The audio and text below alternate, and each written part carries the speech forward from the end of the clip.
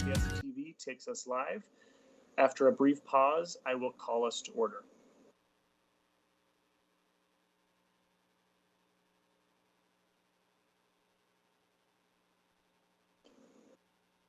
Good afternoon again. Tansi, Okimau Pi'isim Nitisi Nikason. This is Director DeWolf. I am now calling the November 18th, 2020 regular board meeting to order at 3:30 p.m. It's also important we do acknowledgement of and protocol here. So we live and go to a school in a city that is the ancestral homeland to the Duwamish people, the Muckleshoot Nation, and the Suquamish Nation. We acknowledge them as custodians of this land since time immemorial. As guests, and in many of our cases as settlers on this land, we extend our deepest gratitude and respect to their ancestors and elders, past, present, and future. Ms. Wilson-Jones, roll call, please. Director Hampson. Here. Director Harris. Present. Director Hersey. Here. Director Mack. Here.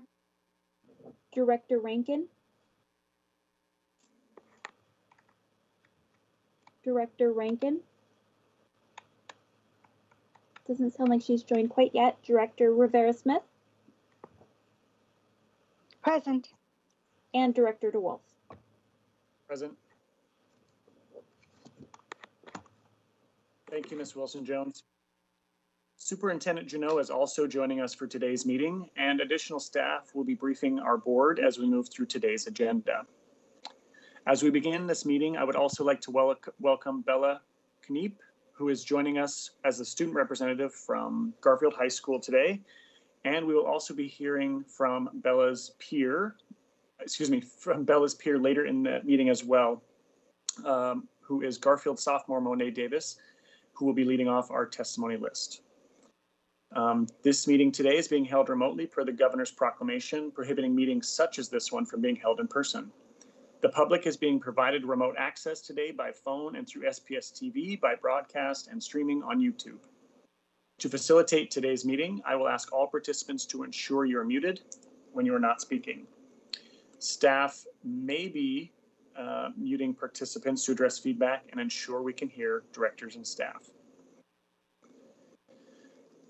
And with that, I will now turn it over to Superintendent Junot for her comments.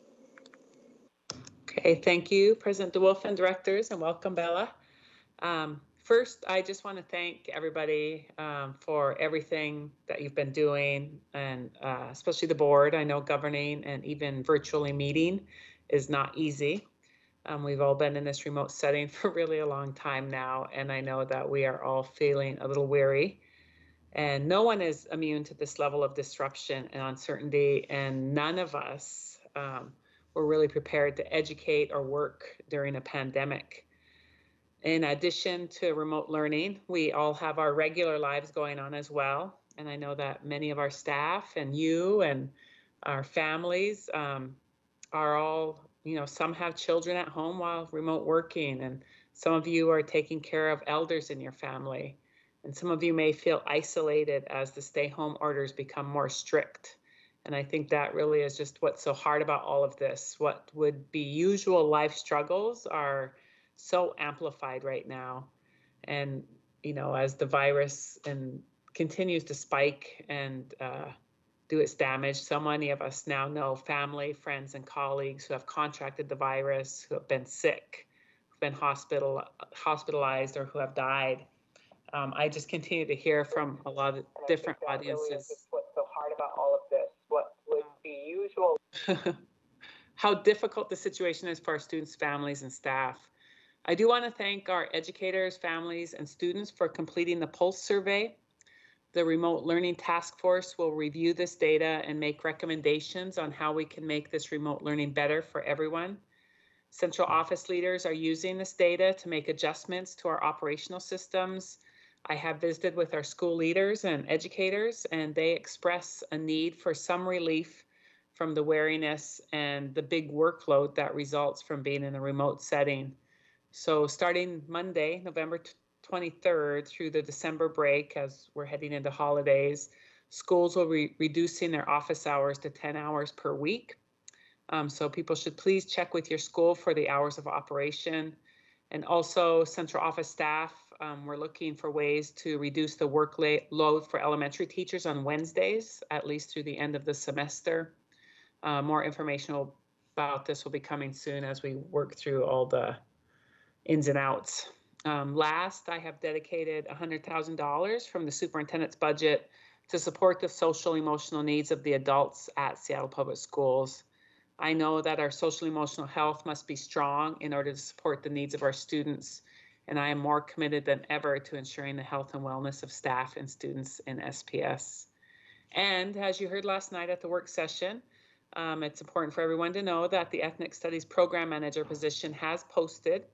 I want to thank Dr. Scarlett and Dr. Elanci for their work with community, including NAACP, the NAACP Youth Council, the Ethnic Studies Advisory Group, and others to ensure that we are meeting the community needs with this position. I just look forward to watching this work flourish under their leadership. President DeWolf, this concludes my remarks, and thanks and welcome again to everybody. Thank you, Superintendent Genome.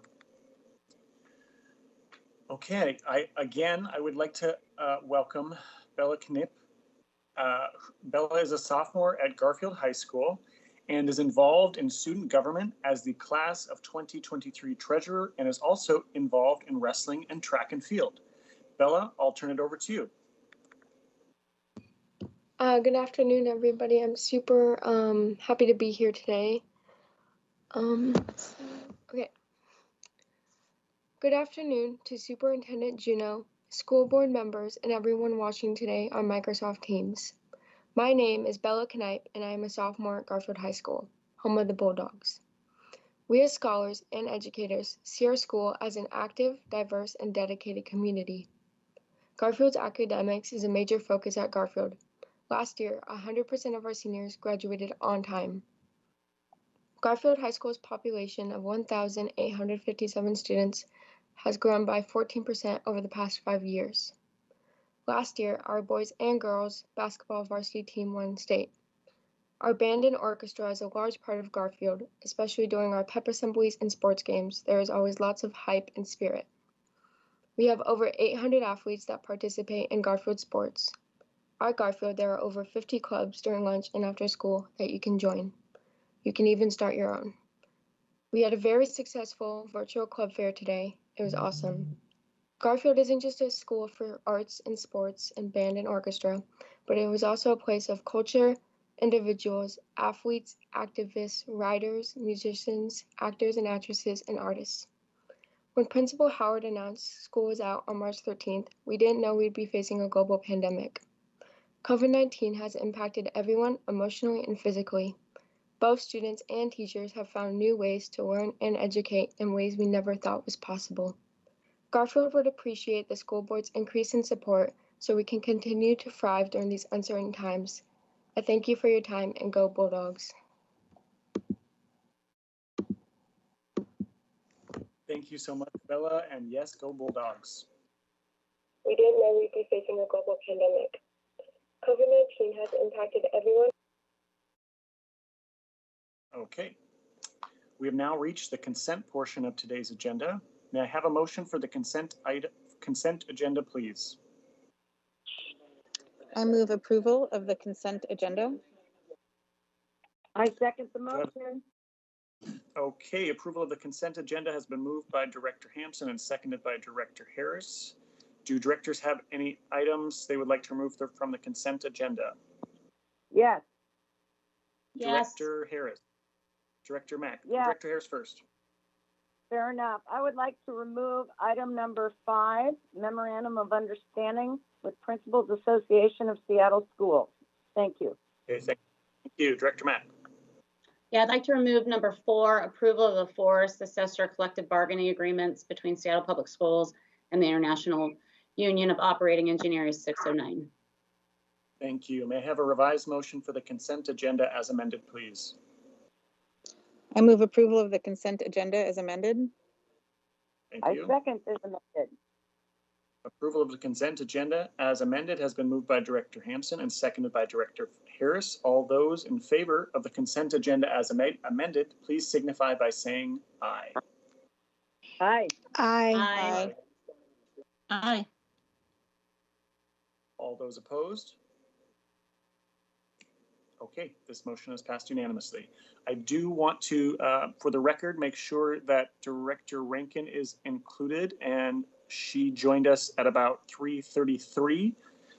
So please adjust the record to reflect that. Thank you. We Hello. have now, yes, we have now reached the public testimony portion, but as it is not yet 3:45, I would like to ask directors if they would like to give board committee reports now in lieu of taking a 4-minute recess. And so we can begin the testimony at 3:45 p.m. Are directors ready to share board committee reports? If we could keep these to about just 2 minutes high level, are any directors willing to volunteer to go first?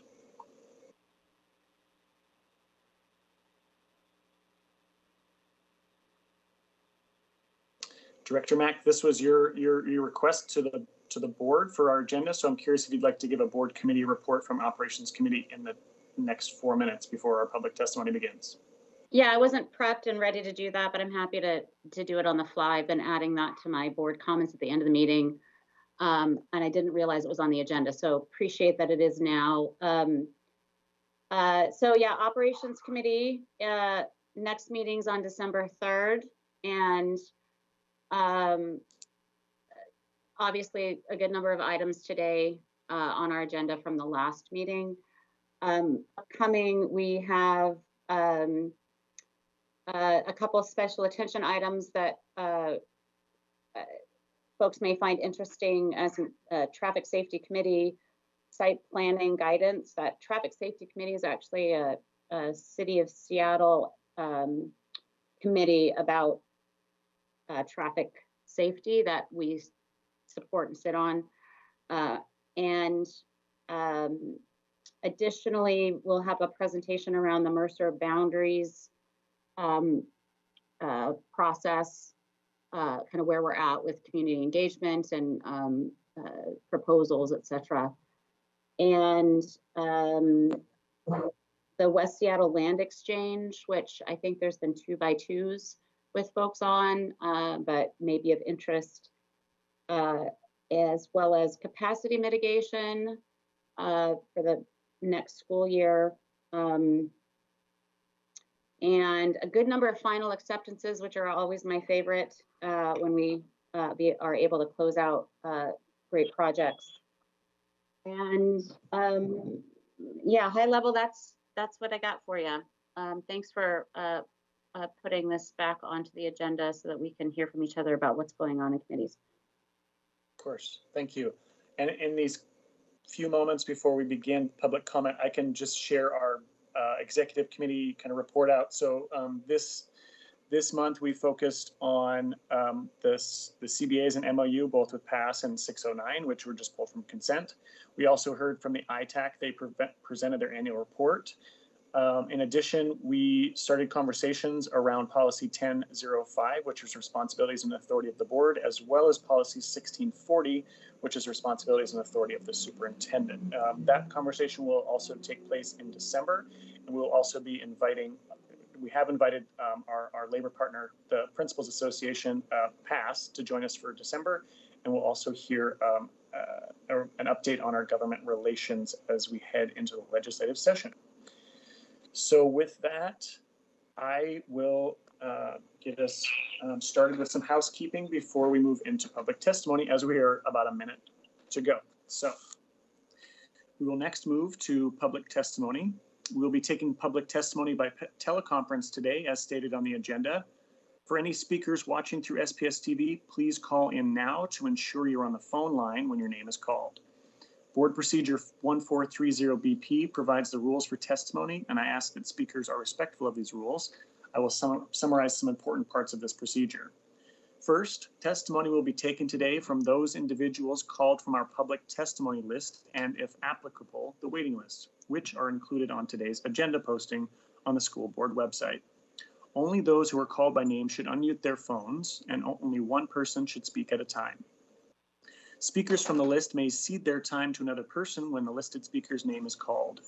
The total amount of time allowed will not exceed 2 minutes for the combined number of speakers, and time will not be restarted after the new speaker begins. In order to maximize opportunities for others to address the board, each speaker is allowed only one speaking slot per meeting. If a speaker cedes time to a later speaker on the testimony list or waiting list, the person to whom time was ceded will not be called to provide testimony again later in the meeting, as there is only one speaking slot per person. Those who do not wish to have time ceded to them may decline and retain their place on the testimony or wait list. Finally, the majority of the speaker's time today should be spent on a topic they have indicated they wish to speak about. I'll now turn it over to Ms. Wilson-Jones for final logistical notes.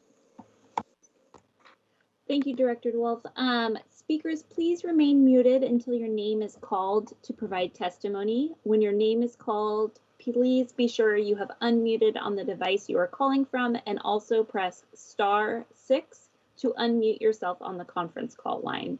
Each speaker will have a 2-minute speaking time, and a chime will sound when your time is exhausted, and then the next speaker will be called. First on today's public testimony list is Monet Davis. Monet, you can go ahead.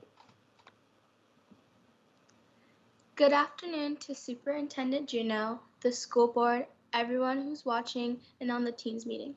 My name is Monet Davis, a sophomore at Garfield High School, home of scholars, champions, and legends. I'm here today to talk about Garfield's concerns regarding how our education and community is going so far in this unfortunate school year. We would like to see changes and more resources brought to our school. Turning on mics or maybe even turning on cameras in class for a couple of days during the week would be nice. So not only students will be engaged, but teachers will know that students are focused. This can build community and help students feel more comfortable because school should be a safe place. That being said, we believe using Zoom instead of Microsoft Teams would be more effective for everyone. In larger classrooms, students have experience getting logged out in the middle of meetings and most of the time aren't able to hear one another on Teams. Zoom provides more resources and is less complicated when it comes to bad internet connection or large meetings. We want ethnic studies to continue to be a focus for all students in the school district. In terms of finding a new principal for our dear high school, students and staff want to help decide who will be hired as our next principal. Mr. Howard was a great principal, and we want someone just as great as him. The only people who understand the issues and solutions needed at Garfield are the Bulldogs, and I want you guys to hear our concerns and strongly take our advice. Thank you for what you're doing for Seattle Public Schools during this pandemic. Take care, stay safe, and stay healthy. Go Dogs. Thank you so much, Monet. Next is Leilani Norman. Leilani Norman. Can you hear me? Yes, go ahead. Can you hear me? Yes, we can hear you. Okay. Okay, Nitaniku Otskoi Niskamaki. I'm from the Blackfeet Nation, and I am a sophomore at Chief South High School. My name is Yellow Buffalo Stone Woman. My English name is Leilani Norman. Today I will be talking about the negativity and the corruption in the Seattle schools academics. A little backstory: when I was in 8th grade, my history class had to learn about the good perspective of Columbus. And in 9th grade, my reading and writing class was taught that reservations is the most terrible place that anyone could live on.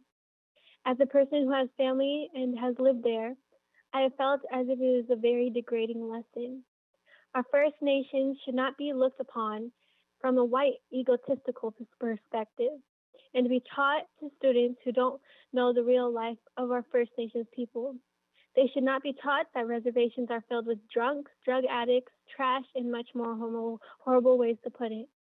Our people and myself are sick of having stereotypes shoved down our throats. We are sick of asking 24/7 to the Seattle schools to be respectful and teach the truth, and that it's not hard to connect with our existing cultures.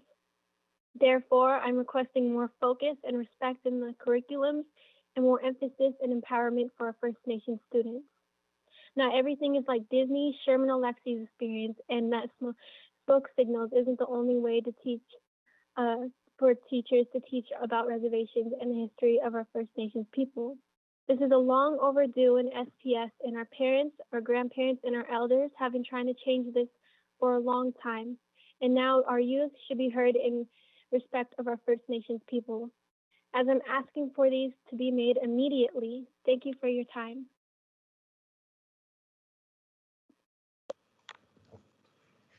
Next on the testimony list is Chris Jackins. Chris Jackins.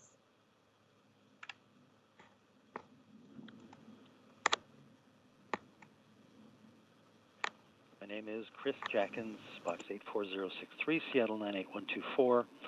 On the bargaining agreements with Operating Engineers Local 609. 2 points. Number one, it appears that the removal of pesticide usage from a job description does not mean that the district is eliminating pesticides, but rather that employees will no longer get a premium for such work. Number two, summary point number 14 states that district may unilaterally transfer employees if it ends a disruption to the educational or work environment. This sounds like employees are losing a right of a review that is central to their jobs. Please vote no. On the Outdoor Education Task Force, please amend the proposal to include specific early target dates such as February 2021 for large-scale implementation of outdoor education on the condition that coronavirus levels allow it. On the contract for Lincoln, 3 of the 4 attachments to the report are only available upon request. Attachments which are not attached should not be called attachments. Please delay action by 2 weeks. On new rules for appeals, 4 points. Number one, the district seems to want to discourage appeals because it believes its environmental documents are very accurate. Number two, on the recent West Seattle elementary decision, the district provided an incorrect address for the school. Number three, the district has issued new rules that only allow people with email to ask for further environmental review on district projects. Number four, this is discriminatory and violates district claims of transparency. Please change this. Thank you.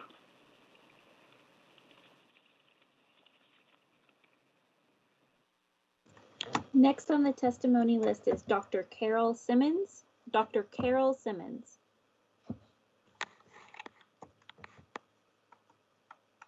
Dr. Simmons, please press *6 to unmute if you're on the line. The Seattle Public Schools strategic plan has not yet identified and addressed the inequities that exist with regard to Native education. The goals, objectives, and theory of action are laudable, but they are not designed for 30% of Native students who continue to be enrolled in special education and are disproportionately negatively affected in academic achievement and disciplinary sanctions. The language in the plan's theory of action was meant to improve underserved students' education, but the action has not followed the intent of the theory.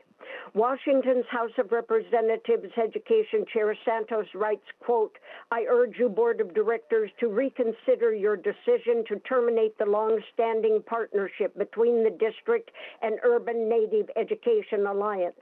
This action contradicts the stated mission of Seattle Public Schools and its adoption of the strategic plan.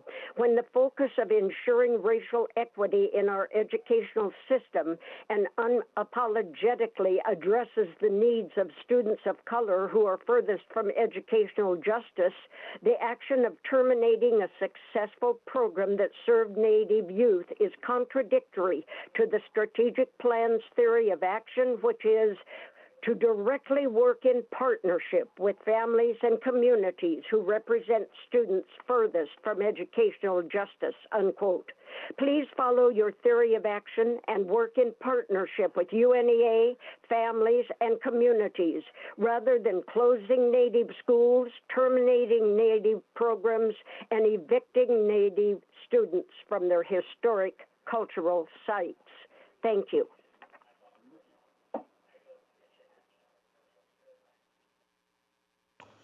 Next for testimony is Sarah Sense Wilson.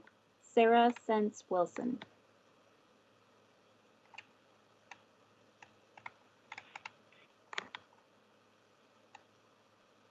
Go ahead, Sarah.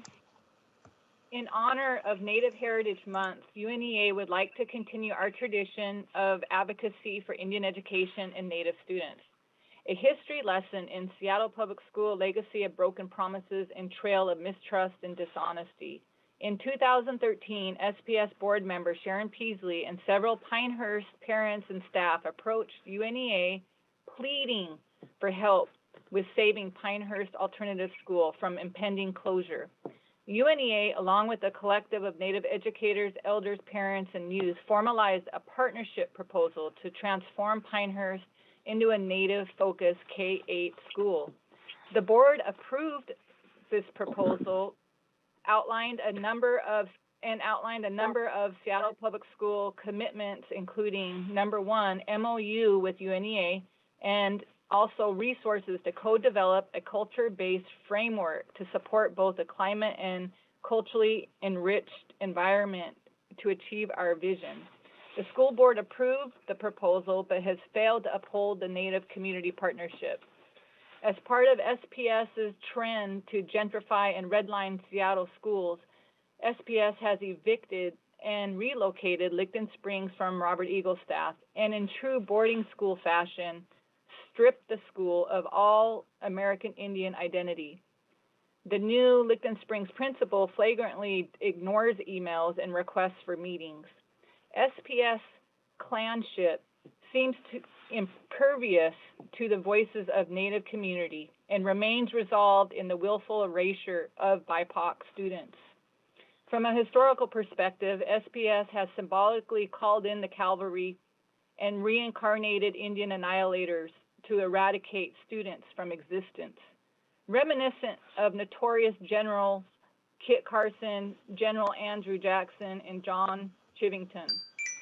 What is your legacy? How will you be remembered? The eye of history are watching. Thank you. Next for testimony is Hunter Scherbeck. Hunter Scherbeck.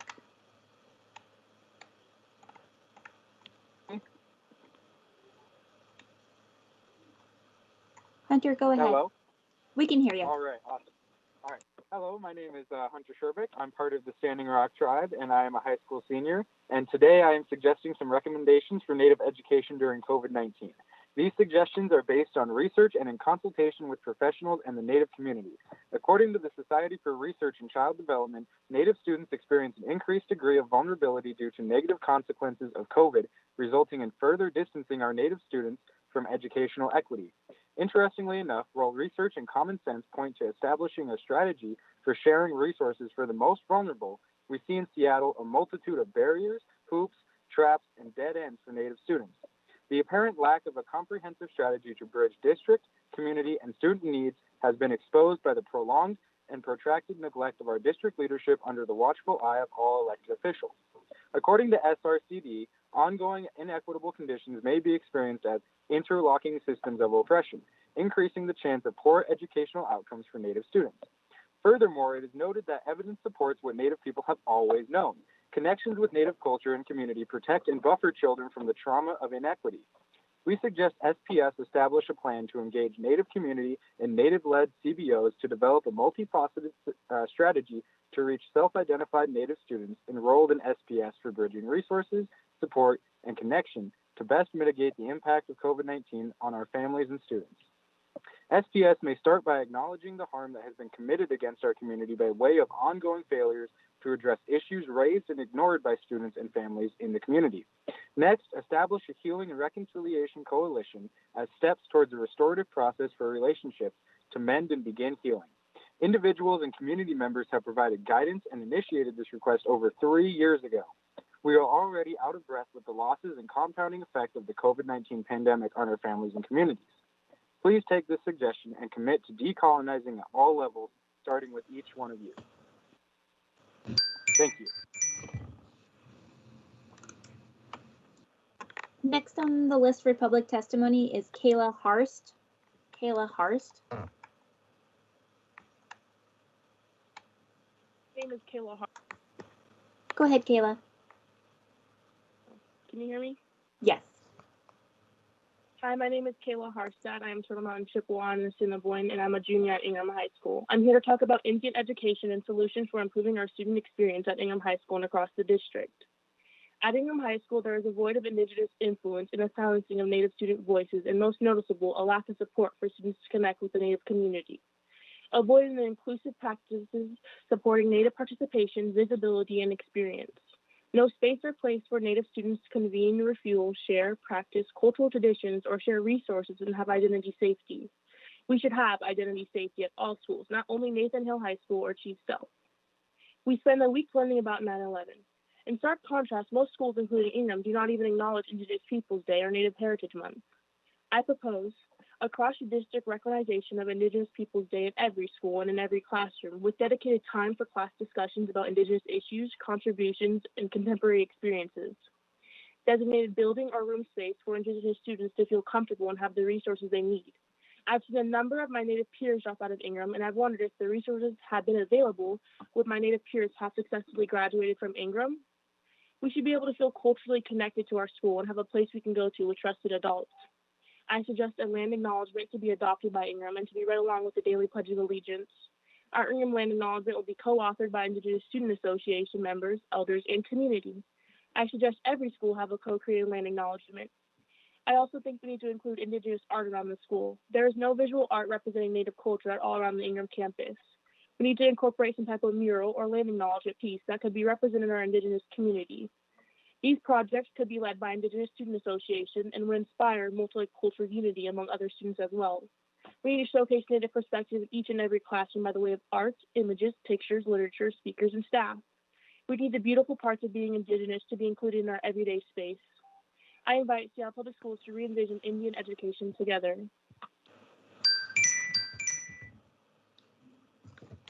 Next on the public testimony list is Kay Fiddler.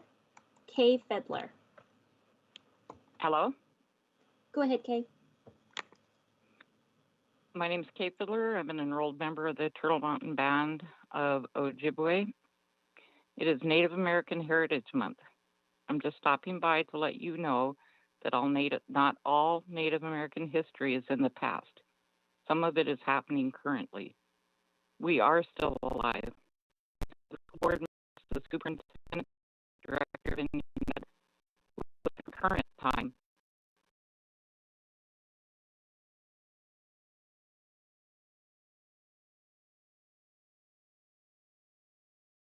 Not has responded. Just because you don't like a person or don't like hearing opposing views doesn't mean you can disregard your own rules. Pretending we, members of the Native community, don't exist isn't okay. You need to act like adults, like the adults we elected into leadership by people like me, paid by people like me. I look forward to your response to the email I sent.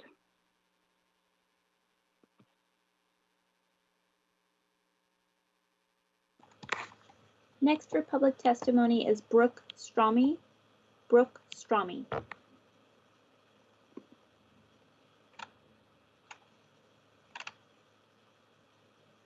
Brooke, are you on the line?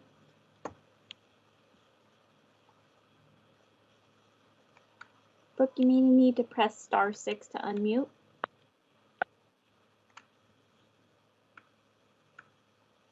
Calling one more time for Brooke Stromey. Moving to the next speaker on the testimony list, Sabrina Burr.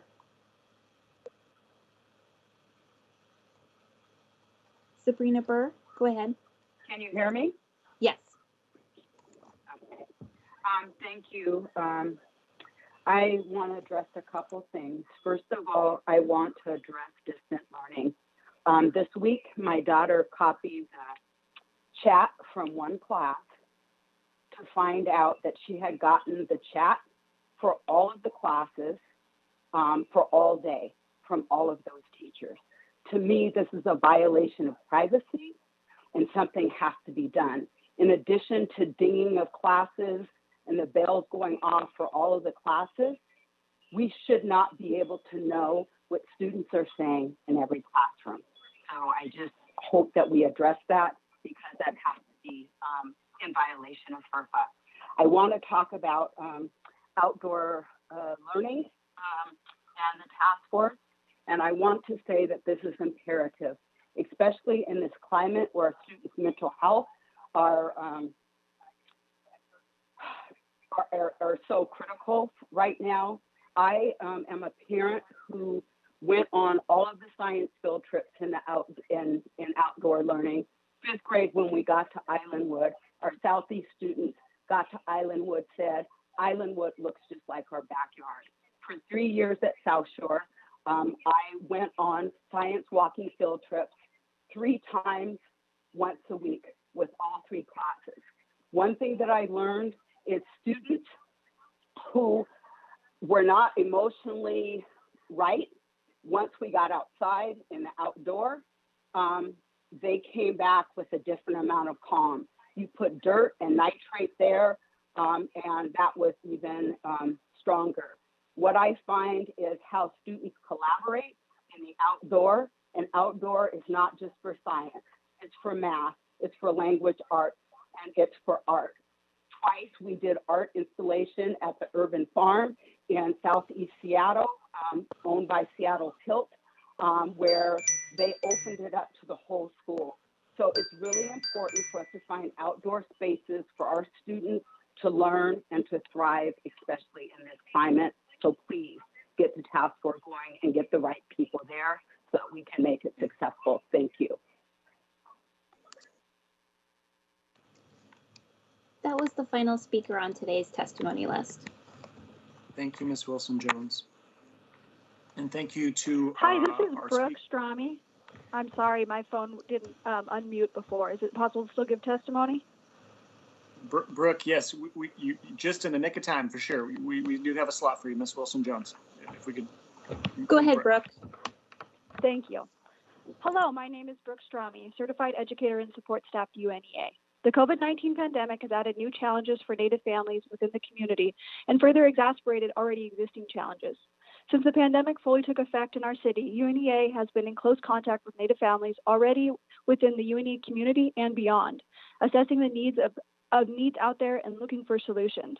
Our community outreach program has served 61 Native families throughout the pandemic, with nearly half of these being SBS families. We have provided these families with groceries on a monthly basis, but also critical technology such as laptops and printers. We have been able to reach families with furniture items and technology they still needed to make online learning feasible and successful in their homes. I'm reporting this not to boast about the work of UNEA, but rather to demonstrate the breadth of needs that families still have. In a survey we conducted with our community outreach participants, we asked what needs they still had. These were the most common responses: further assistance with groceries and food, school supplies, assistance with transportation costs, including fuel, rent assistance, and reliable internet. In addition, we asked SBS parents and guardians what barriers they are currently facing within SBS in regards to online learning. These were the most common issues they brought up: not having reliable enough Wi-Fi to participate in online learning effectively, not receiving the accommodations laid out by the student's IEP or 504 plans, teachers and administrators not responding to emails or calls, students not receiving enough individual support from teachers, and avoid and advocacy from Indian education. What will Indian Ed do to support these families, to better advocate for these students, and to connect these families to resources? We consistently hear from families that they have little to no communication from Indian Ed and do not feel the benefits of their advocacy. A few families have reported that Indian Ed has been helpful and provided them valuable assistance. This is great, but what is happening with all these families that say they haven't received any support or assistance? A focus on SDI training and PD is less important than finding resources to best meet survival needs of our students. We urge Indian Ed to bolster their efforts to reach Native families within SBS, and we urge SBS Board to require HUCHUSETA to provide reports and data on how they are providing direct assistance and support to Native students during COVID-19. Thank you for your time. Okay, thank you. And thank you to our speakers and those who provided public comment today. We appreciate you joining us. Special shout out to our young people, our students, for being here today as well. Really appreciate you speaking to the board today. So with that, let's first go to the items that were removed. Actually, first, let's go to finishing the board committee reports. Director Rankin, will you be able to provide a quick high-level 2-minute update from SSC&I? Sure. I can do that. Let me, oops, I had brought up. Basically, what you've been talking about in your last meeting and kind of the forecast for your next one. Well, so a lot of what we're doing right now, we have various standing items that come through and reports look back over different programs and things, but the kind of exciting or more shareable information is that as we have made the transition from curriculum and instruction policy committee to now the student services curriculum and instruction committee, we're bringing up and bringing under our umbrella a lot more about the student experience and the relationship between adults and students in our buildings. So we are making some exciting progress around isolation and restraint, and that is something that's a policy on paper that could be changed in an instant, but the real work, of course, is the experience of students and the procedures once it gets out into buildings. And so we've been talking a lot about alignment between departments and in an internal work group to get all of those, get us all on the same page. And what's great is that people are all on the same page, and there's a broad understanding of the importance of addressing this work through the committee and bringing various departments together around the work to talk about how best to support students. And that ties in with the intersectionality of race and disability and just general students' sense of safety and belonging, which leads me to sort of upcoming work, which is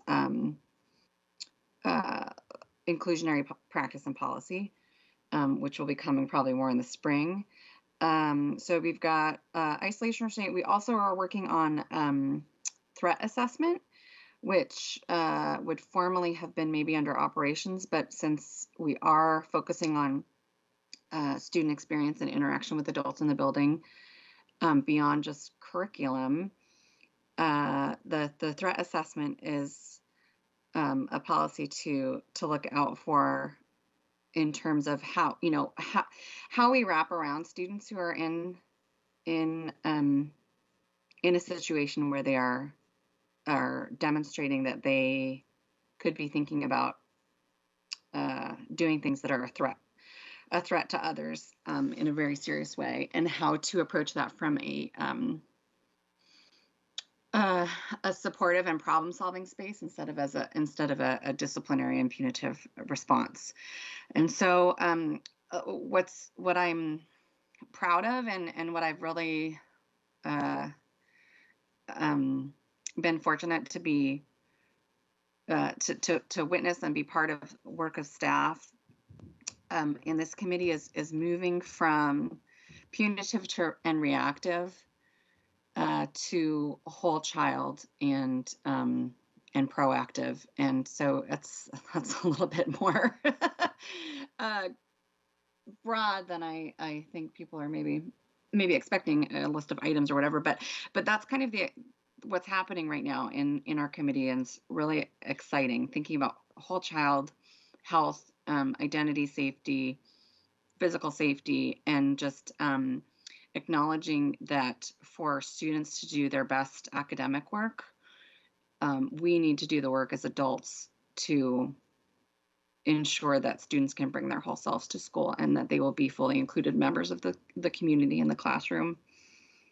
And of course, we've got curricular stuff. In the next couple months, we'll be hearing more about ethnic studies and Black studies and how that work is rolling out. And so we have a lot going on in SSC&I. And I think that's probably plenty for the moment. Thank you so much, Director Rankin.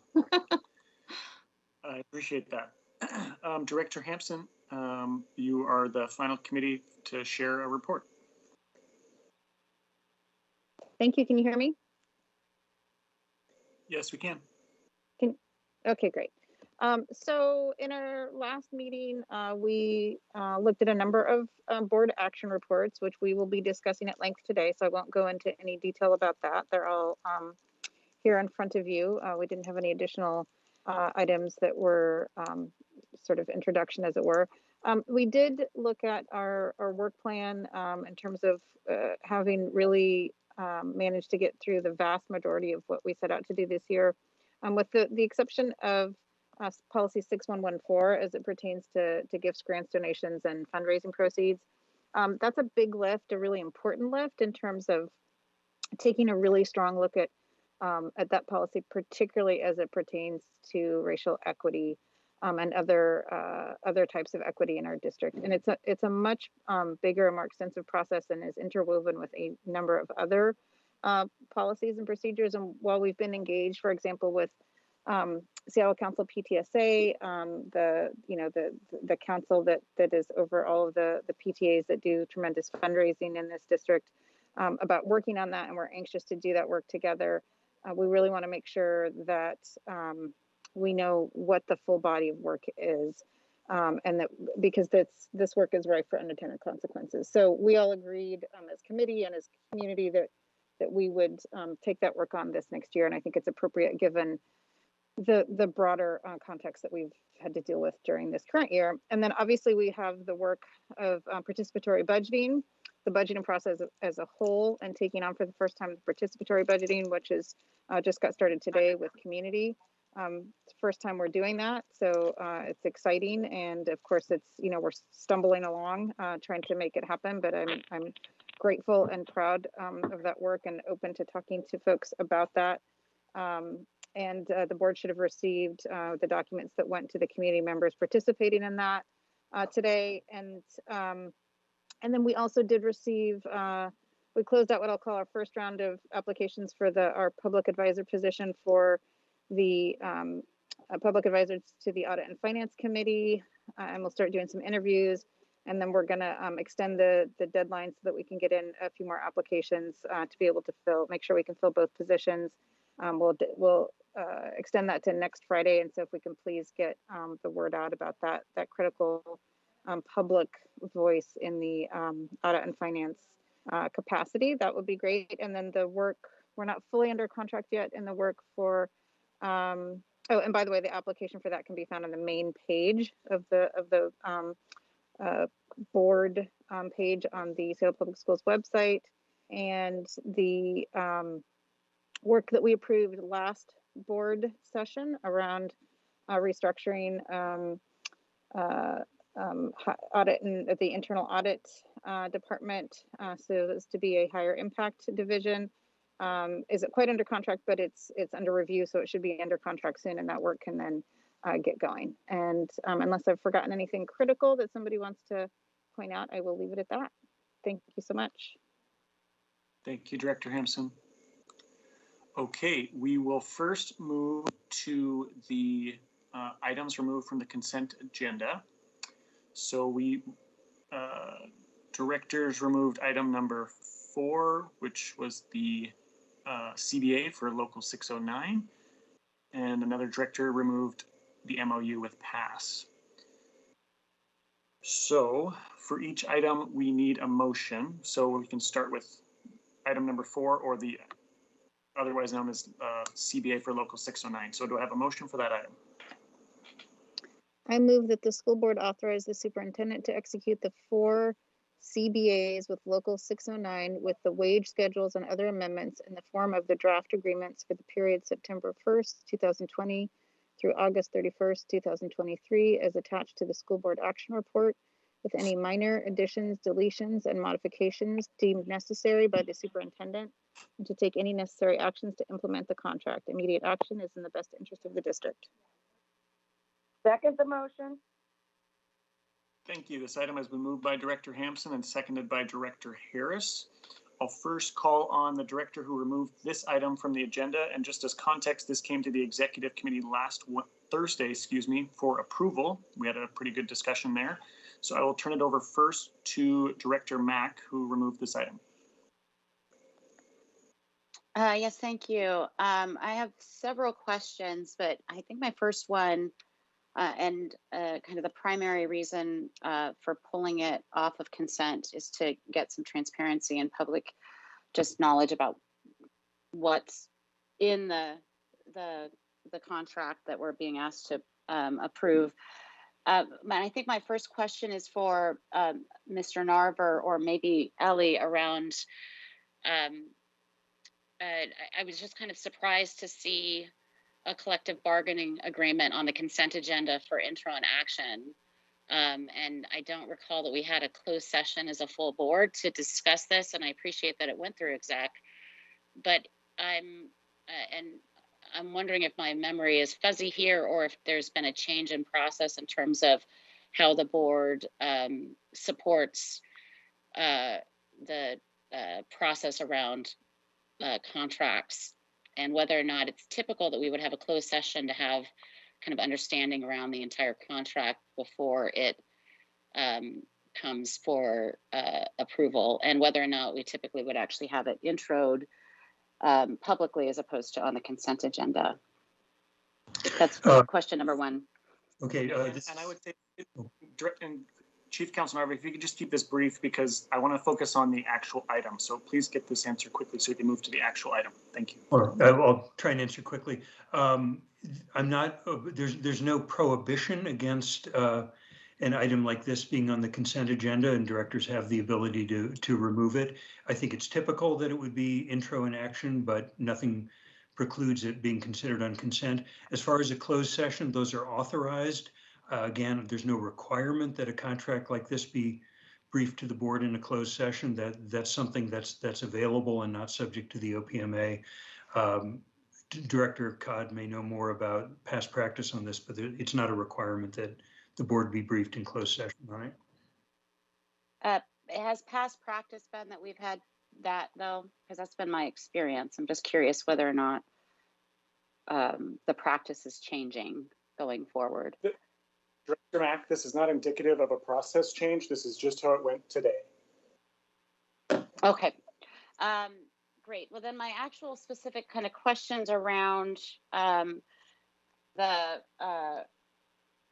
proposal in front of us is around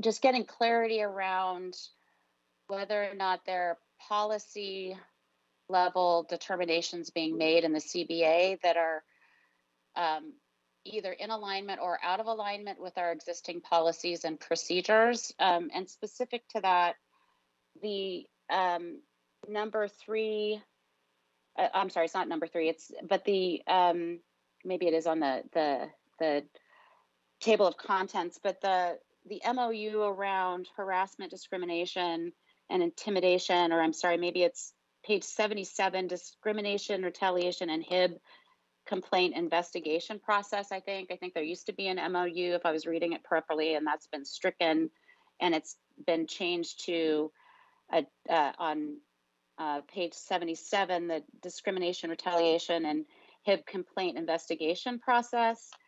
And what I'm curious about is, because this goes into deep detail around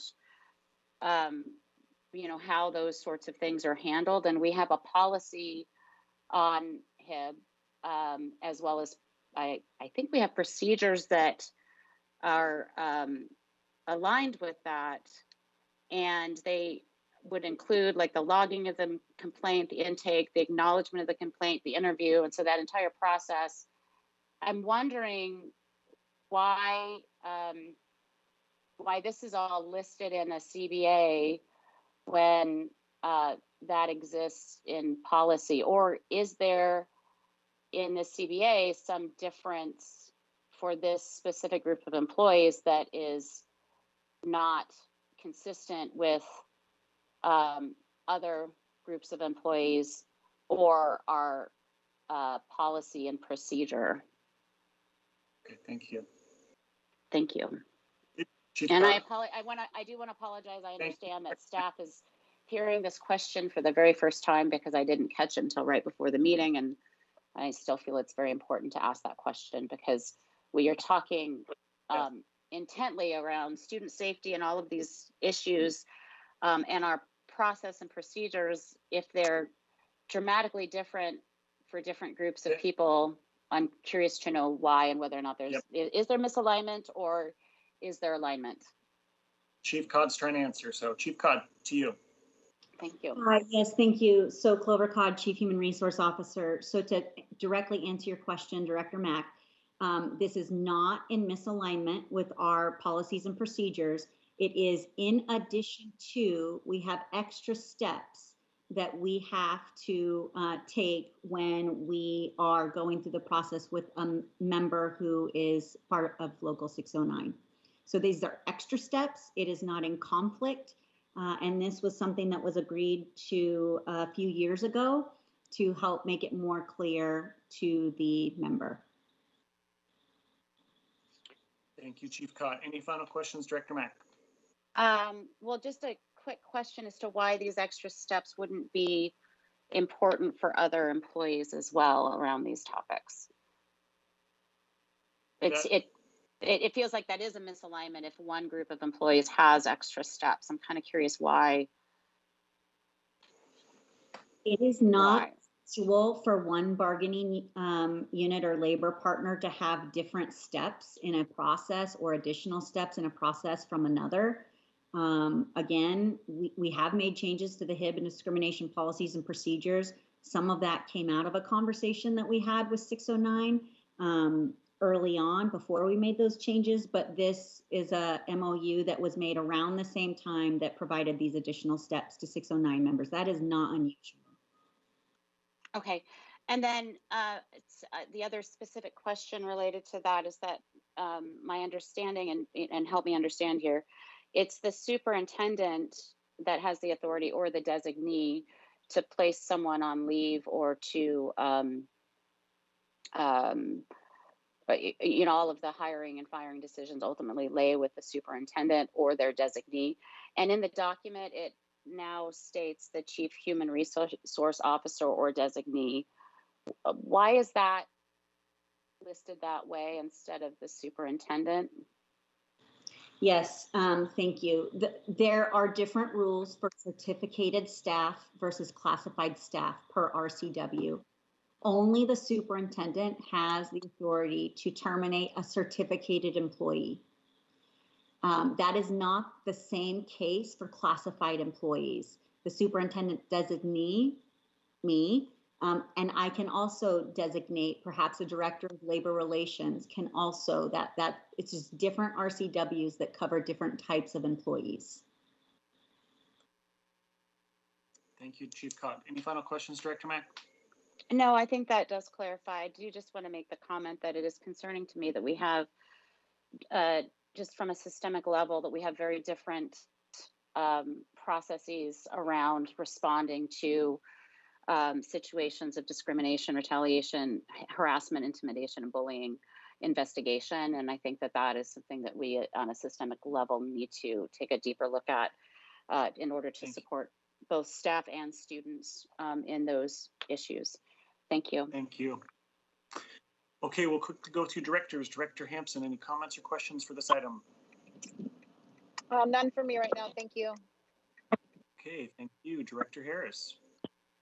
Yeah, comment. I am the person that moved this to the consent calendar. No, this. Go ahead. Mostly to show that this is a compliance item. Directors are not going to be editing contracts from the dais, nor do you want us to when work has been done already. And I appreciate the transparency argument made by my colleague, Director Mack, but these come for us for rubber stamping. And I do believe we in fact had a closed session about where we were with 609 and the negotiations. I think she brought up beautiful points and I'm glad she took it off. Thank you. Thank you, Director Harrison. I just want to clarify, I do not view this personally as rubber stamping. This is still a part of our oversight, and I'm not a fan of that term. Director Hersey, any final comments or questions on this item? None from me. Thank you. Thank you. Director Rankin. No questions from me, thanks. Thank you. Director Devetta Smith. No questions, thank you. Thank you, Director Devetta Smith. And I have no questions at this time. All right, Ms. Wilson Jones, the vote, please. Director Rivera Smith. Aye. Director Hampson. Aye. Director Harris. Aye. Director Hersey. Aye. Director Mack. Aye. Director Rankin. Aye. Director DeWolf. Aye. This motion has passed unanimously. Thank you, directors. All right, we'll next move to the next item, which was known as number 5, and I will entertain the motion for this item. Director Harris, would you mind reading the motion for me? Thanks.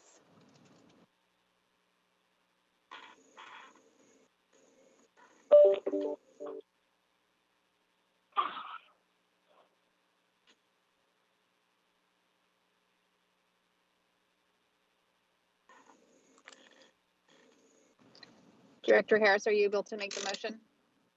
I'm still trying to get back to the page. Maybe someone else wants to take it on. Thank you. Okay.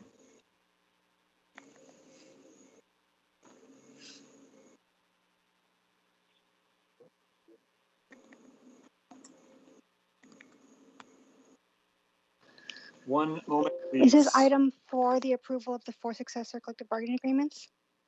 I can add it here. Yes, Item this is for pass. Yep. Okay. I move that the school board authorize the superintendent to enter a memorandum of understanding with PASS, known as the Principals Association of Seattle Schools, to amend the evaluation process in accordance with the OSPI evaluation guidelines for 2020 through 2021, also known as bulletin number 06063-20, which is attached. Immediate action is in the best interest of the district. Second the motion, Director Hampson. Oh. Thank you. Okay, this item has been moved by Director DeWolf and seconded by Director Hampson.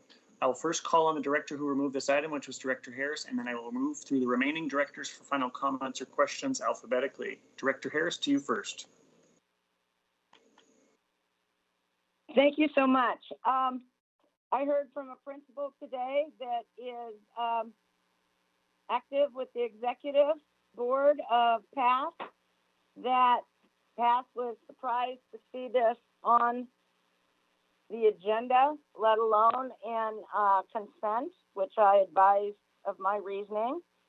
And I'm advised by a principal that PASS apparently has additional edits and adds, and that was unknown to me, and I believe the executive committee as of last Thursday. And I'm prepared to make a motion to table this to a time certain as to when SBS and PASS can meet again and finalize this and edit it if necessary. Thank you. Okay, so we'll move through directors, starting with Director Hampson. Director Hampson. Yeah, I thought I was clear on this, and now less so. And I know we got some recent communication from Chief Codd. So I would just ask Dr. Codd if you would want to rebrief us. I would appreciate it. Yeah, so Clover Codd here. So the intention behind this MOU was to make one small change to be in alignment with the August 7th, 2020 memorandum that came out from OSPI that allowed for a comprehensive evaluation to be modified in this one school year due to COVID. We negotiate with the executive director of PASS on all items, not individual principals. PASS knew that this went to the executive agenda. PASS knew that this was communicated and that it would be consent agenda. And the fact that individual principals went around directly to directors is concerning to me. That is out of process. I communicate with the executive director of PASS when negotiating MOUs.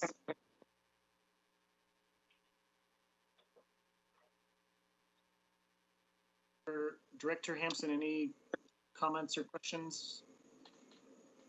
Well, is PASS on to make any comments?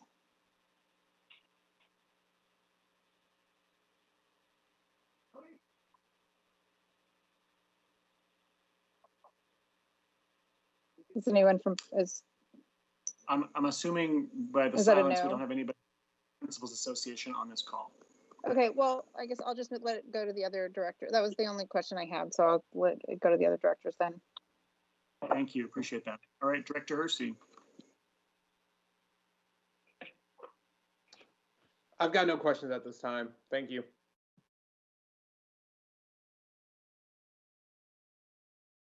Thank you. Okay, Director Mack. Yeah, I'm a little confused as to, again, I mean, I appreciate the idea of why these are put on the consent agenda. But it's, you know, when we had the other CBA in front of us the other day, we had a presentation and we had the union also representing and you know, signaling their support for this change.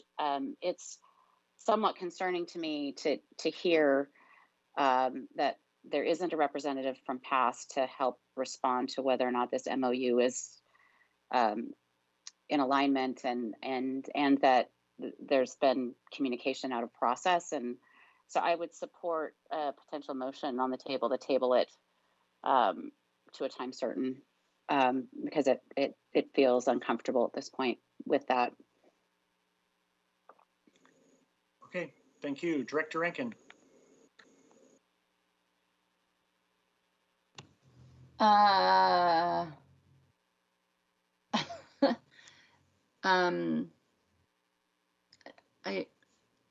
guess I don't have any question. I mean, it sounds like there's a miscommunication from within the PASS or some kind of misalignment between or different expectations of what the change in the MOU was. And I also have confidence in their executive director. So I guess I don't really have, this is confusing, but I guess I don't actually have a question. Sorry. Thank you, Director Rankin. Director David Smith. Thank you. I mean, it does feel kind of weird to vote on this item considering we don't know. I mean, it sounds like it would be beneficial to have their perspective here on this. I'm sorry about that. I understand that Dr. Codd is aware of changes they had been speaking about, and if that was something that they were going to be negotiating on, I would trust that she would have reached out or they would have reached out to her to do that. So I mean, I don't know if anyone wants to make a motion to table. I'm not sure if Dr. Mack was actually going to do that, or if that's something for now.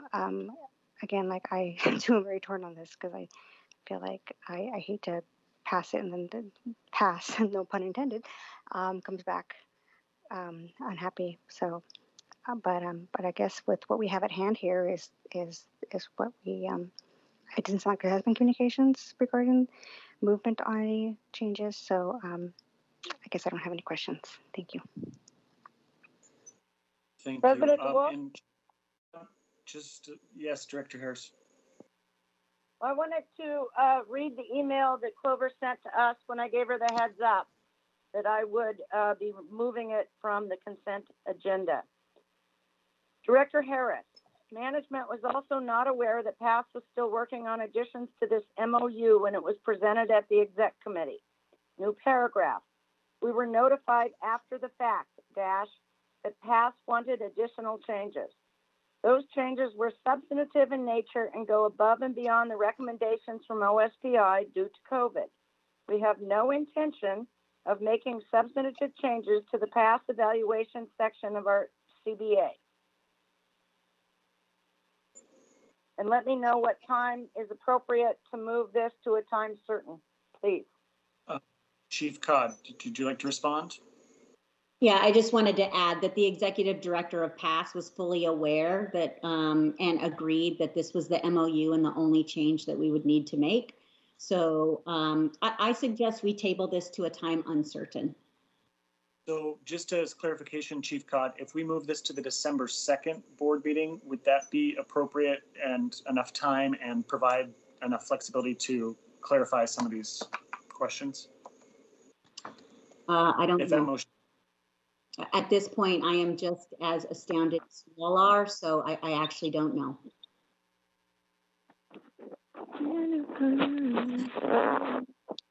Interest of time, I will entertain a motion to move to the December 2nd meeting. That gives 2 weeks to identify any remaining issues.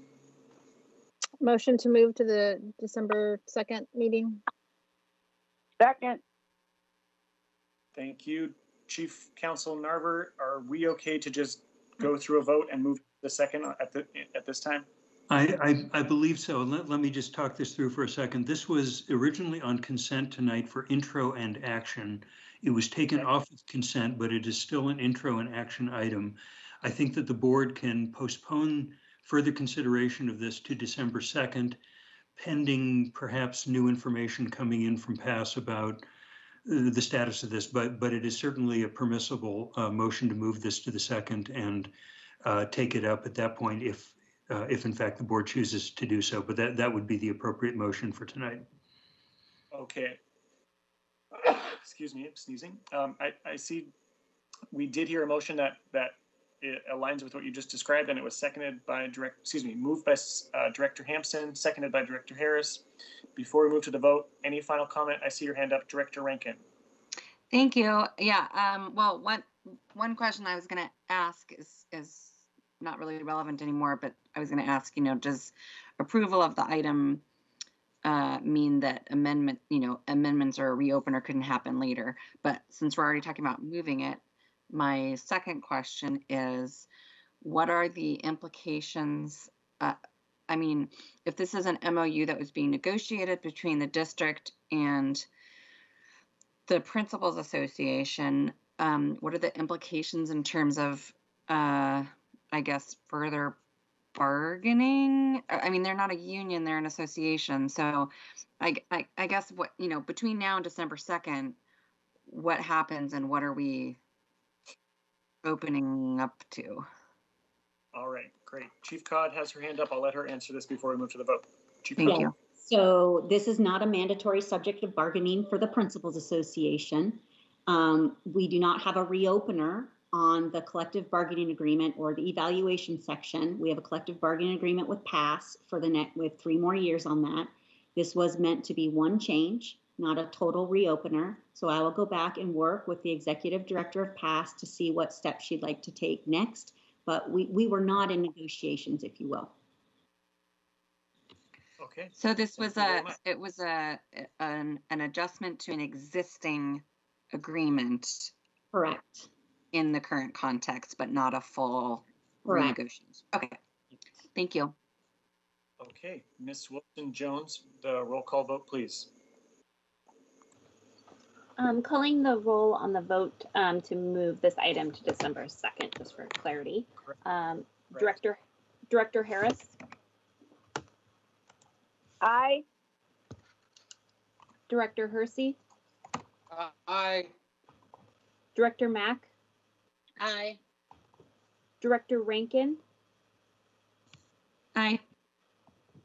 Director Rivera Smith? Aye. Director Hampson? Aye. Director DeWolf? Abstain? This motion has passed by a vote of 6 yes to 1 abstention. Thank you, Ms. Wilson-Jones. Thank you very much. Okay, we can now move to our action items on today's agenda. Thank you, directors, for the great discussion so far. Okay, so action item number 1. And before we move to the action items on today's agenda, I do want to just remind you of the process. I will call first on committee chairs during the items, and then I'll call on the remaining directors alphabetically for final comments or questions. So the first item we'll move to is action item number 1. This is the annual approval of schools per WAC 180-16-220. This came through the Student Supports Curriculum and Instruction Policy Committee on September 15th for approval. May I have a motion for this item, please?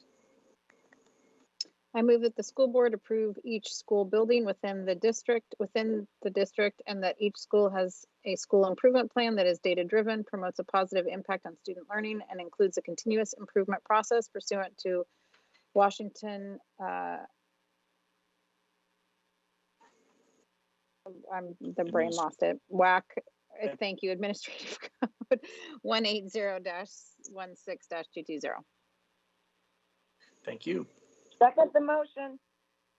Thank you, directors. This item has been moved by Director Hampson and seconded by Director Harris. This item has been updated. So Chief of Schools and Continuous Improvement, Wyatt Jesse, I believe you will be briefing us on updates before I move to directors. Thank you so much, Board President DeWolf. Yes, the update was in the recommended motion itself per our conversation last month. Directly in the WAC, as Director Hampson was referring to, that's up here on the screen. When you do approve the annual approval of schools, it also includes that the fact that each of those listed schools needs to have a continuous improvement plan. So that was the language that was shifted in the recommended motion. I move that the school board approve each school building within the district, that each school has a school improvement plan that is data-driven, promotes a positive impact on student learning, and includes a continuous improvement process pursuant to the WAC listed here. And so then we go ahead and made a recommendation, or was a request by the school board, that we also perform 2 particular actions. One is significant. And so that significant change was to update the CSIPs reflective for the 2021 school year. Again, within COVID-19, there's been somewhat of a delay in the CSIP process, but we were able to do that. So all of the school leaders and their teams updated the CSIPs, and then we're able to, which was the second item, was to get them posted onto the website. So we were able to create a single website that also listed, has each CSIP on the school district in addition to each school's website itself. So those are the significant portions of the changes that were part of the conversation in the board meeting back in October. So with that, I'm happy to take any questions at this point. Thank you. Thank you, Chief Jesse. I'll now move to directors for comments or questions before we move to the vote, and we'll begin with our Student Services Instruction and Curriculum Committee Chairperson, Director Rankin. I don't have any further questions. Just as a reminder, this came before us before, and the approval is that plans are in place, and we didn't, not all the plans were current. And so as a reminder to directors and to let the public know, there were some MOUs, school CSIPs, golly, that had been updated and distributed to us via Friday memo, as well as the information that Chief Jesse just shared. Thank you, Director Rankin. All right, move to Director Hampson. No questions in particular with respect to, what this is. I think just a comment for next year that I'm hoping, whether it's connected to this or some other appropriate,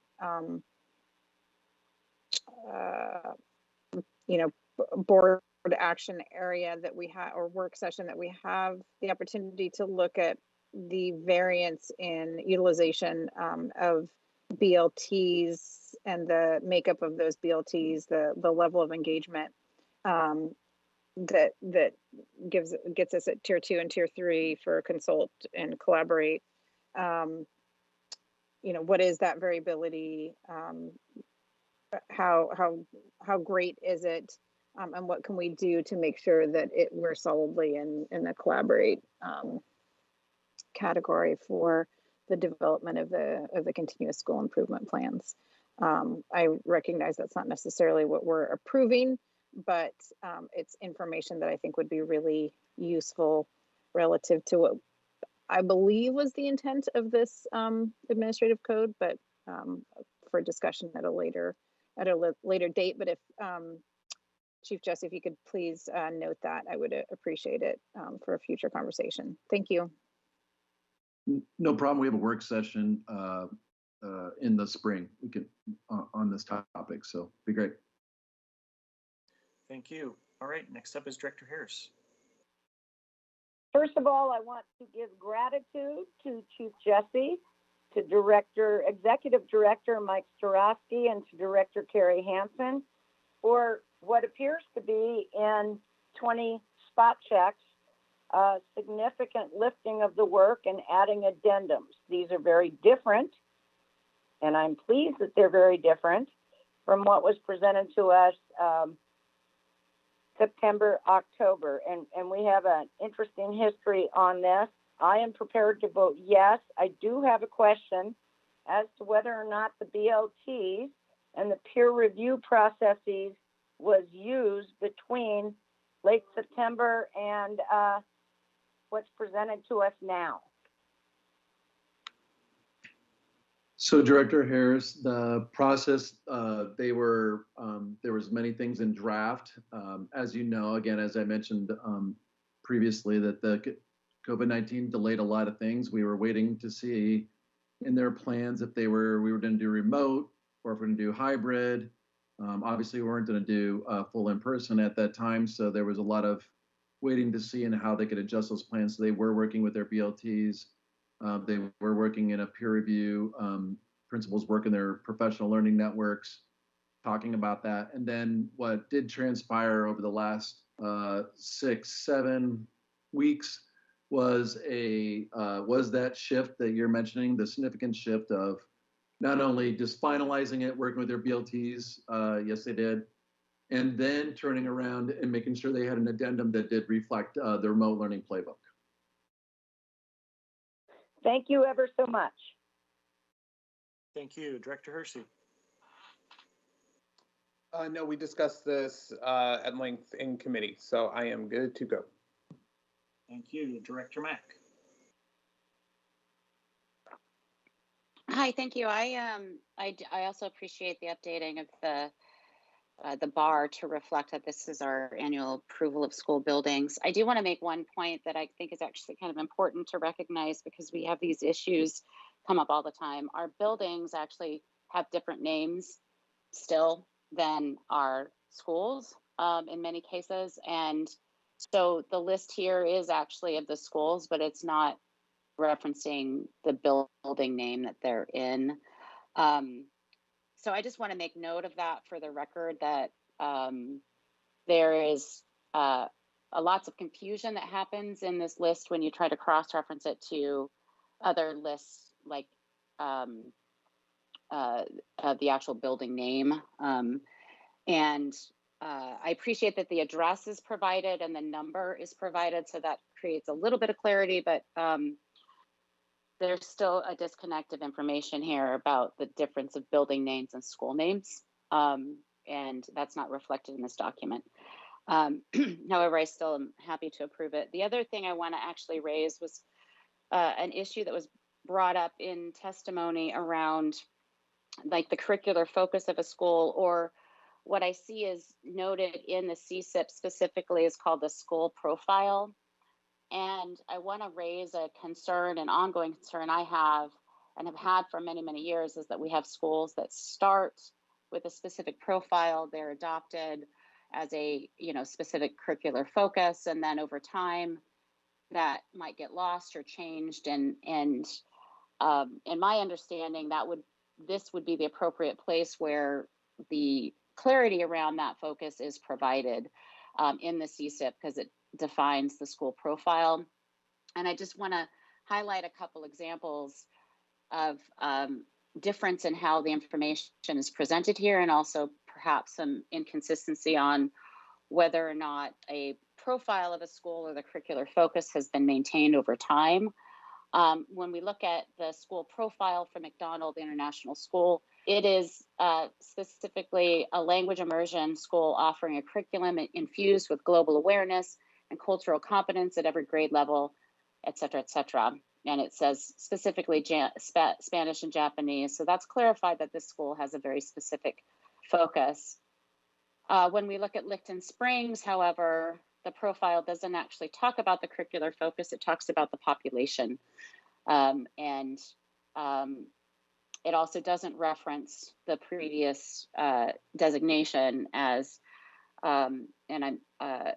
there's lots of different ways that this has been said in the past, but Native focus or Indian heritage, or I'm not sure exactly what the terminology was, but that's not referenced in the CSIP. We have a lot of other schools that also have specific focus that, I haven't had the time to go through and see whether or not they're accurately represented in the CSIPs, but it is concerning to me that Licton Springs in particular no longer has the focus that was previously designated. More of a comment than a question at this point, because I understand that we need to move forward, but I do think that it's important that we elevate the clarity around our schools that have specific curricular focus and continue to support that as time goes on. Thank you. Director Rankin. I started. I don't have anything else. You're right. Thank you. Director Rivera-Smith. Thank you. I want to appreciate Director Mack's pointing out of the Licton Springs profile lacking the Native focus that was. And I need to probably do more research on it, but it feels like sounds like that was our commitment to the school. And I know there's a lot at play there, but it is something I've heard from community about, and we want to address those concerns at some point. I know this is not exactly the time right now. I appreciate that this is about improving these buildings. I know we had a lot of talk in committee regarding the CSIPs and what those meant, and somewhere along the lines, I do want to see us sort of codify that BLTs should have student representatives on them. I know they're allowed to, but it's not mandated so much. So anyway, that's conversations for another time. I have no other questions or comments. I do thank Chief Jesse for all the additions he got into the bar at our request. No further questions. Thank you. Okay, I have no questions at this time. We've discussed this at length. I appreciate the updates. So Ms. Wilson-Jones, roll call vote, please. Director Mack. Aye. Director Rankin. Aye. Director Rivera-Smith. Aye. Director Hampson. Aye. Director Harris. Aye. Director Hersey. Aye. Director DeWolf. Aye. This motion has passed unanimously. Thank you, Ms. Wilson-Jones. Thank you, directors. We will now move to action item number 2. This is the approval of the Memoranda of Understanding, MOUs, for a bonus for working on site during the COVID-19 pandemic in spring 2020 between Seattle Public Schools, known as the district, and the following labor unions: International Union of Operating Engineers, Local 609, Seattle King County Building and Construction Trades Council, the Pacific Northwest Regional Council of Carpenters, the International Brotherhood of Teamsters, Local 117, and the International Brotherhood of Teamsters, Local 174. This came to the Executive Committee on November 12th for approval. So may I have a motion for this item, please? I move that the school board approve the MOUs for a bonus for working on site during the COVID-19 pandemic in spring 2020 with Local 609, the trades, the carpenters, 117 and 174. Immediate action is in the best interest of the district. Second the motion. Thank you, directors. This item has been moved by Director Hampson and seconded by Director Harris. This item is on the agenda for introduction and action today. Chief Human Resources Officer, Dr. Clover Codd, I believe you will be briefing us. Yes, thank you so much, President DeWolf.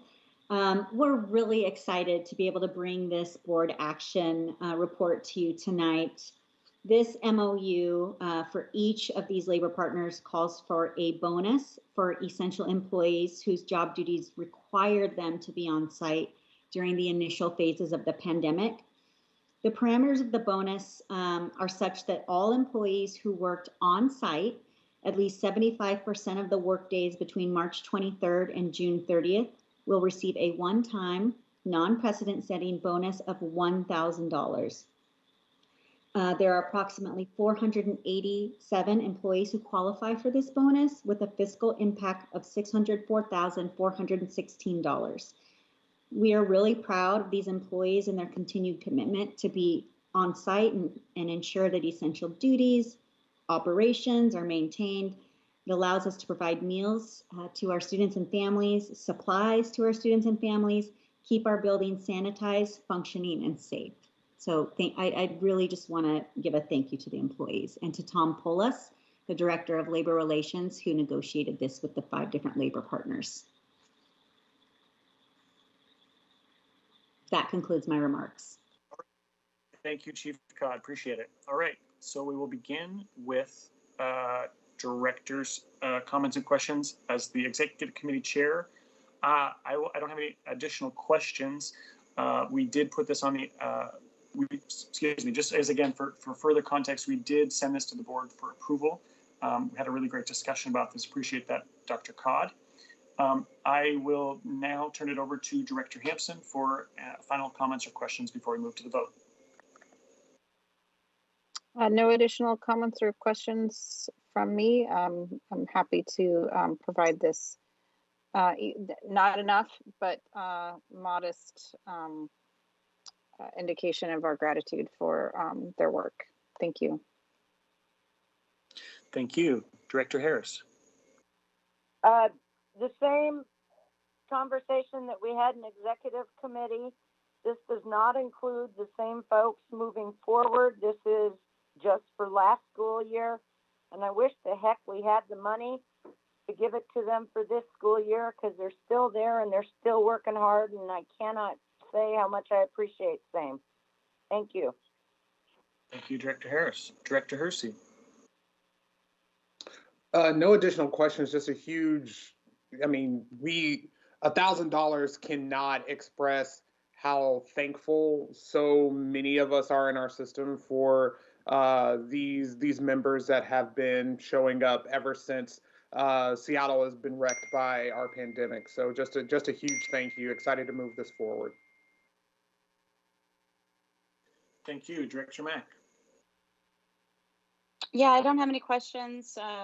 Happy that this has been negotiated and appreciate all of the incredibly difficult work. Thank you.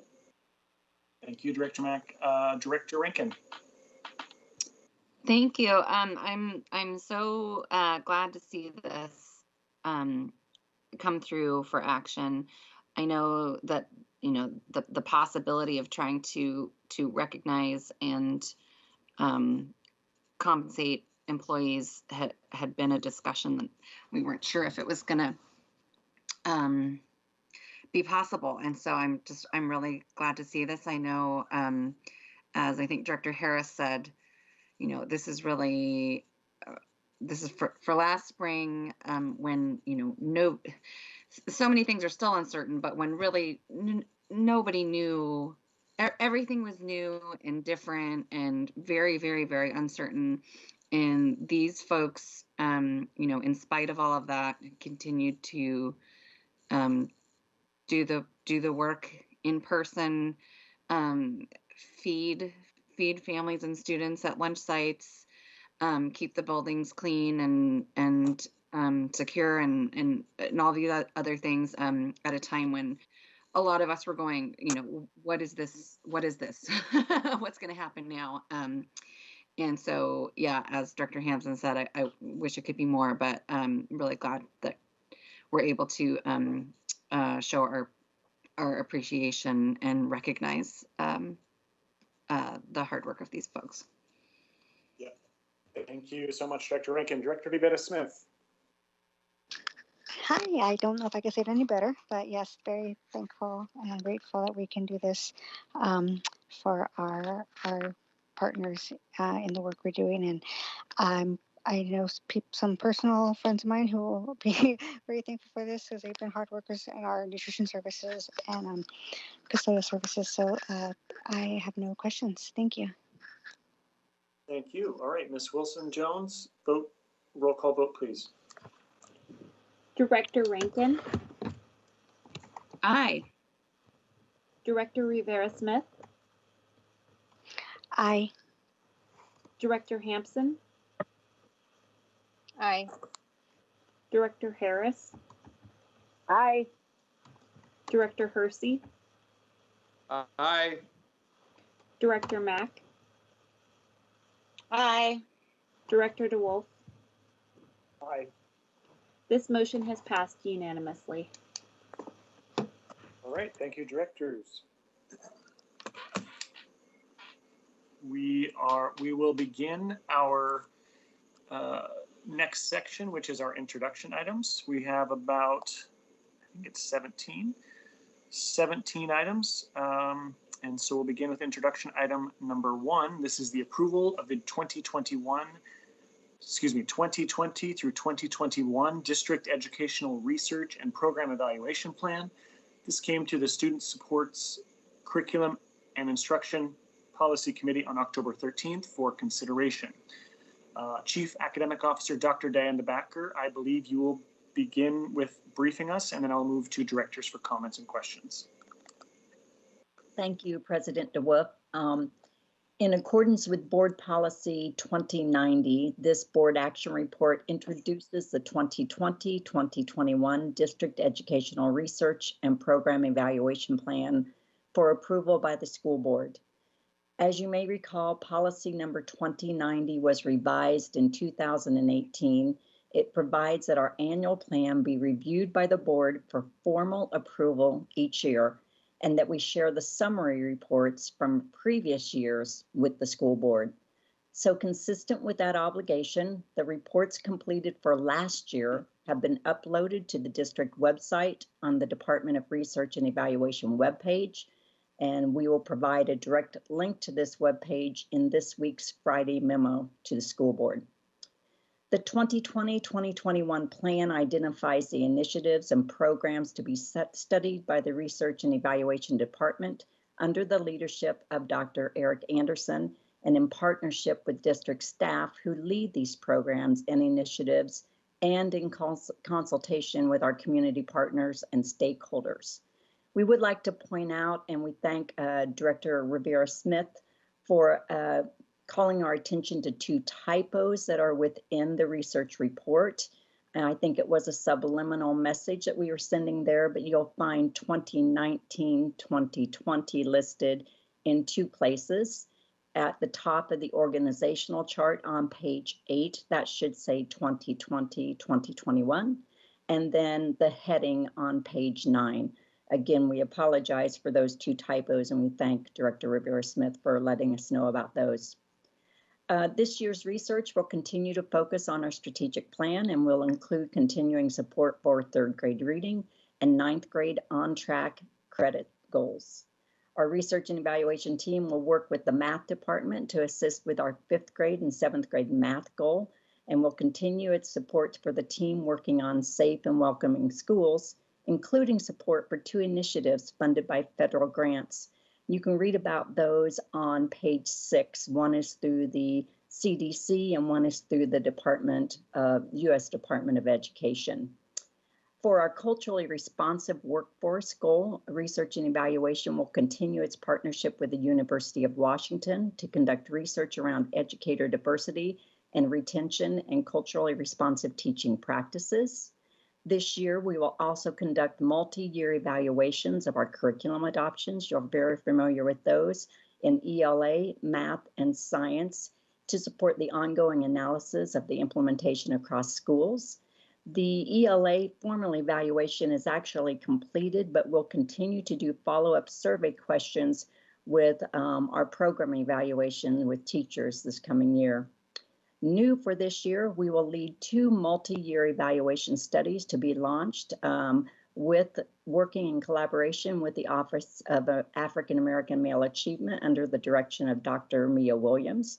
We'll design and execute a multi-year evaluation plan, and we'll also work with the Advanced Learning Department to develop a multi-year study of our district's efforts to develop a more equitable and diverse, highly capable program. Finally, we will help with the Remote Learning Task Force to monitor the implementation of remote learning. For example, and as you're aware of, we'll be conducting the pulse surveys for students, families, and staff and share those feedback on their school experiences. You'll get a full report of that in this week's Friday memo. In developing this year's plan, the research and evaluation conducted initial engagement with district staff, outside research partners. We also had many community stakeholders that will continue to be consulted as we work on our evaluation plan. Last year, the research and evaluation team regularly participated in community work groups for the 3rd grade reading, for the safe and welcoming schools, and for culturally responsive workforce. We'll continue to do that as we gather information and data. I think finally I'll end it up that you'll recall that Dr. Anderson presented summary findings from last year's research to the Culturally Responsive Workforce Group. He is currently working with our Advanced Learning Department to determine better ways to regularly engage our community stakeholders. And I believe with that, as I look through my notes, I'm open for any questions. Thank you.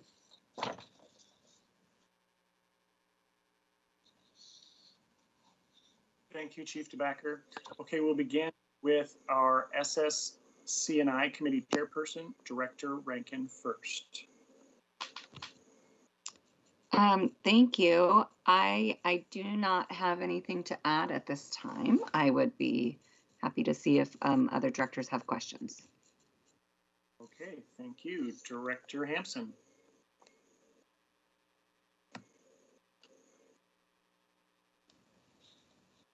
Hi, thank you. So I continue to struggle with this. I know we had this presented to us prior to, I don't recall exactly when, but I know we have looked at this in a work session, or maybe it was during a data dashboard session. And I'm struggling to connect it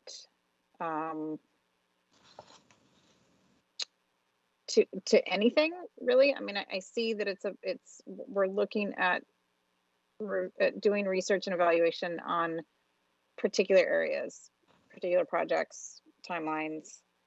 I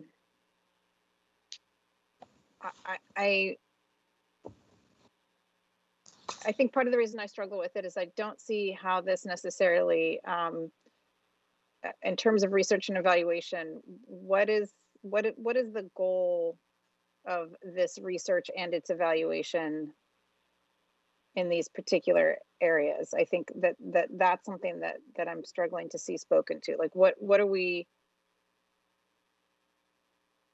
looking to get out of these research areas? What are we trying to decide with looking at these things? And when we look at particularly, sorry, I'll let you answer that in a second, but many of these things are they're mostly very distinct. And then you have something like school climate surveys, which is broad and longitudinal. And so I can't reconcile those two things in terms of who's using this and to what end, and how are we as policymakers supposed to see the value in this? Because I know that we don't get the information we feel that we need with respect to policymaking.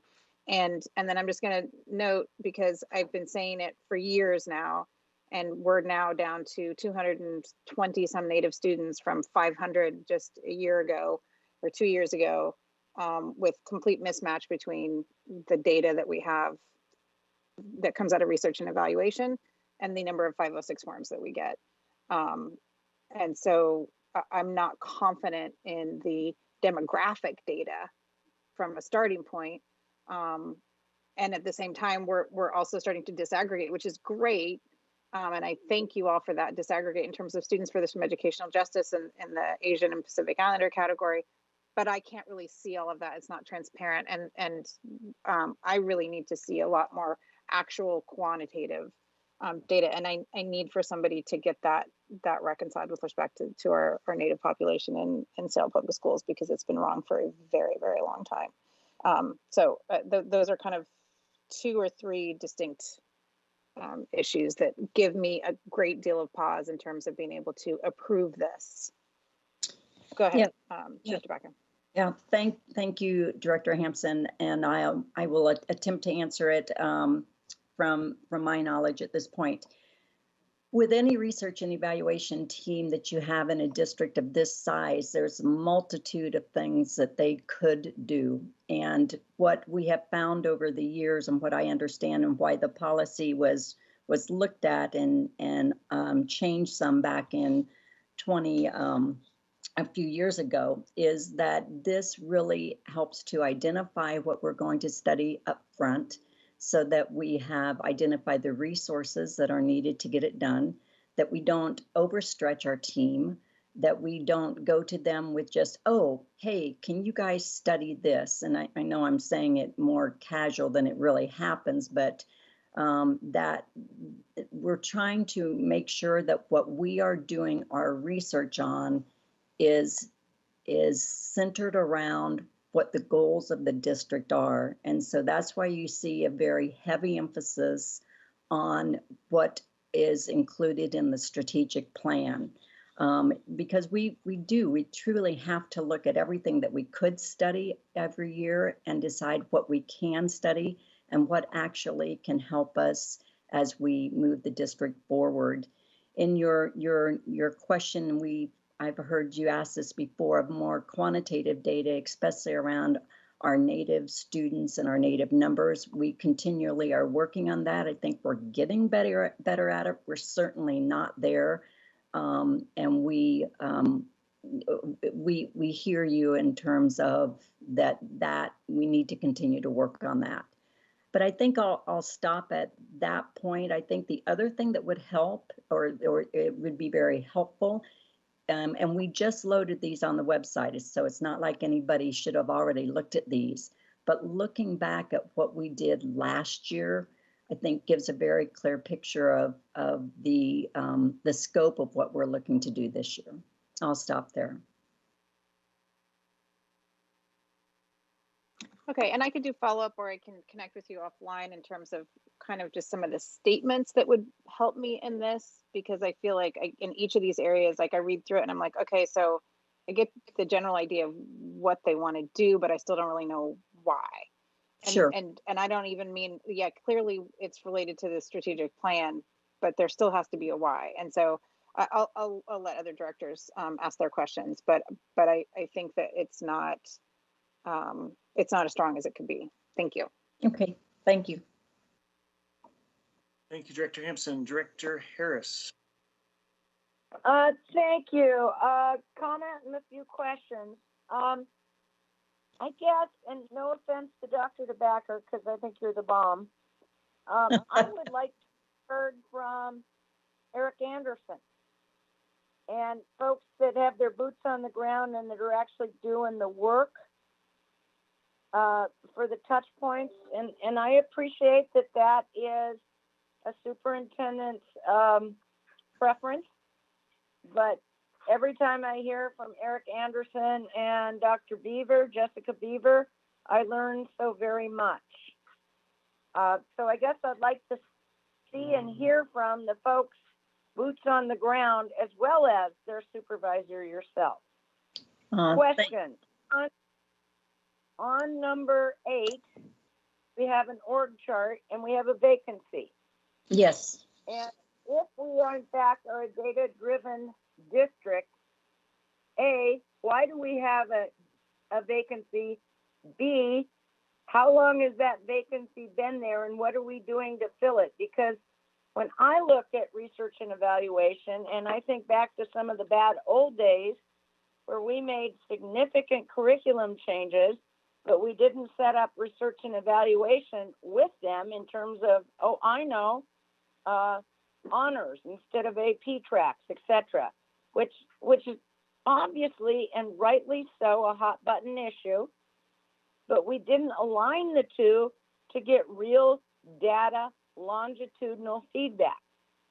So I'm concerned that this department is under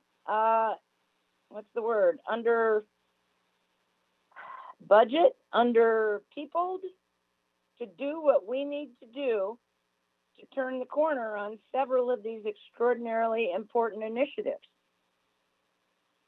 Yeah, Director Harris, this is Diane DeBacker, now known as the Bomb. So thank you. I don't think I've ever been referred to as that. So thank you for a first there. I agree with you, Dr. Eric Anderson can speak to this much better than I can. We can set up a meeting with you and him. He's also on the line here tonight if the president so chooses to ask him to visit about it, but I'll let that sit for a minute. On the org chart, that vacancy is there because Eric had a full organization until just a couple months ago. The person who was in that position actually had the opportunity to move to a higher position within the agency, and so that was good. So we still have her, Dr. Jane Barker, in Seattle Public Schools, but she's in a different org chart right now. And Eric has interviewed for that position, for that vacancy, and we are very, very close to being able to say that it's filled, but not quite yet.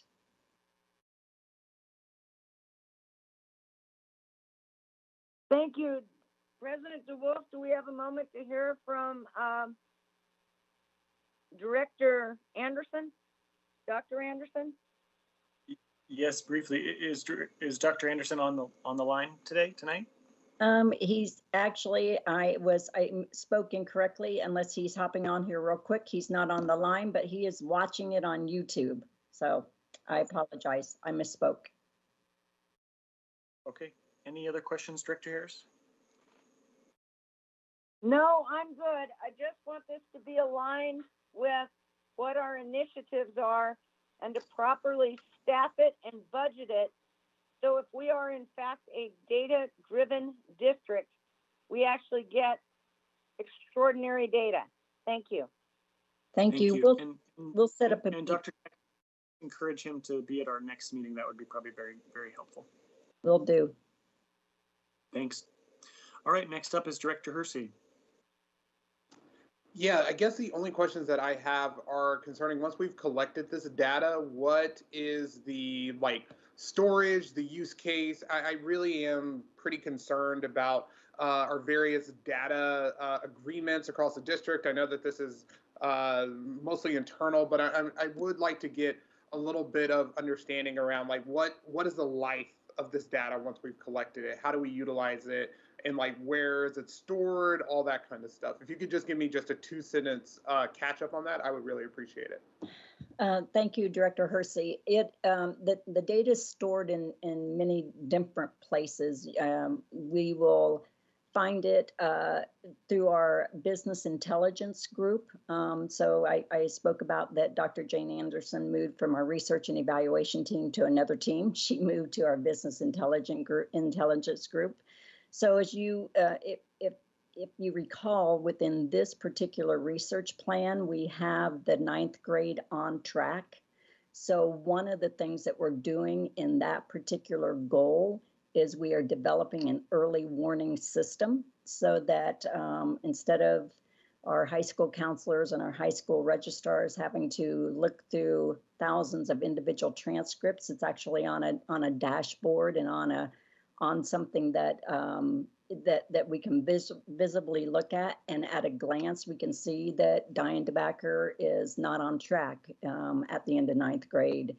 So that's an example of where something might be stored, is within that big warehouse of storage that we can pull from at any time for a variety of things.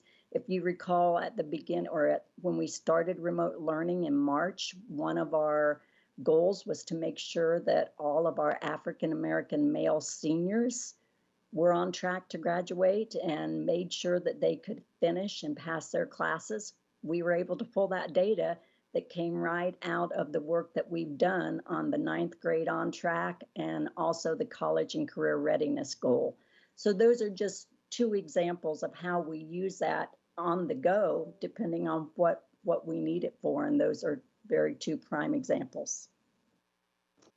Yeah, thank you for that. That makes a lot of sense to me. And I guess what I really want to understand is, like, as we move forward with this process, what are our data protection systems that are in place? How can we guarantee that this is being kept and is not, what are we doing to protect ourselves against breaches, I guess, would be my main question.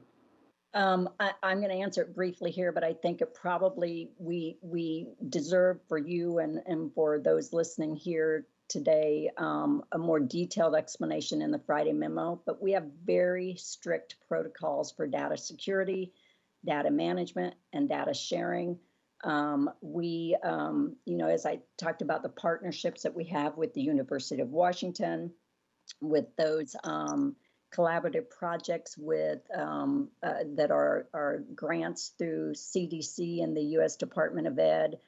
All of those have to go through our legal department as to whether or not we can share the information. There's no identifiable student data that's shared. But Eric, we can write something up for, may not be this Friday's memo, but maybe next Friday's. We won't do one next Friday because it's Thanksgiving holiday, but we will get that to you. But just know that we, we're under very strict protocols for that. Yeah, early December is perfectly fine. I look forward to that, and I'll end my questions there. Thank you. Thank you, Director Mack. I'm a big data geek, and I really appreciate data and analysis, and I really appreciate the work of this this department, and that we have it. I share, just as a brief preview, I do have a number of questions, but what Director Hersey was talking about data security and student safety around their data. I share the concerns around then continued vigilance, that we have some things in place, but I think it's very important that we continue to maintain that focus. What I want to first touch on, and I'm going to go backwards because it's actually probably the more dramatic one, around the strategic plan goal, safe and welcoming schools. The 3 different projects that are noted here, I think, are interesting, but Director Hampson was saying, I don't really understand the why. And, it's been said by someone else, I don't recall who, but, we need to measure what matters. in order to actually understand it. And when I think about the safe and welcoming schools and the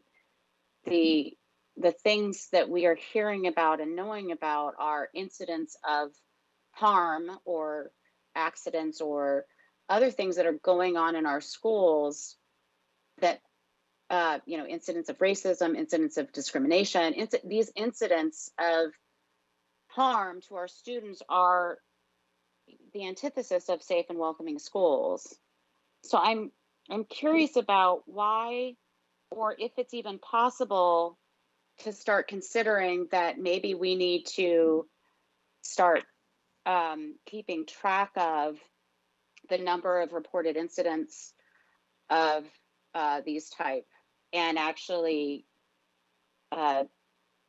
figure out how much is going on and how is it being responded to, of course with student safety and of their data privacy.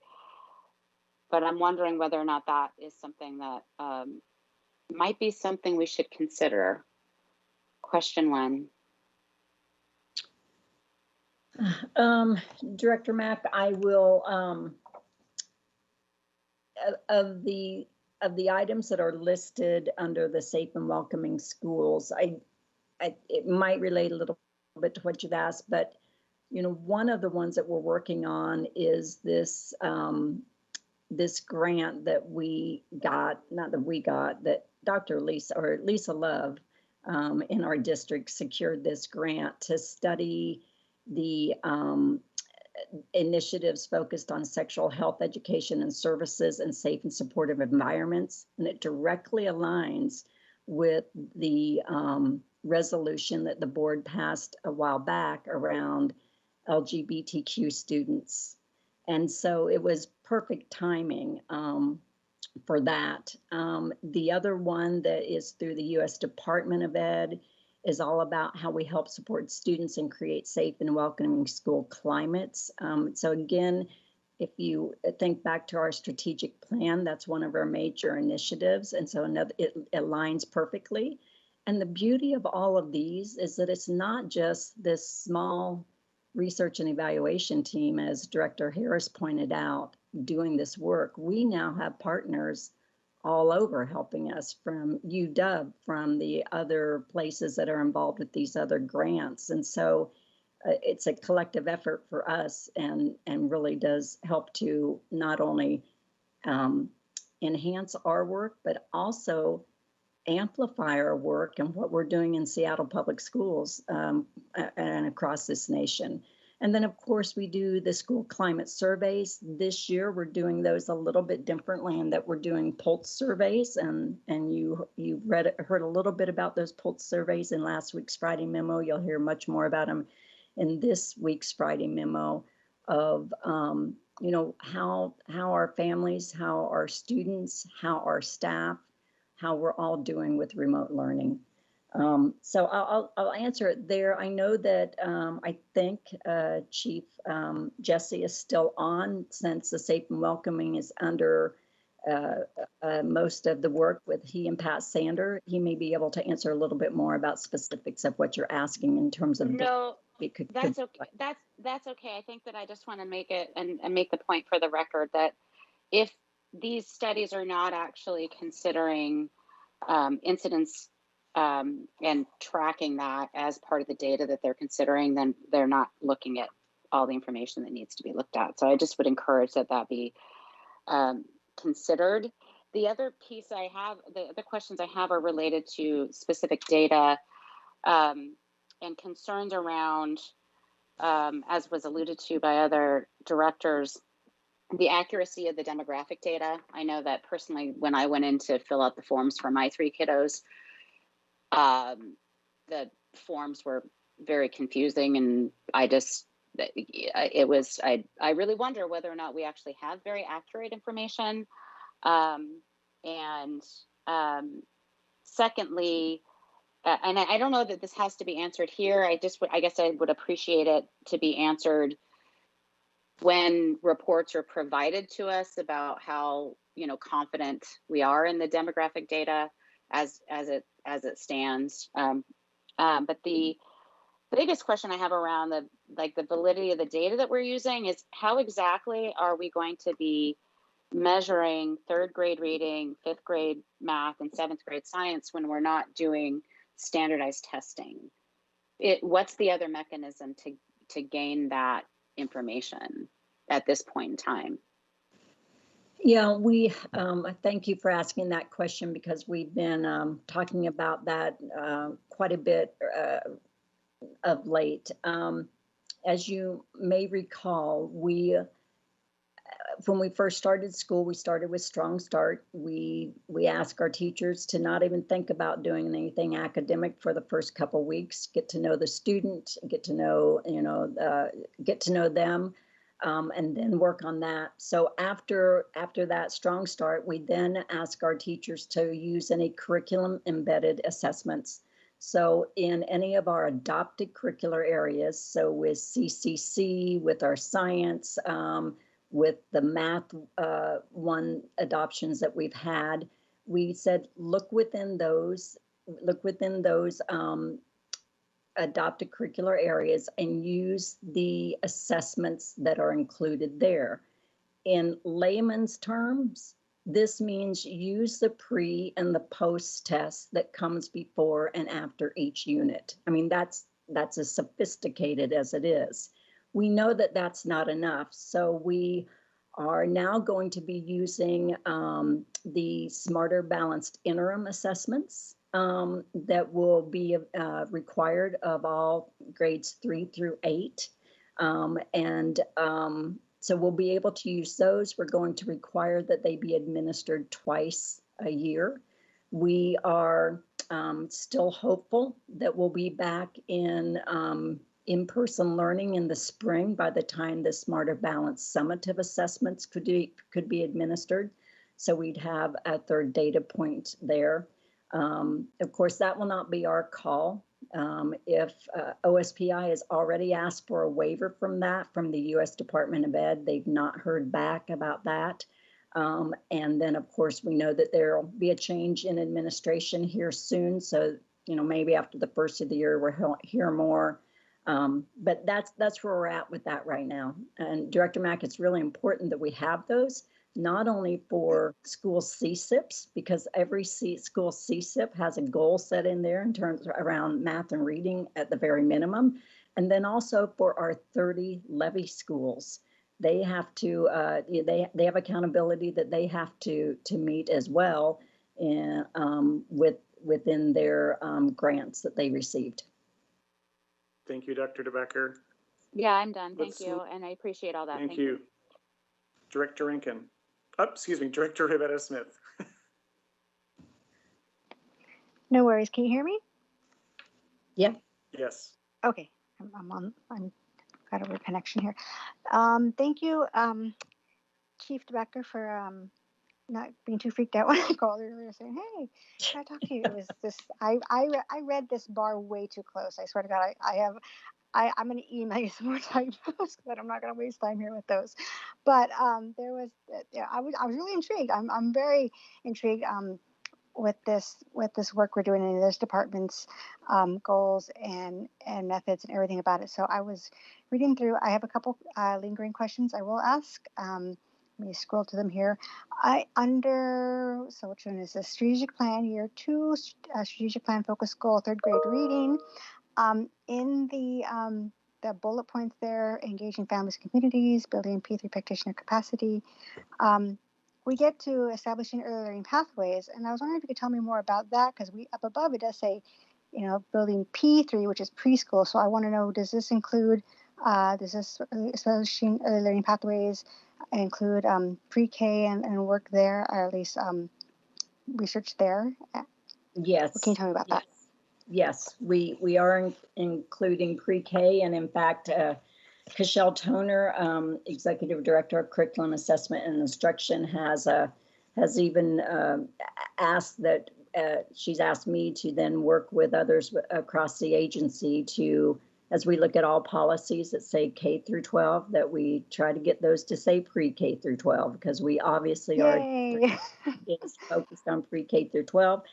And many of you know that the history of that for many, many years, that not only here in Seattle, but across the nation, is that, you know, our federal funding usually is K through 12. So that's where that came from. But as we see more an emphasis on early learning, I think we're legitimate in trying to make sure that as we look at policies that reference K through 12 and we're updating them, let's update it with pre-K through 12. So we're right there with you.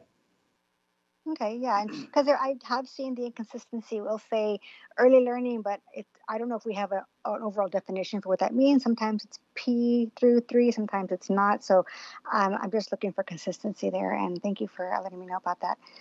Those efforts by Cashel. On further going down more under the strategic plan goal, 9th grade on-track credits. 1, 2, 3, third bullet, credit accumulation. Does this basically mean credit earning? Accumulation Correct. is throwing me off there. That is, okay. Yes, you're exactly right.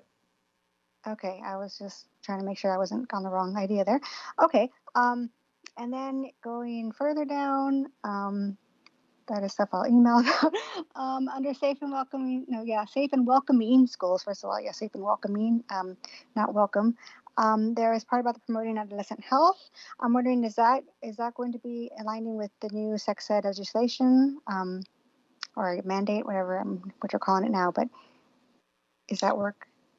You know, I don't have an answer for that.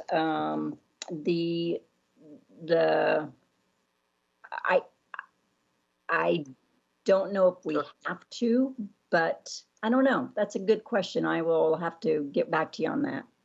Especially since that was just on the ballot. So, yeah. Yes, exactly. And I think if we could send any updates about that to the SSC&I committee, that can come at a later time. This is about the approval of the plan. Any more questions, Director Beresford? I had some other things, but you know, I know we're being crunched here. Just wanted, and I appreciate that this mentions working with the it says reopening task force, but I'm assuming it means the remote learning task force. I think that just hasn't been, the name was changed, those changes. So, but yeah, no, I appreciate that there's a connection in there for that, for all the work that you're going to be doing. No other questions. Thank you so much. Thank you. Thank you. And final. Yep, and thank you. Final comment to Director Rankin. Thanks. I just quickly wanted to add sort of a theme I'm hearing, or some things that I'm hearing from other directors that have reinforced something that I've been thinking about, is for just, I guess, to plant it in your mind, Dr. DeBacker and Eric Anderson, for the 21-22, if we could have a conversation about I feel as though we have an opportunity to dig more into the research part, and be proactive in our use of this department to guide us forward, as opposed to sort of monitoring the present, if that makes sense. And looking at the kind of related to what Director Hersey was mentioning about kind of the storytelling, you know, how we can focus on creating a plan around not just reporting what's happening, but actually helping us in decision making, identifying issues that we want to solve, and then using research to help us figure out a path forward. I hope that makes sense. Yeah, thank you, Director Rankin. It does make sense, and you know, I think there is a way that we can strike a really good balance here. Is that you'll see in this report that, I mean, we're really working internally to support the work of the district and our strat plan, but that work then has to be able to be transparent to the public. And in terms of, so you had this strat plan, you did this, now what? And what did we get for it? And I think that's what I'm hearing. Yeah, I think it's that second. Yeah, so I would love to keep talking about it. Not right now, but just wanted to put that. Thank you. Thank you, Director Rankin. With that, I would love us to recess for 16 minutes for folks to take a brief pause, a brief break and stretch, and we will come back at 5:50 p.m.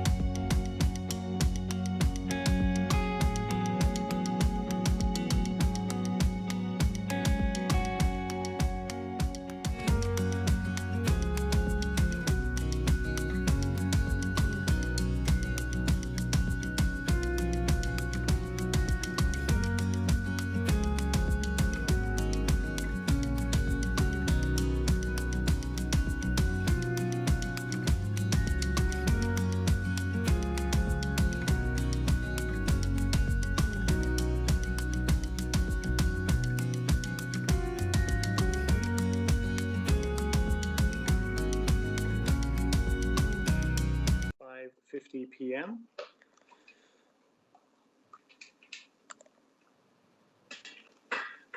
The next item we'll move to is introduction item number 2. This is the Seattle Public Schools SPS Personal Services Contracts, PSC, for Equal Opportunity Schools, EOS. This came through the Student Supports Curriculum and Instruction Policy Committee on November 10th for approval. I will now turn it over to our Chief of the Office of African American Male Achievement, Dr. Mia Williams, with a briefing before we move to the directors with comments and questions. Good evening, everyone.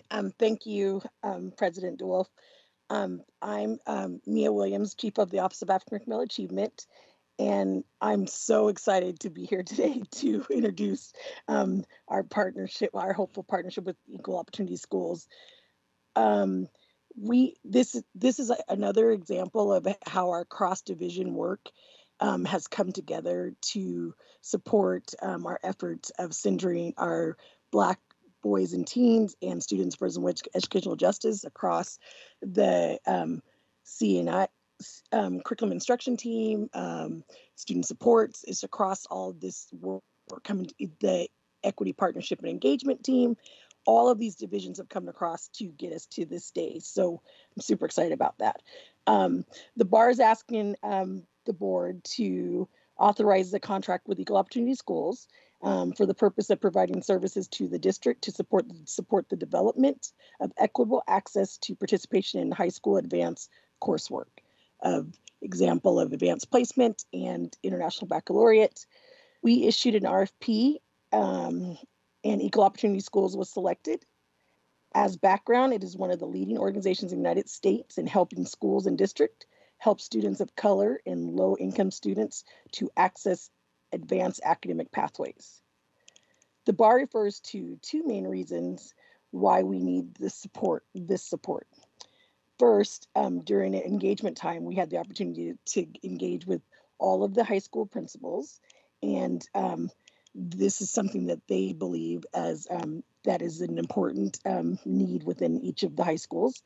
And Garfield has been in partnership with Equal Opportunity Schools for a while in the past, and it was been a positive experience. Also, I was able to speak with some of leaders of some of our community-based organizations to give them a heads up about our potential partnership with Equal Opportunity Schools, and planning future engagements of having like an evening with Equal Opportunity Schools so families can ask more questions. It was also recommended from one of our community-based partners to maybe have a video that could be directed for the audience of families and community so that they could view it at a time that's appropriate for them, and then send questions that they had so that we can make sure that our partnership, that we are meeting their needs and answering any questions that they may have. So we're looking forward to that opportunity. Also, when we were doing the racial analysis, this is all about our racial equity work, promoting racial equity. Equitable access to advanced academic pathways has been a persistent, well-documented challenge in Seattle Public Schools. Equal Opportunity Schools has increased 30% increase in the number of students of color and low-income students taking and passing college credit courses for year 1 and 2 across our nation. We are trying to move one of our core goals for Goal 5 KPIs, as you will see in the district scorecard last Thursday. We need help with advanced coursework learning. We're flat for students of color furthest away from educational justice. There's a drop in African American males for advanced learning in ELA. Improvements, but overall low in math. I just wanted to also bring, as we were in committee, there were a couple of questions I just want to remind some that were brought up on November 10th. There were questions around the data sharing agreement with Equal Opportunity School. And what was shared in response to that is that by Director James Bush is that we've had a partnership in the past where we've had a data sharing agreement. We would use that as to update that. and move. We will use that as a way to share. And there was a question about the people looked in the data points about business project manager who was covering that. And that is something that comes from the Office of the Equal Opportunity Schools was the answer. And it says, as you see that we're asking to our potential partnership to continue for year 2 and 3. And it was asked, would we be updating the board on, and I said, of course, we'll be updating the board on our success with our partnership. And then how will this contract improve our practice and on a longer term? And we look forward to equal opportunity and what they bring to each individual high school and working with their equity teams there. That builds capacity with the staff. And we also talked about how counselors can be a part of the training.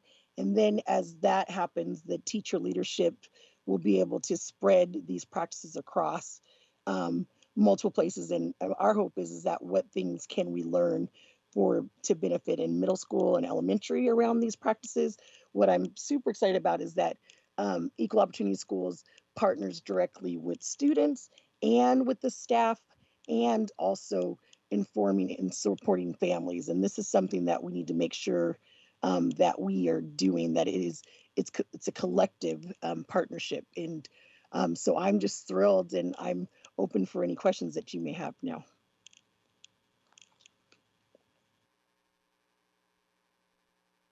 Thank you so much, Dr. Williams. We'll now move to directors for comments and questions, beginning with Director Rankin, who is our Student Services Instruction and Curriculum Committee Chair. Thank you. Yeah, Dr. Williams actually covered a lot of the discussion that we had in committee. One of the questions that came in from me was about the longevity and how, not just related to this, but to other contracts, how can we benefit from contracts like this in improving our practice as a district, as opposed to always needing to bring in other organizations. And so Dr. Williams just touched on that, but I was really excited to hear about that piece of this, that it really is, working with our staff and our buildings to improve our own capacity and practice to support great opportunities for students. And it feels like in the short term, it will help us address some of these gaps that we know that we have. And then hopefully in the long term, help us kind of course correct as a system. So hopefully the gaps that are being addressed in the short term are diminished because we are improving our practice in response to this work. So I will now pass it to the next director. Thank you, Director Hampson. Hi, thank you, and thanks for bringing this forward. I mean, I personally, I believe we probably could have just let this be a matter of staff decision at this dollar level, but I appreciate very much the opportunity to get a better understanding of Equal Opportunity Schools, what they do. And I think my only question at this point is about, I was trying to double check if there was any data around after school, what the impacts of their success in those AP and IB courses translating into not just going to college, but then, their kind of relative, well, I know I'm seeing some of it, but like, how is it helping them once they're in college? Is it more confidence, more success? What is that? What do those outcomes look like? Great question, and I will be happy to follow up with them, and I'm sure that they have it, as they have been working with many schools across the nation and even within our own state. And what's super exciting is that their home base is in Seattle, so I will definitely follow up with that and share that with the team during the Friday memo, if that's okay. Yeah, that would be great. And because one of the things I think about in someplace like Washington State, where we're not just isolated, I mean, where we have students of color that are isolated geographically within kind of the larger Puget Sound, and then from the standpoint of their options for academic institutions, it's a long way from home to go for, to other than University of Washington. I mean, we're lucky that we've got some great institutions right here in Seattle, but it's just, otherwise you're talking about geographic distances that are pretty far.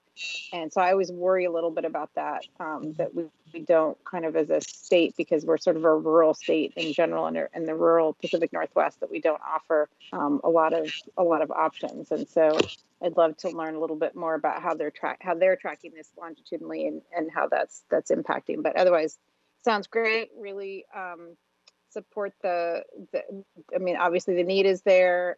Excited that y'all are getting to pursue this partnership, and looking forward to supporting. And yeah, I'd love to hear more about what their the longer term success is for those students. Thank you. Thank you. Thank you, Director Harris. Thank you. I have a few questions, and I'd appreciate the answers being attached to the action report for the next go-round. You've mentioned several times that this is a nationwide group, and they've dealt with dozens and dozens of other districts. Can they put together which districts and what their results have been? I think that benchmarking is very important. Two, are we signing a contract for 3 years, or are we reevaluating it after 1 year? That the question is that we are signing it for, I'm hopeful to sign it for this year, but with hopes that it's going to be phenomenal, that we want to continue. So instead of having to keep bringing it forward every year, we wanted to make sure that we put that into the bar at this time. As I mentioned, we'll be happy to give updates annually on how the partnership's going and the success of what's happening within Seattle Public Schools and our high schools yearly. Would you consider making a 1-year contract subject to review of the data of success? Because being informed and having the option not to continue the contract is very, very different. Yes, from what I understanding is that we will be signing, it's a yearly contract that we sign, yes. But I believe that the message of bringing it in front of the board again, as an opportunity to do that, but we do sign a yearly contract, yes. Okay, thank you. And what about the benchmarking from these nationwide schools? Yes. Yes, I can definitely ask, and I do know that they do have data to share about different districts, and I will work on gathering some of that, and I will share it with you all. Yes. I appreciate it immensely. Thanks so much. On to the next, Director. Thank you, Director Hurst. We've discussed this at length, so I don't have any additional questions. I'm excited for this to come through. I think it's going to be critical for our Kings, and excited for the work that's gone into this. Thank you so much, Dr. Williams. Thanks, Director Hersey. Director Mack. Yeah, I too am incredibly excited about this approach and this partnership. Dr. Williams, thank you so much for bringing it forward. And also, even if it's, well, the fact that it's kind of on the bridge of low dollar amount, but it can have such a massively positive impact, I think is just phenomenal. So I'm super excited about the focus on ensuring access to accelerated coursework for students, and just really appreciate focusing on this work. It's just so important. So thank you. I don't have any questions. Just happy to support it when it comes back. Thank you. Thank you. Director of Hi, thank you. I've heard about this this for months, I think, with from Dr. Williams, and I'm very excited. I'm also very supportive. I guess one other question I'd have is, I know that in committee, even now you mentioned, you put out an RFP for this. I'm wondering, who were the other, did you receive any other responses, and what made Equal Opportunity Schools stand out over those? Great question. There was they were in the final end, they were the only organization, and part of the reason was that many of the organizations do not do the comprehensive work that they do and have had the results.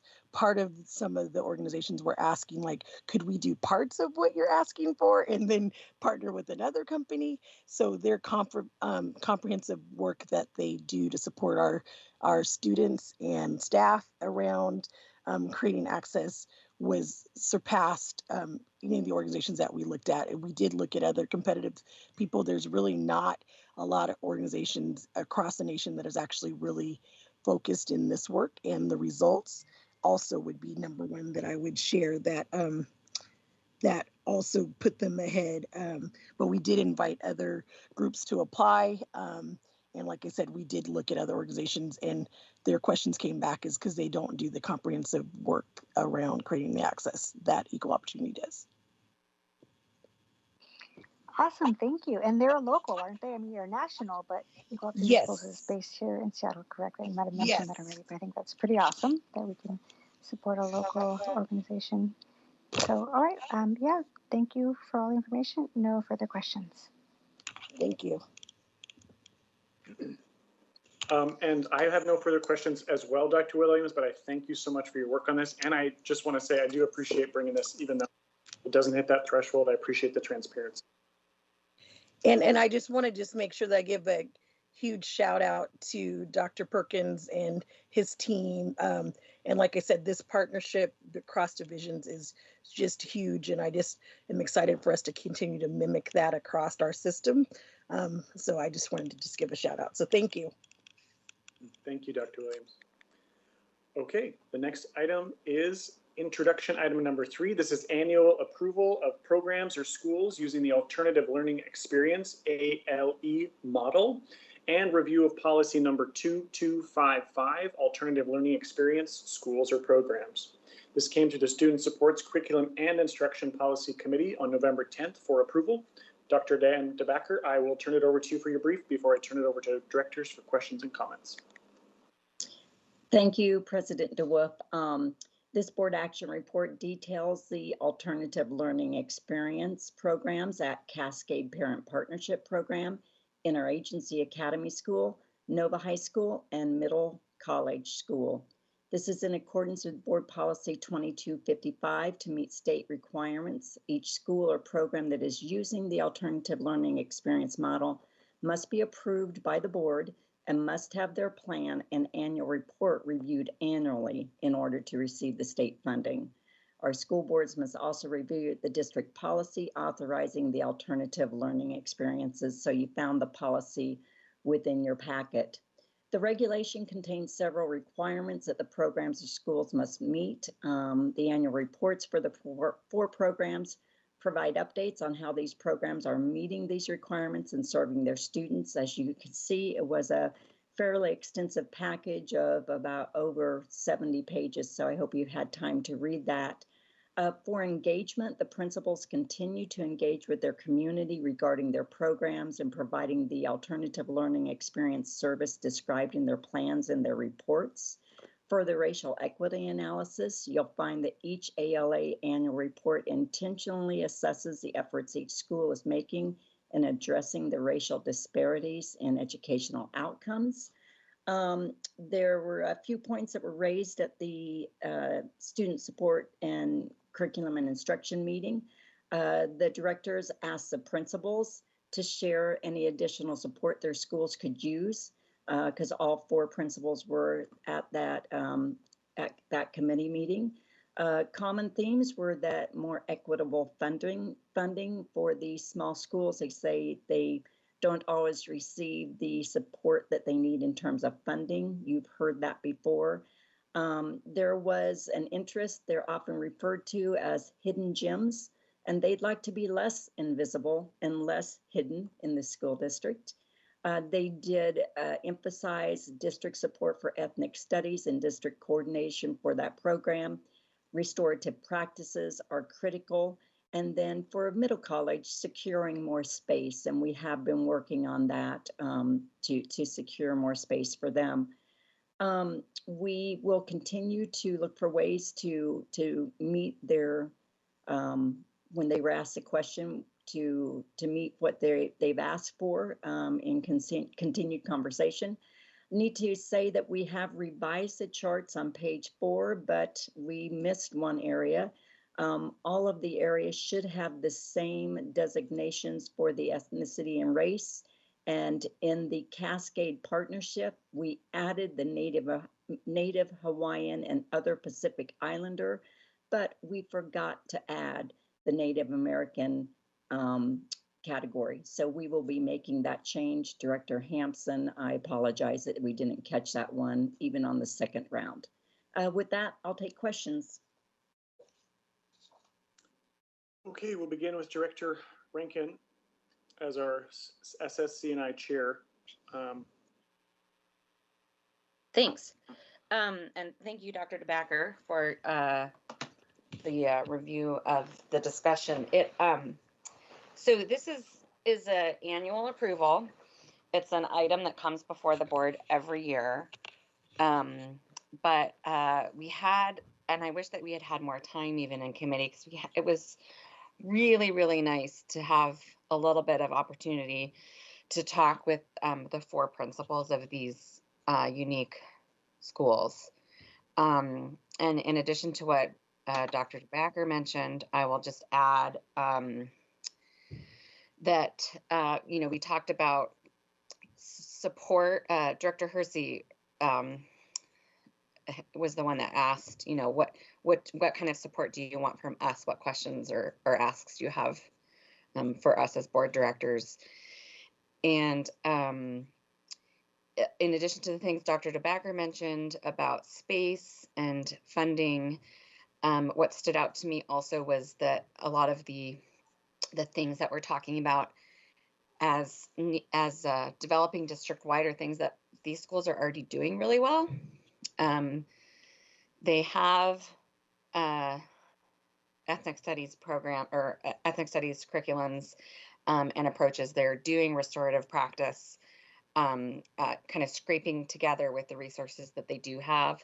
And so there's a great deal of mutual benefit to be had in continuing the conversation, not only to support these great programs, but also to take a closer look at the things they are doing so well for their students and what makes them these gems and what makes students find their place there, and see how we can learn from what they're doing to apply to some of the things that we know we want to invest in as a whole system.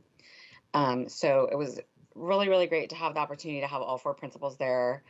I know we talked about wanting to continue some of that conversation.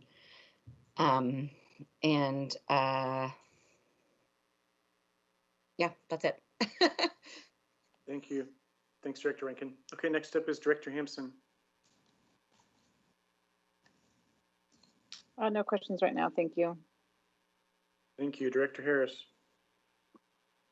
I am beyond a huge believer in alternative learning and using it, as Director Rankin said, as a model to replicate. And if we go back a few years in the history of alternative education, many of the goals for alternative pathways were in fact beta testers, if you will, for what works and what doesn't.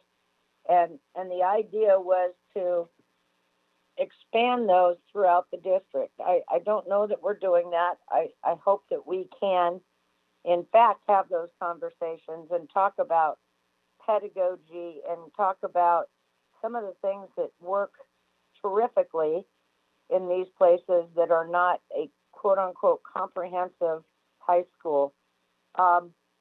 With respect to finding more space, I hope we can do that sooner rather than later. Our history of treatment of middle college is painful and immoral. I am excited to support this, and I hope we can expand it. In fact, the other is in the weighted staffing standards or school modeling. Some of these programs might, in fact, be considered more expensive. But again, I ask, where is the budget line item for saving lives and showing our students that they can, in fact, succeed and go on and do great things? Thank you. Director Hersey. Thank you. I think that Director Rankin pretty much summed up the gravity of the conversation that we had with our school leaders. I think that, again, I just want to reiterate, looking at these models as an opportunity for replication. As an educator, alternative learning spaces are often looked at as, places where students go when they don't assimilate well into our general population. And I really think that so many of these schools, especially here in Seattle, really kind of take that narrative and flip it on its head because of the experience that they're providing for our students, and really instilling a sense of place and belonging that I think many of our schools could really take note of. So again, just excited to move this forward and continue the conversation with our school leaders. Director Mack. I too echo the comments of the former directors around support for alternative learning experience and having this approving these schools. And that one of the things, and correct me, Dr. DeBacker, if I'm incorrect here, but my understanding as well is that part of the model is that each student has an individual learning plan, and they actually have to that has to be drafted, and it's a part of the thing. So Cascade Parent Partnership, all of these schools, each student has an individual learning plan to support them along their way. And it is, incredibly appropriate and supportive for those students. And I'm not wrong in that, right? Nope, you are correct. It's one of the foundational pieces of the ALE program. Right. Right. And I am a graduate of Fairhaven College from Western Washington University, which is it's similar kind of approach. And I believe very strongly in having these opportunities available for students, and agree that expanding them and ensuring that each of the budgets for these schools are robust and supported to the degree that's necessary to provide the support to the students. So happy to have this in front of us again, and again encourage additional support for replicating and expanding these programs, expanding access to students to know that they can access these programs when the comprehensive environment isn't the right fit. Thank you. Director Rivera Smith.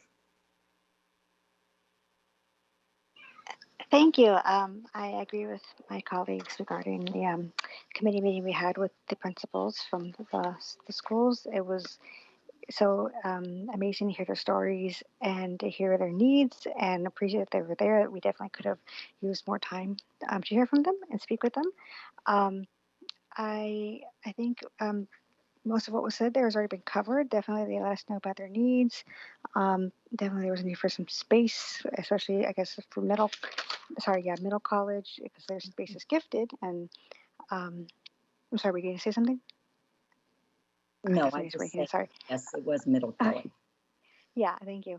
And so, we would definitely need to look at these because it's about sustainability for these schools. They always kind of feel like they're on the possibly on the chopping block as far as funding goes, or as far as just supports, because they are lesser known. How we can highlight them more and give them the exposure they deserve, I think could do us all some good. Happy to approve this bar, and thank you, Dr. DeBecker, for all the information, for bringing in the principals for that meeting. No further questions. Thank you. And I have no questions for you at this time. Thank you so much, Dr. Diane DeBecker.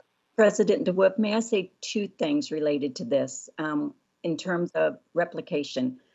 I want you to know that of these 4 schools, 2 of these schools are leading the ways in a couple efforts here in Seattle Public Schools, and as a result of resolutions that this board has passed. Nova High School, under the direction of Principal Winnett and students, they are helping to write the LGBTQIA curriculum. They are helping to lead this effort. And an interagency, just this morning, I was at the site visit for their outdoor education pilot that they have proposed for their welding program. So they are leading, and they are being, I think we'll see replication. And so it's just amazing. Out of 104 schools in Seattle Public Schools, 2 of these 4 are doing amazing things right now. And the other 2 are as well, but I wanted to mention that. Thank you, Dr. DeBecker. I really appreciate the context and the background. Okay, we'll now move to introduction item number 4. This is approve hotspots for students to support remote learning through the school year 2020 through 2021. This came through SSC&I Policy Committee on November 10th for approval. So Chief Financial Officer Jolynn Berge, you will be briefing us today, and then we'll move to directors for comments or questions. I will. Good evening. This bar are hotspots, particularly from Verizon and Mobile Beacon, that will exceed $250,000 for school year 2021 and are therefore required to be presented in a bar for board approval. Amounts are noted in the motion. There is information on page 2 regarding 1920 costs and vendors, and that's included for transparency and background. Finally, I don't recall any questions at committee. That concludes my remarks. Thank you. Okay, we'll begin with Director Rankin. Thank you. My main comment at committee was, hey, it is super great that SPS is able to do this and make sure students have access. And also, hey, this is sort of a basic need in 2020 for families. And it is worth noting that without a school district stepping up to provide something that really should be a basic utility, these students will not have access to public education. That's it. Thank you, Director Rankin. Director Hampson.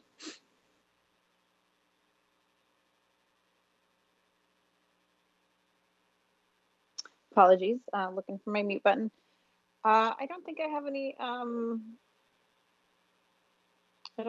any detailed questions. I think that what we need to know about this will, I believe, will be forthcoming with the remote learning task force, and something that we'll need to look at over time. But there are a lot of different legislative wheels in motion that may or may not have a positive impact on our ongoing need to provide this. But I'm glad that we're able to. That's all for me. Thank you. Thank you. All right, Director Harris. I am in favor of as many hotspots as we can get into student and family hands as possible. And I would also mention that the Seattle City Council is addressing their budget, and everybody listening should write the council, not just their own council member, and suggest that we move into the year 2020 and make internet access a utility like other cities have done. Thank you. Thank you, Director Harris. Here, I concur. Next, we'll move to Director Hersey. Yeah, I just want to second municipal broadband. As much as I'm excited to move this forward, we need a better solution long term. Thank you. Thank you. All right, Director Mack. Yes, thank you. I want to echo the advocacy statements that my colleagues are making around broadband and this as access, and the fact that this falls on the district to cover is fundamentally inequitable. And WASDA has supported and drafted and accepted a number of position statements around this. And if it's not on our legislative agenda, and I apologize, I took a quick gander at the draft, but I didn't. I'm not remembering whether or not it's on there, but I do feel as if it's incredibly important that be part of our legislative agenda at this point in time. And Chief Berge, can you speak to that, whether or not that's on our legislative agenda? Yeah, yes, it is. It's under the access portion. So we talk about access to technology. Okay, excellent. And appreciate that. And yeah, support. I guess actually one quick question. I'm sorry for clarification. The dollars are coming from which fund to cover this?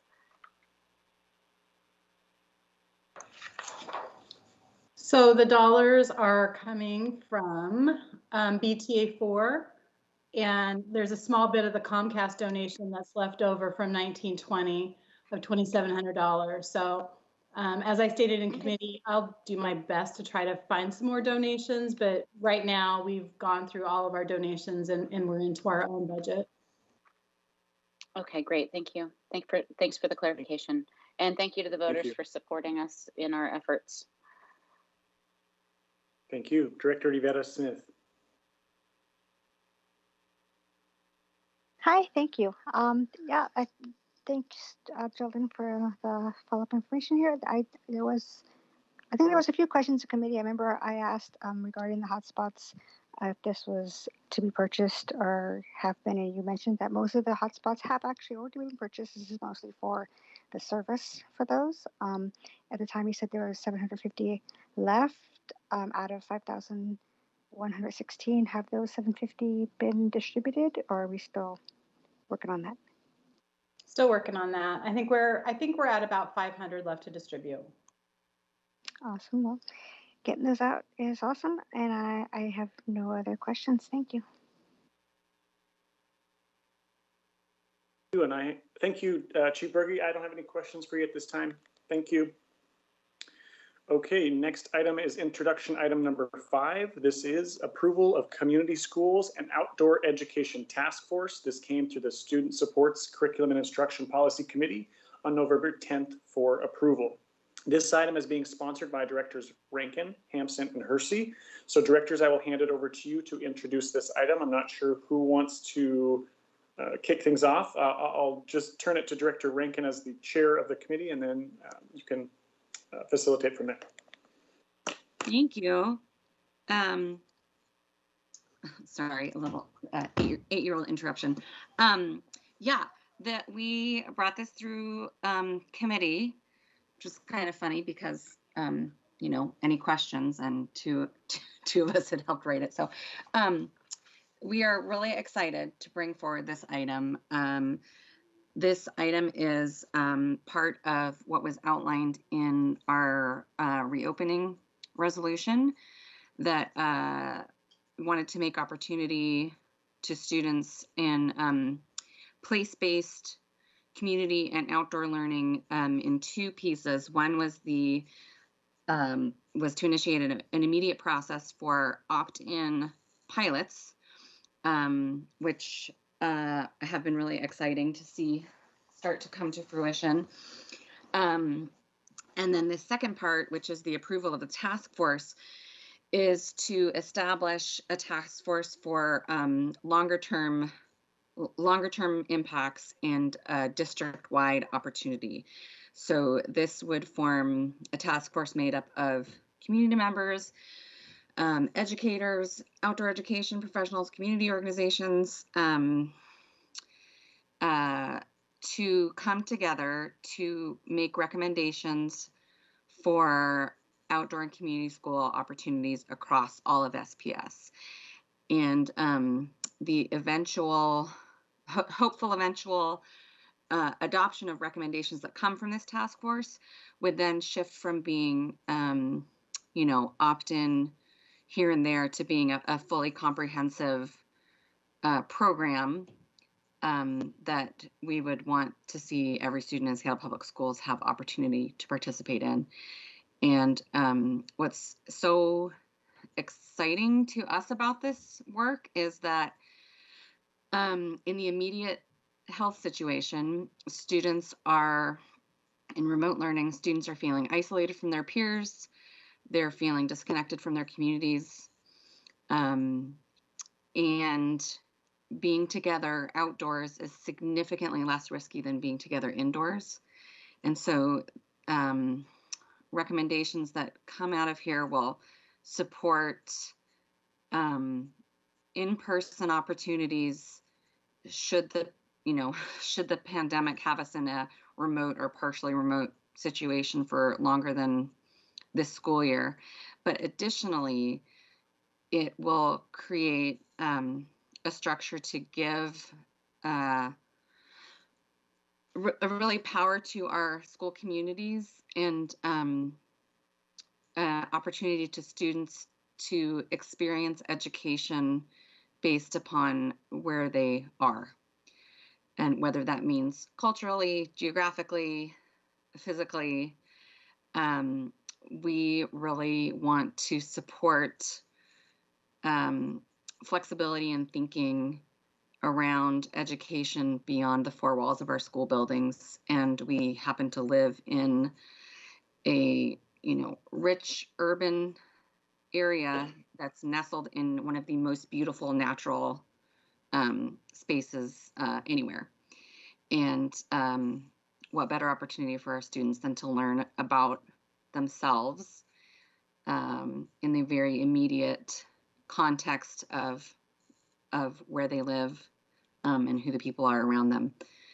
And so I'm really excited about this. And if directors Hampson or Hersey have anything to add, please go ahead. So I can move through and just start with Director Hampson.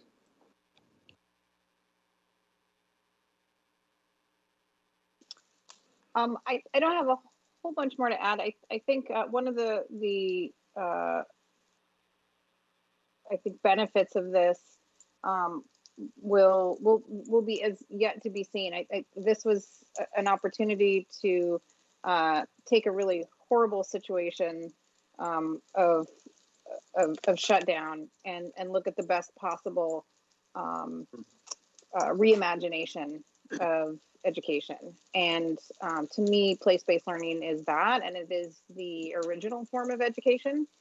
And it is the true form of family engagement and community engagement when we do place-based learning, because it is about connecting to our families and their cultures, and then also the places geographically, whether they're indigenous to somewhere else or indigenous to this place, that those things need to be part of the educational process. And we're all well aware of when that does not happen, what the ultimate impact is on our ability to exist and sustain ourselves on this planet and in our within our health and well-being. And so I'm excited about the learning that this will bring to the district, the potential that it has to bring it back to what is an area that is incredibly rich in place-based knowledge and understanding about how to exist with one another and in the places that we are. And in a conversation earlier today around the potential for a resolution that Directors Rivera-Smith and Director DeWolf are working on with community members, we had a rich conversation about the notion of how even the structure, the buildings, how we look 20 years into the future, and what our buildings should look like, really should be connected to how the students are learning in those spaces. And so I really do believe that it's forcing us to think in a new way, and which is the very definition of what we're having to do right now in the middle of this pandemic, and taking the best possible notion of that. So I think that's all I have to say. I think Director Hersey, if you want to add anything more, I guess I would just say, you know, equity is everything in this model, and because it is in fact a return to Indigenous knowledge that makes this successful, and that is very much about connecting with the needs of our students for this educational justice and their families, and in terms of how we kind of rebuild the education process. So that is inherent in this. And now I'll turn it over to Director Hersey if he wants to add anything. Yeah, so the only thing that I would add is that I'm really excited about this because looking forward, really thinking about how does this model ultimately incorporate itself into what we're already offering. I think that for many of our students, especially those of color, when we think about our buildings, sometimes we just need to offer something completely different, because if we really are truly trying to be an anti-racist organization, the buildings in which we go to school are built and developed with so much trauma and racism and negative history built into the bricks of these schools that oftentimes we need to figure out what is a way that we can circumvent all of that and provide something bold and different. Like I said, there's really nothing else that I can add to this that Director Hampson and Director Rankin haven't already addressed, but I am excited to see this finally come before us, and I hope that we move this forward expeditiously.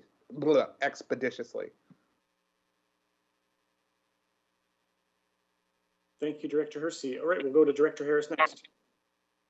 I am extraordinarily supportive of looking at new models because we all know that the old models don't work.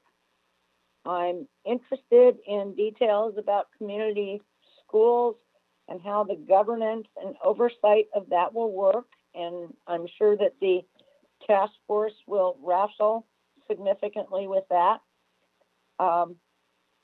I'm also interested in the reporting out aspect of this task force and how that's going to happen, whether we'll get interim reports, whether minutes will be updated to the website, etc.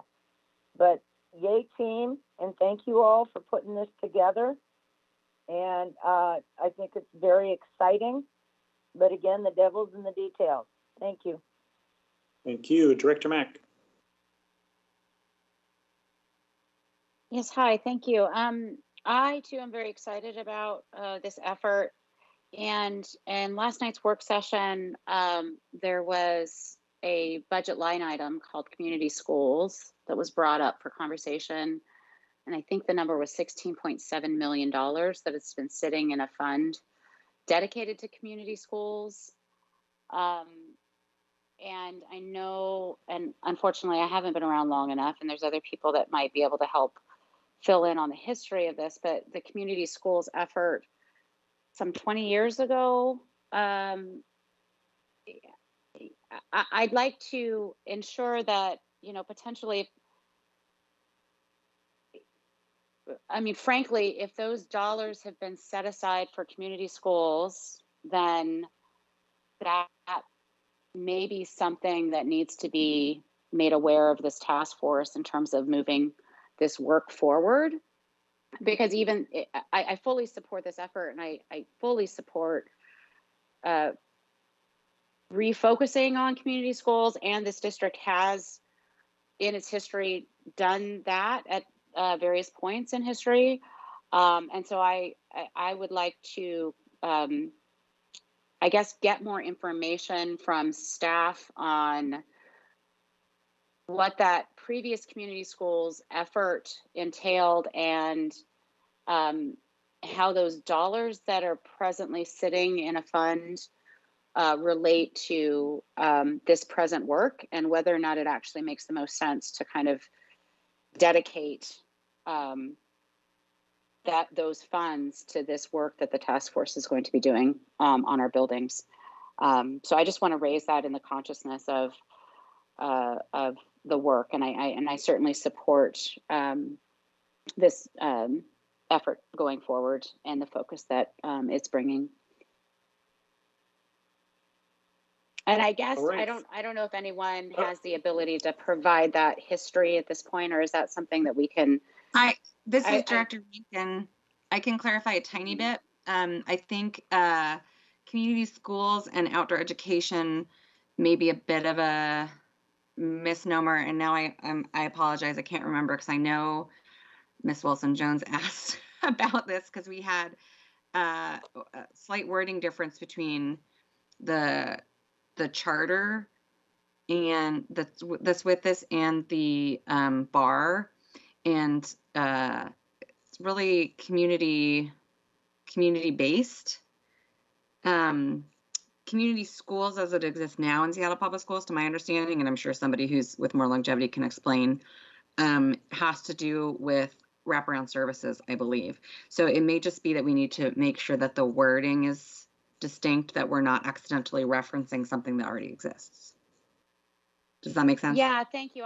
Yes, I do. And I do appreciate that. I think actually kind of taking a dive into that language, because community schools in the current context in our history has a certain meaning, which I need to, fully understand. I think it would be helpful for us all to fully understand that context and that movement that was happening some time ago.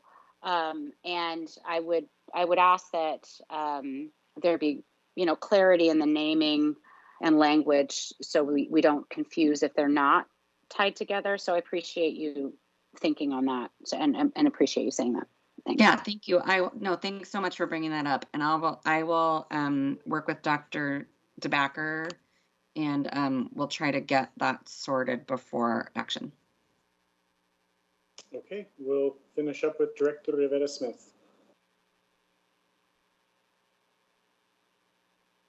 Hi, thank you. As the only member of the committee that was not an author, I had all the time I needed to ask questions, and I did. I got some clarification. Actually, we got the board member in the bar, so it is specific that a board member will be on this task force. I asked about the filling in of the dates, which I see are still not filled in. So I'm just wondering if we will have those filled in by action.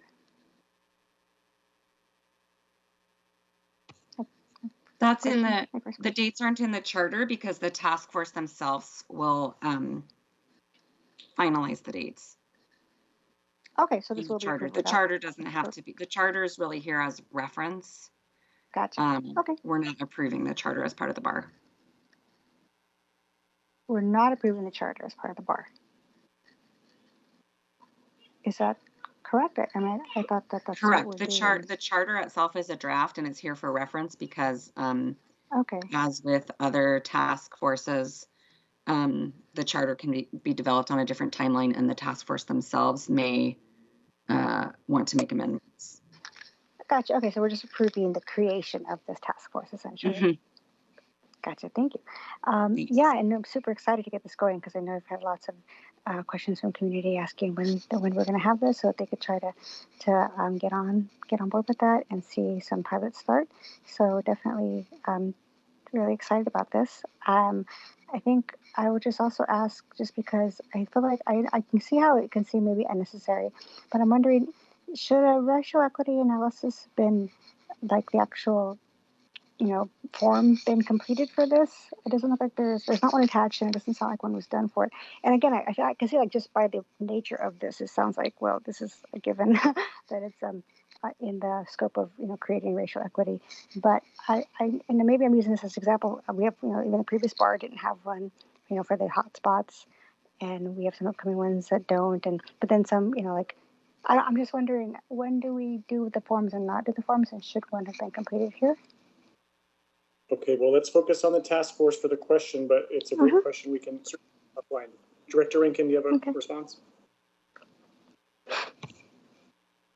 I'm trying to remember. Director Hansen? We actually did complete we did go through the okay. It's less of a form and more of a process, right? So if you've gone through it, so we did do that. And then I think one of the questions we have outstanding in general about the board action report, which we need to deal with at a separate time, is when we attach it and when we summarize in the board action report, and because it's not always applicable in the same way. In fact, many times we almost need like 2 or 3 different versions of it because of the nature of the thing. Yeah. So it's something that we need to refine it. But it's not something that I think anybody wants to tackle right now. But the questions themselves are still, relevant. And I can forward the quote unquote form with the notes to the board for action. Okay, could you attach it here, or is it less formal than that? I mean, I think so. I don't know. One of the things too is that it's an additional thing to get. I'm going to let you two Go ahead. work out how to Yep, that's fine. inform the board of the analysis, whether you want to attach it or send it offline, but I want to make sure we're moving to our agenda here because we still do have a number of items to go. So any other questions, Director Beresford? No, I do not. Thank you so much. All right, thank you. Okay, we'll move to introduction item number 6. This is selection of benefits administration and consulting services firm, Sprague Israel Giles, Inc. This came to the Audit and Finance Committee on November 9th for approval. Dr. Codd, I believe you will be briefing us before I turn it over to directors for questions and comments. Yes, thank you. Hello again. This is Clover Codd, Chief Human Resource Officer. This bar, should you authorize us, allows us to enter into a 3-year contract with Sprague Israel Giles, our third-party benefits administrator. It would be for the next 3 calendar years. 2021 would be for $650,000. Calendar year 2022 would be for $682,500, and calendar year 2023 would be for $716,625,000. We did conduct an RFP. We received only 2 proposals. One was from Coastal Administrative Services, and they quoted us amount to $10 per employee. And the other was from SIG, which is roughly $7.04 per employee, but a flat rate to start off with was $650,000. We were asked in audit and finance around market rates. And what we have found is that market rate is between $7 and $8.50 per hour, or excuse me, per employee. So you can see that SIG is on the lower end. So benefits administration includes everything that we typically think of with the with SEB, or the School Employees Benefit Board. So it's our medical, our dental, our vision, our basic life, our accidental death, long-term disability coverage. And so SIG actually is the administrator for these services. I'm going to stop there and see if there are any additional questions. All right, thank you, Dr. Codd. I will start with our Audit and Finance Committee Chairperson, Director Hampson, to kick us off. Thank you. We had a good discussion about this, and it's a great example of things that school boards have to consider in terms of contracting for outside vendors. Do you go outside of the organization? Is it more efficient to go outside versus trying to bring it in-house? Do you have the expertise in-house? Do you want to keep the expertise in-house? It's a pretty big job. We have a good relationship with this particular entity, and then we did, and then a massive change, a big shift, right, with SEB. And so we had a good, robust discussion about that, and about the difference in pricing. And thank you, Chief Codd, for coming back with that additional information.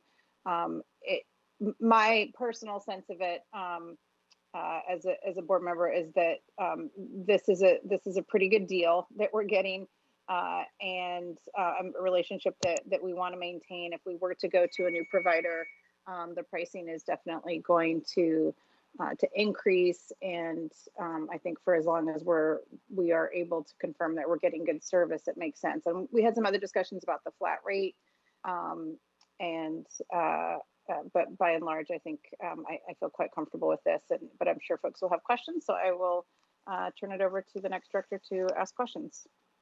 All righty, we'll move to Director Harris. We'll echo Director Hampson's comments. We did have a very lengthy discussion on this and ANF as to whether or not we're just rolling over old contracts, and I don't believe that we are in fact doing that. I think we looked at it with a jaundiced eye, and we're getting a good deal. Thank you.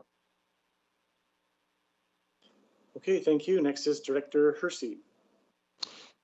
Yeah, so I'm fine on this particular item, but I do have a question about our RFP process. It seems like when we put out these RFPs, that it's not very common for us to get more than 1 or 2 responses.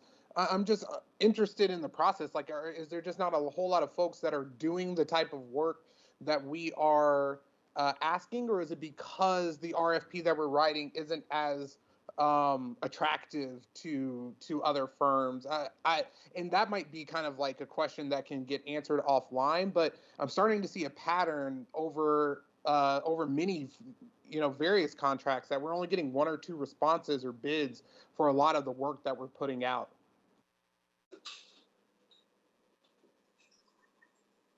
Chief Codd, did you want to take that? I have a couple of things that I can say, but I'm happy to let you go first. If I can only speak with respect to this specific RFP.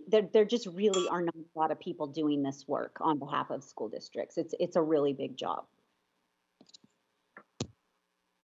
Yeah, and I would just say my experience with government is that bids, responses to RFPs tend to come in a couple of different flavors, and either they're few and far between that have actually are willing to focus on this area and are solid providers, or on the particular area, right, the particular service that's being outsourced, and then kind of the bottom feeder variety, which we get a lot of in our inboxes, right, as board directors, people trying to solicit contracts with us. And so it's from my experience working in government, it's not unusual to have limited, but if others have experiences they want to share, I'm sure they will. Thank you. Let's make sure to focus this on this item.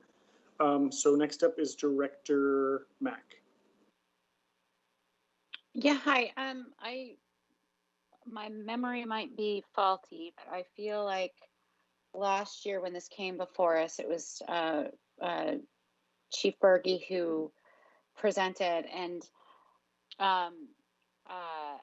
my questions are kind of around the overall impact of SEB and the fact that we're maintaining this contract because in the shift to SEB, the state is not actually fully covering the costs of SEB, and that's happening across the state. We're not unique in that.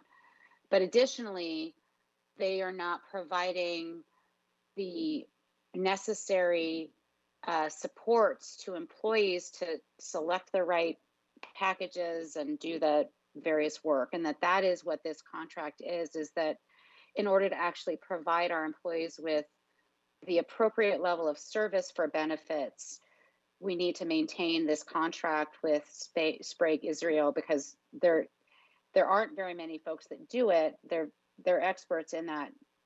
But the gap is being filled because the state shifted to a state employee benefits program that doesn't actually provide the appropriate employee interface and support that we need in a district of 54,000 students with, I'm not throwing out the right numbers, but the number of employees that we've got. And Chief Codd, if you want to speak to that, or if Chief Berge's on the line, I'm curious about this is another one of those massive funding gaps, and something I think we need to continue on our legislative agenda around the actual impact of the shift to SEB and the real financial impact to our bottom line. And if you could keep this response quick so we can focus on the item, please, Chief Codd. It's actually... Well, the question is, yeah, Thank you. Chief Berge, thank you. Yep.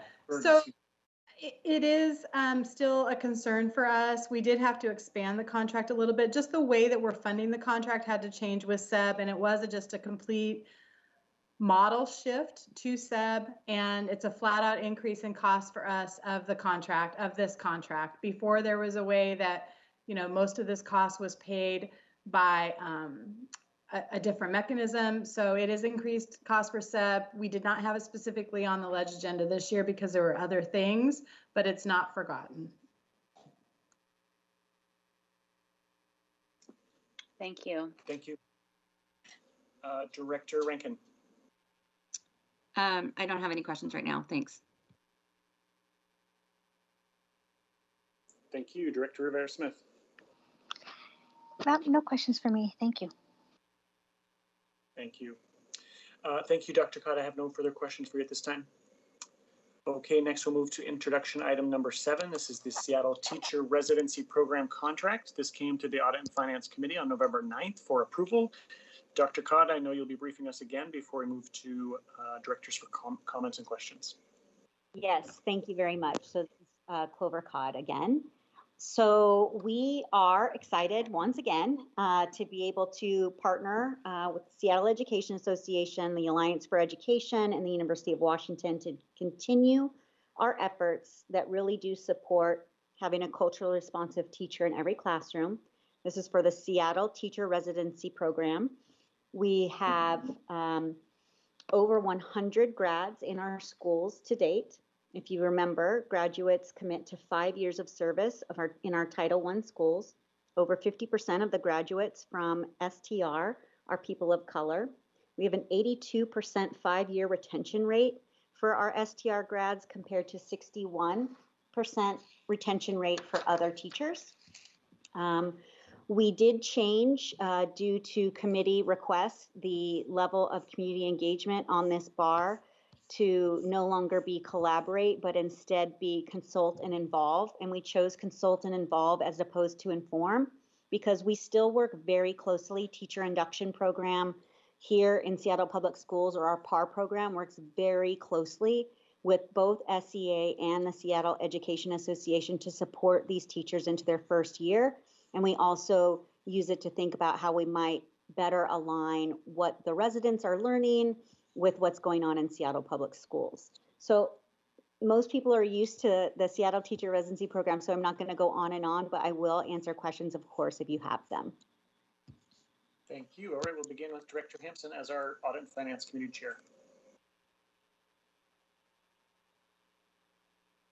Thank you. I don't have anything to add. Thank you for addressing that. To the extent that you did, at some point we need to clarify what exactly we mean by some of those terms, and so that's more work on us to do. But I appreciate that additional clarity in terms of what we mean by consulting and collaborating. And it's just one of the programs we really need to celebrate, and I'm grateful to everybody who was contributed to making this happen and keeping it going. And thank you, and I'll turn it over to the next director. All right, Director Harris. This is a bit of an expensive program, but I think it falls under the pay now or pay later, an investment concept. And I think that we've seen extraordinary results, and I'm a huge fan. And also a shout out to our partners. And Clover, could you name them all, please? Thank you.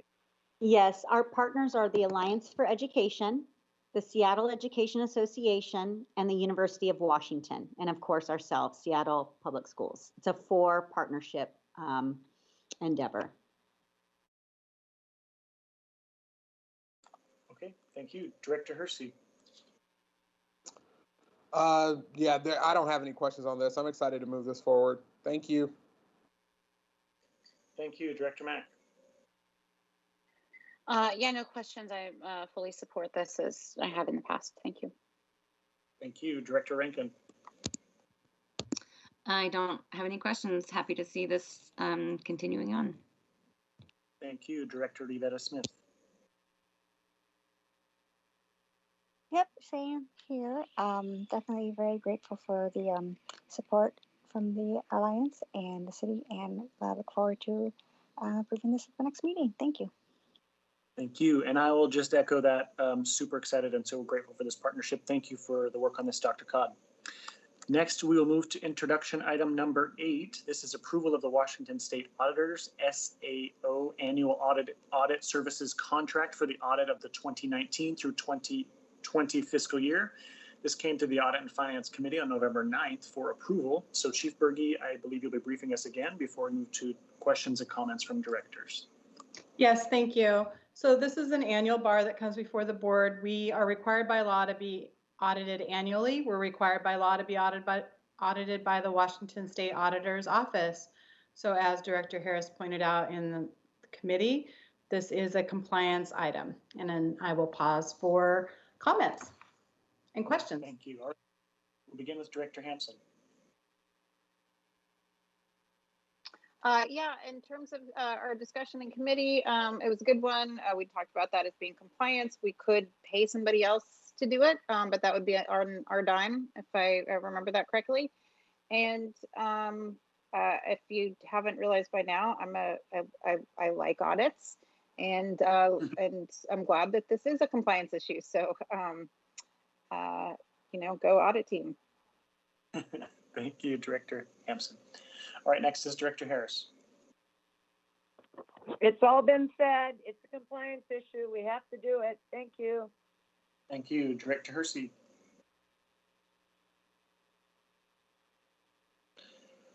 None for me. Thank you.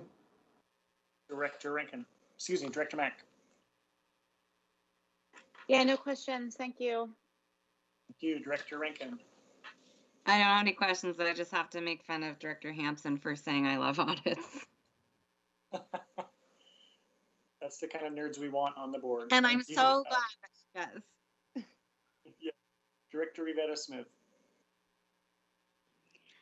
I have no questions. Thank you. Thank you. And I don't have any questions at this time. Thank you, Chief Berge, and thank you, Director Hampson. Next up is introduction item number 9. This is amending board policy number 6010, school funding model. This came to the Audit and Finance Committee on November 9th for consideration. So Chief Berge, I believe you'll be briefing us again before we move to directors' comments and questions. Yes, thank you. So board members on the committee asked that we revise this policy to require superintendent procedures, which have been drafted and I believe are attached. That would conclude my remarks. Okay, we'll start with our ANF chairperson, Director Hampson. Thank you. I know there's going to be a lot of discussion about this. I want to state that this particular policy is it's a top priority for me. It is one that I believe we need to take a lot of time and multiple steps to work through. And as Chair of Audit and Finance and working with Chief Berge, we agreed that this would be a good step 1 because we did not have a procedure, and there's an important interplay between policy and procedure. And so I wanted this to be step 1, get the policy changed and in satisfying the desire of directors that have stated previously to have the policy, the procedure come with it, with that change. That has been presented now, and I believe that sets the stage for us to then do substantive work over how we as a board look at making changes to this policy over the next year. I think for me, it's a top priority for next year. And that's why I want to do it in this particular kind of order and time frame. We're working on the participatory budgeting right now, which is another big step. And I don't want to, kind of completely overwhelm staff. I do believe that we need to do some deeper work in terms of what do we, as a board, where do we stand as a board on our school funding policy, school funding model policy. I don't believe that we've done that work yet. So with that, I'm happy and grateful to bring this forward so that we can begin that work. And then I know other directors will have more to say. Thank you. Okay, thank you, Director Harris. I find this particular policy problematic.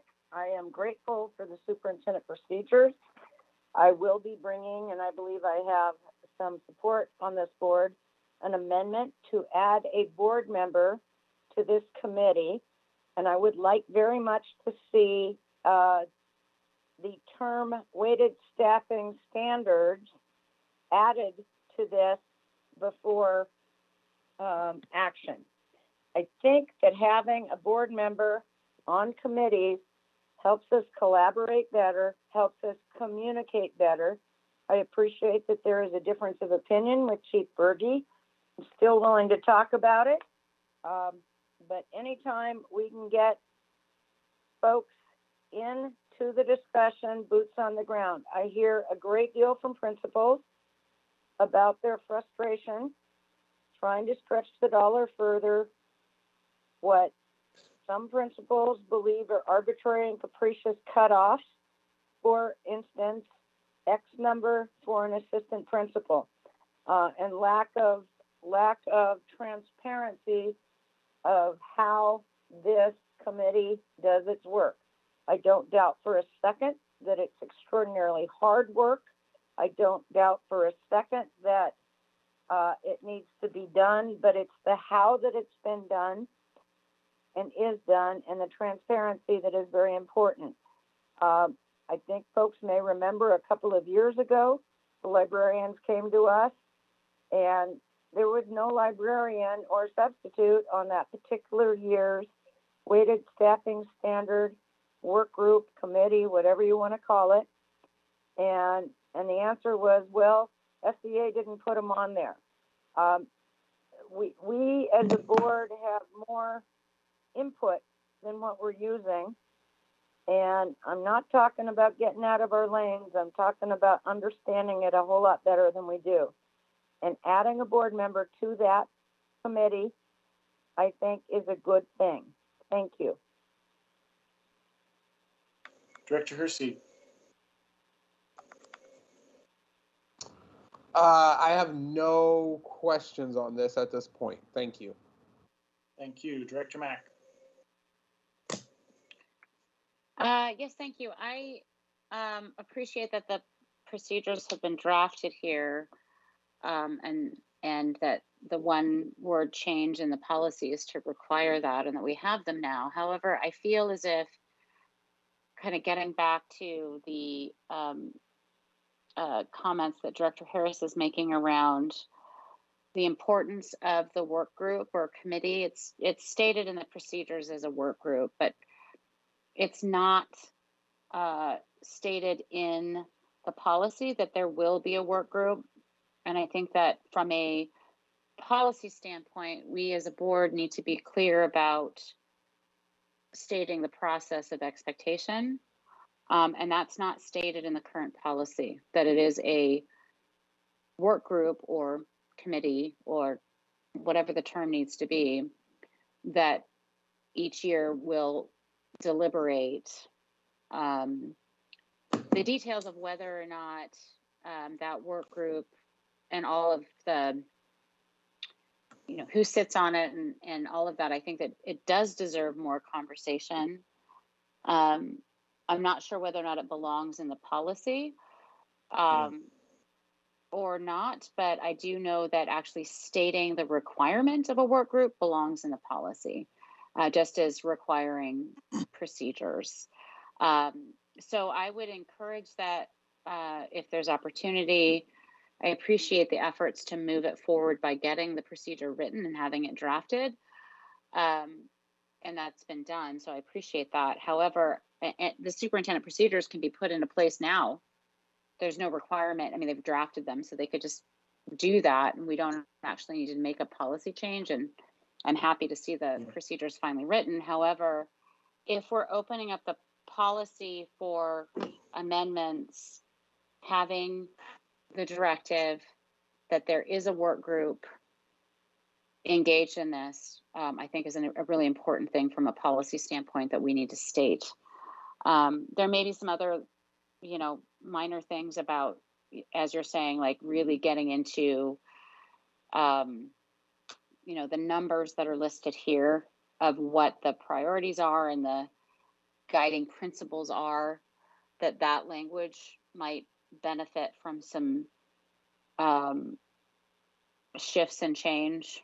And I haven't put enough brain space on this as to whether or not I have any specific ideas, but I would encourage that if we're going to go ahead and approve this with the requirement that there be procedures, I would also like to see that we require that the work group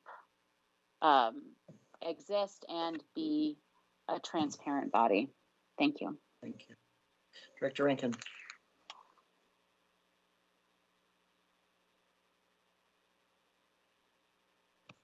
Sorry, I was looking at the document and then couldn't find my way back to the window.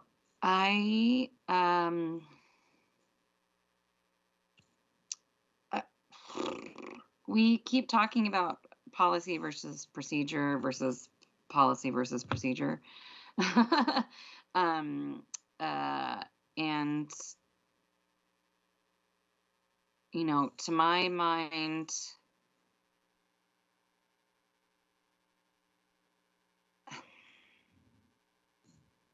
you know what? No, I actually, well,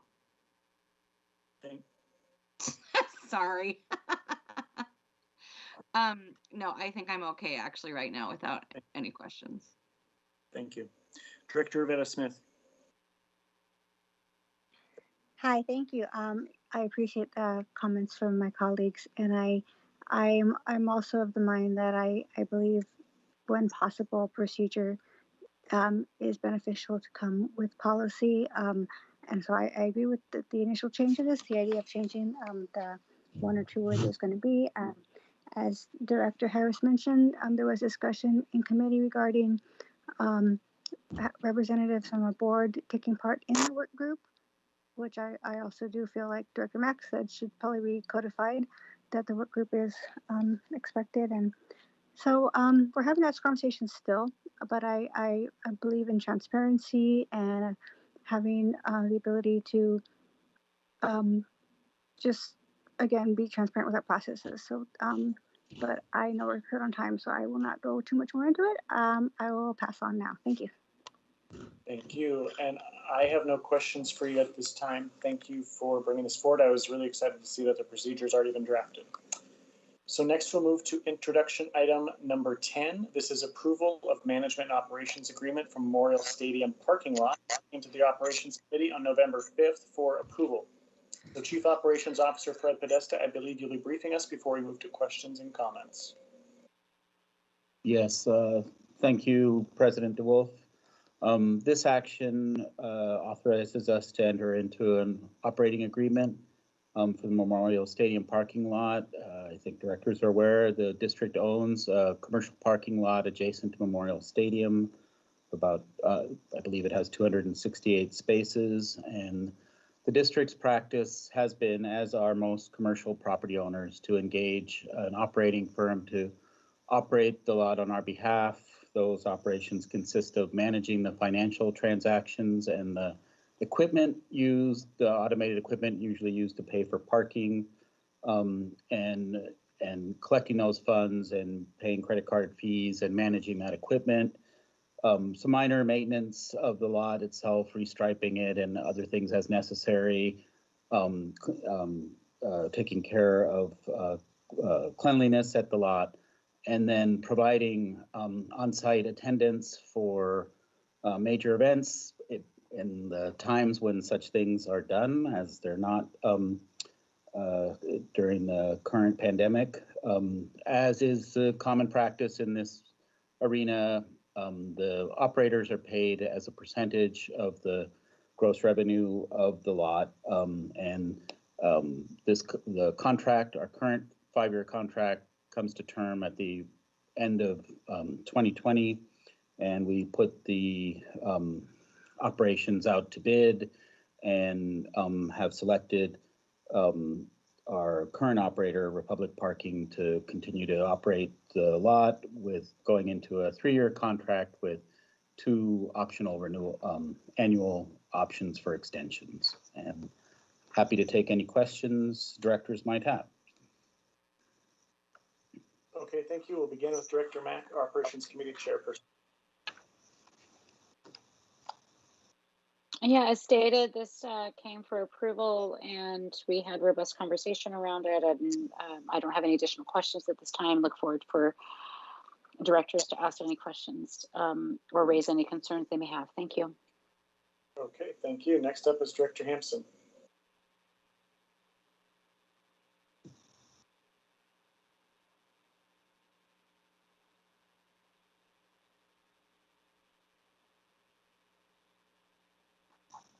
Apologies, technical difficulties. No questions for me at this time. Thank you. Thank you. Director Harris. Question for, excuse me? Question for Chief Podesta. On the outside chance that we can figure out something to do, whether it's seismic issues of Memorial Stadium or improvements, those won't be barred by this contract. There's an escape clause, is there not? Yes, we can adjust the contract or terminate for convenience if we need to with appropriate notice. And what is appropriate notice, sir? I'm not sure the term. I think it's 180 days, but I So can. that's a half year, 6 months. Yeah. And would have 6 months worth of head start in any event to do any significant work. Is that right? At least the permitting process would probably extend beyond that. Touche. Thanks very much. Thank you. Director Hersey. No questions from me on this item. Thank you. Thank you. Director Rankin. I do not have questions. We covered this pretty extensively in committee. Thanks. Thank you. Director Duvetta Smith. Yep, no questions for me either. Thank you. Thank you. And I don't have any questions for you at this time. Thank you so much, Chief Podesta. Next is introduction item number 11. This is BEX 5 Distress School Grant Award Contracts K1372, P1797, P1798, and P1796 to Building Envelope Technology and Research Inc., BETNR, for technical consultation services during design and on-site construction observation of the building envelope, exterior cladding systems, and roofing systems for the Coe Elementary Classroom Edition, Leschi Elementary Classroom Edition, James Madison Middle School Classroom Edition, and Van Asselt Classroom and Gymnasium Edition projects. This came to the Operations Committee on November 5th for approval. So Chief Podesta, I'll turn it back to you before questions from directors. Yes, thank you again. Our capital group has begun a new practice to hire an independent expert on building envelopes, which are all the exterior portions of buildings, windows, walls, masonry, exterior doors. These systems and materials have gotten more complex over the years, and with the wet environment that we have in the Northwest, failure of these systems is very costly and create operational problems. So having an expert in this particular field look at our design, materials, and construction methods, independent of the contractors building this, are bringing more sophisticated expertise, and hopefully will lead to longer life in our buildings and better operations, and more comfortable and safe buildings. Thank you. All right, we'll start with Director Mack, our Operations Committee Chairperson. I just want to say that I appreciate that these are all, it's incredibly important that we do this work because we've had issues of failure in the past. And so this is a fiduciary responsibility effort, as well as I appreciate staff's thoughtful work to bundle the projects together instead of having 6 million bars come in front of us individually. With that, I encourage any director questions or concerns. Thank you. Okay, thank you. Next up is Director Hampson. I don't have any questions. This seems like a good move, and I look forward to supporting it. Thank you, Director Harris. Question to Podesta. Why not put the independent examination and audit, if you will, onto the contractors so we aren't taking the hit, but that's part of their bid structure for future consideration? I think, again, with classroom additions, and we have multiple contractors, and you know, we've just learned the hard way. I meant some directors may remember me bringing this rotted piece of iron to a board meeting more than a year ago from Rising Star that really related to how the roof was constructed and the interior systems related to that roof. That was the work of many contractors and one architect, and we can certainly, you know, try to pass the risk on and deal with this with claims after the fact. But these are the kinds of failures that typically happen years later, not, you know, within the life of the building, but, you know, 10 years later, you realize that this design was not good. So we just feel it's this is an opportunity for us to measure twice and cut once. Is this something you could take up with the Spec 5 committee? Absolutely. Certainly, I expect we've gotten advice from them, but we could certainly talk to them about it. Thank you so much. Director Hersey. We discussed this ad nauseum in committee, so I'm good. Thank you. Thank you. Director Rankin. I don't have questions. As Mr. Podesta said, you know, I wasn't on the board at the time, but the piece of roofing from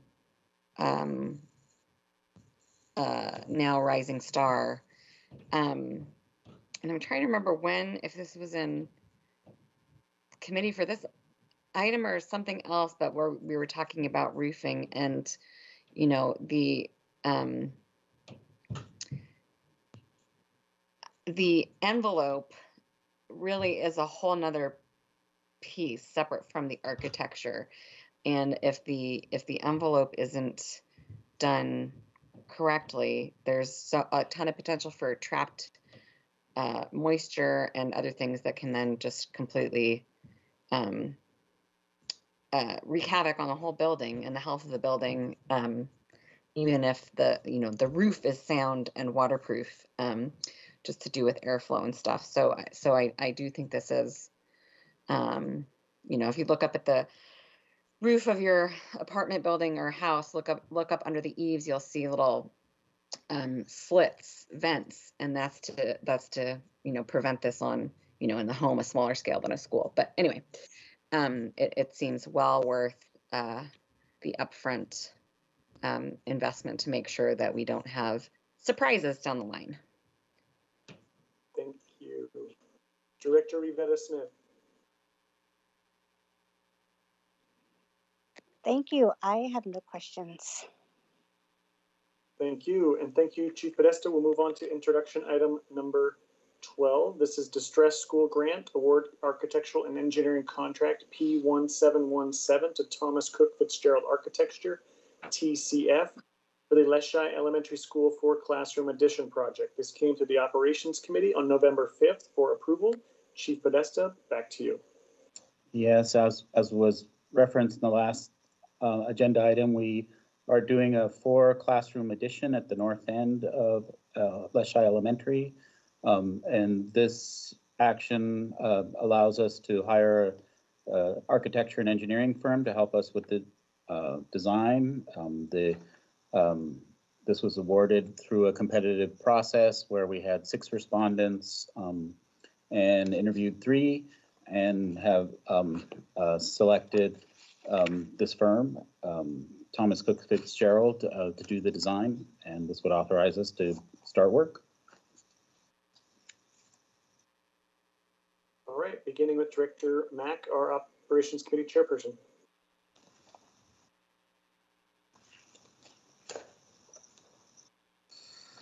Thank you. Just want to note that it was brought up in committee under the context of this, that we, in this near term, and I don't think it's on the next operations agenda, but we've asked to get a summary of distressed pool grant funding over the last few years, because these sorts of things that are provided from the legislature as one-offs are really important and wonderful to be getting, but it would be helpful to have a little bit more clarity around all of that. So appreciate this coming forward, support this bar in front of us, and thank you to the legislature and the representatives that have supported this effort. Thank you. All right, next is Director Hampson.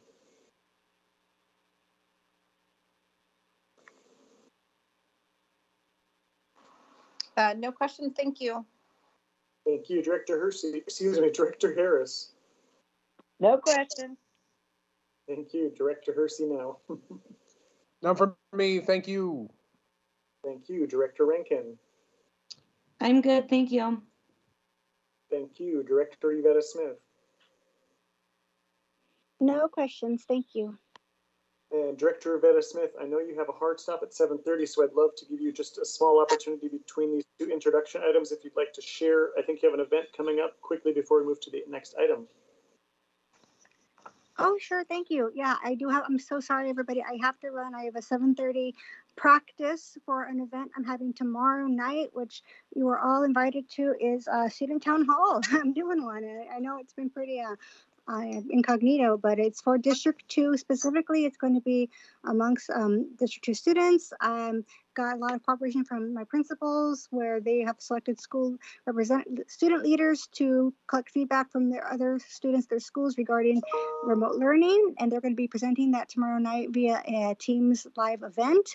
It's a kind of webinar style where there will be presenters along with me, and everyone. It's open to the public to watch, but viewers will not be seen or heard, so it's ultra safe, except there will be a Q&A, which is moderated. So anyhow, I'd love for you all to attend. If you can't attend, don't worry. I will send you a link to a recording so you all can hear with these students, their feedback and suggestions. I'm really excited to hear from them, and I'm really sorry I got to run, but got a 7:30 practice with them because that's late for them. And yes.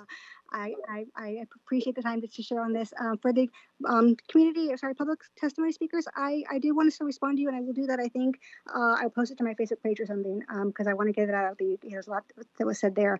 So thank you all. Got to run. Have a good evening. Thank you, Director Versna. Okay, next we'll move to introduction item number 13. This is BEX 5, Resolution 2020/21-12, Racial Imbalance Analysis for Rainier Beach High School Replacement Project. This came to the Operations Committee on November 5th for approval. So Chief Podesta, back to you before questions from directors. Yes, we, in order to be eligible for state funding for our capital projects, the district is required, the board is required to pass a resolution to attest that a given project would not create a situation where enrollment at a given school would become racially imbalanced, or if it's already imbalanced, whether the project would make it more so. This is based on analysis done per very specific parameters identified by state statute. And we've done that analysis. It's attached to the board action report for Rainier Beach High School, which would be a school replacement, as you're aware, and have determined that this project will not create or aggravate a racial imbalance at the school. Okay, thank you. We'll begin with Director Mack, our Operations Committee Chairperson. This is, I don't know, the fourth that we've had in front of us recently. The analysis is all there, and I don't have any additional questions. Robust conversation in ops, and appreciate any additional questions at this time. Thank you. Beginning with Director Hampson. No questions for me. Thank you. Thank you. Director Harris. No questions, but thank you for putting the actual numbers as an attachment. That doesn't always happen, and it's much appreciated. Thank you. Thank you. Director Hersey. No questions for me. Thank you. Thank you. Director Rankin. No questions, thanks. Okay, thank you so much. All right, and I don't have any questions for you at this time. Thank you for the information, Fred. Next item is introduction item number 14. This is VEX 5 Award Architectural and Engineering Contract P1776 to Malhoum Architects for the Lincoln High School Phase 2 project. This came to the Operations Committee on November 5th for approval. Chief Podesta, over to you before we do questions. Yes, thank you. As you know, the district reopened Lincoln High School in the fall of 2019, and that renovation focused on buildings on the west side of the campus. There's always been planned a phase 2 project to focus on east side buildings and includes improvements overall for seismic safety in those buildings, improvements to the theater, the gymnasium, and career and technical education programs. The architect and engineering contract being proposed was selected through, again, a competitive process. And again, we had a robust set of respondents, 6 firms proposed work, and Malhoum Architects was recommended by our selection committee, and authorizing this will begin the design phase of this project. Thank you. Thank you. Okay, we'll begin with Director Mack, Operations Committee Chair. Yes, thank you. Just to give a little context, because we're going to see this, you know, as with all projects, we see a whole bunch of bars come in front of us.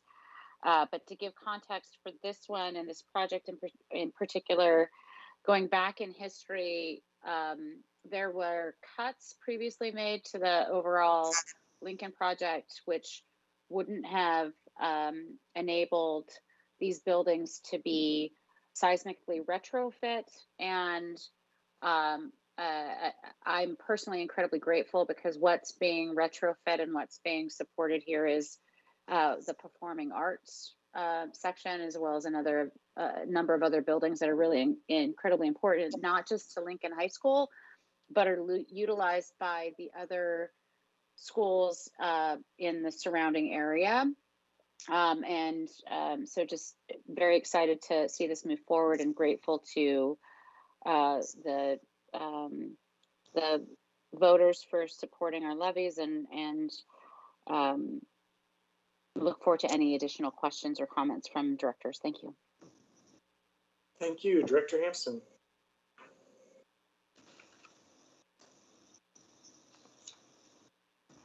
No questions. Thank you. Thank you. Director Harris. No questions. Thank you. Director. None from me. Thank you. Thank you. Director Rankin. I'm excited about the potential for access to more students to performing arts space, but other than that, nothing from me. Thank you. And I have no questions for you at this time, Fred, but thank you for bringing this forward.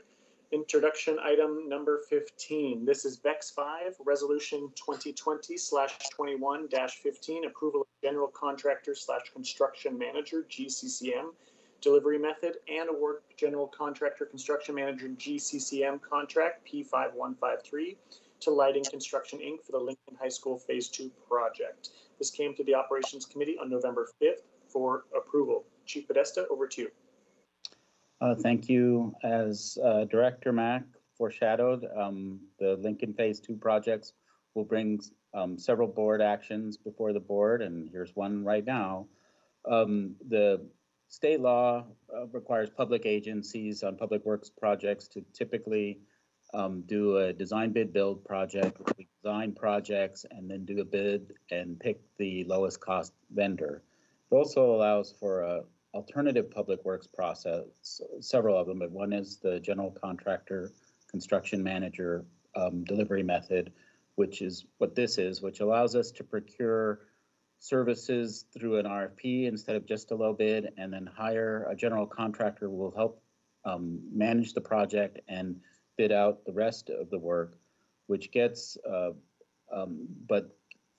given that that's an alternative process, it needs to be approved by a state review commission, which this has been, and then the board is required to pass a resolution accepting us using this alternative public works method.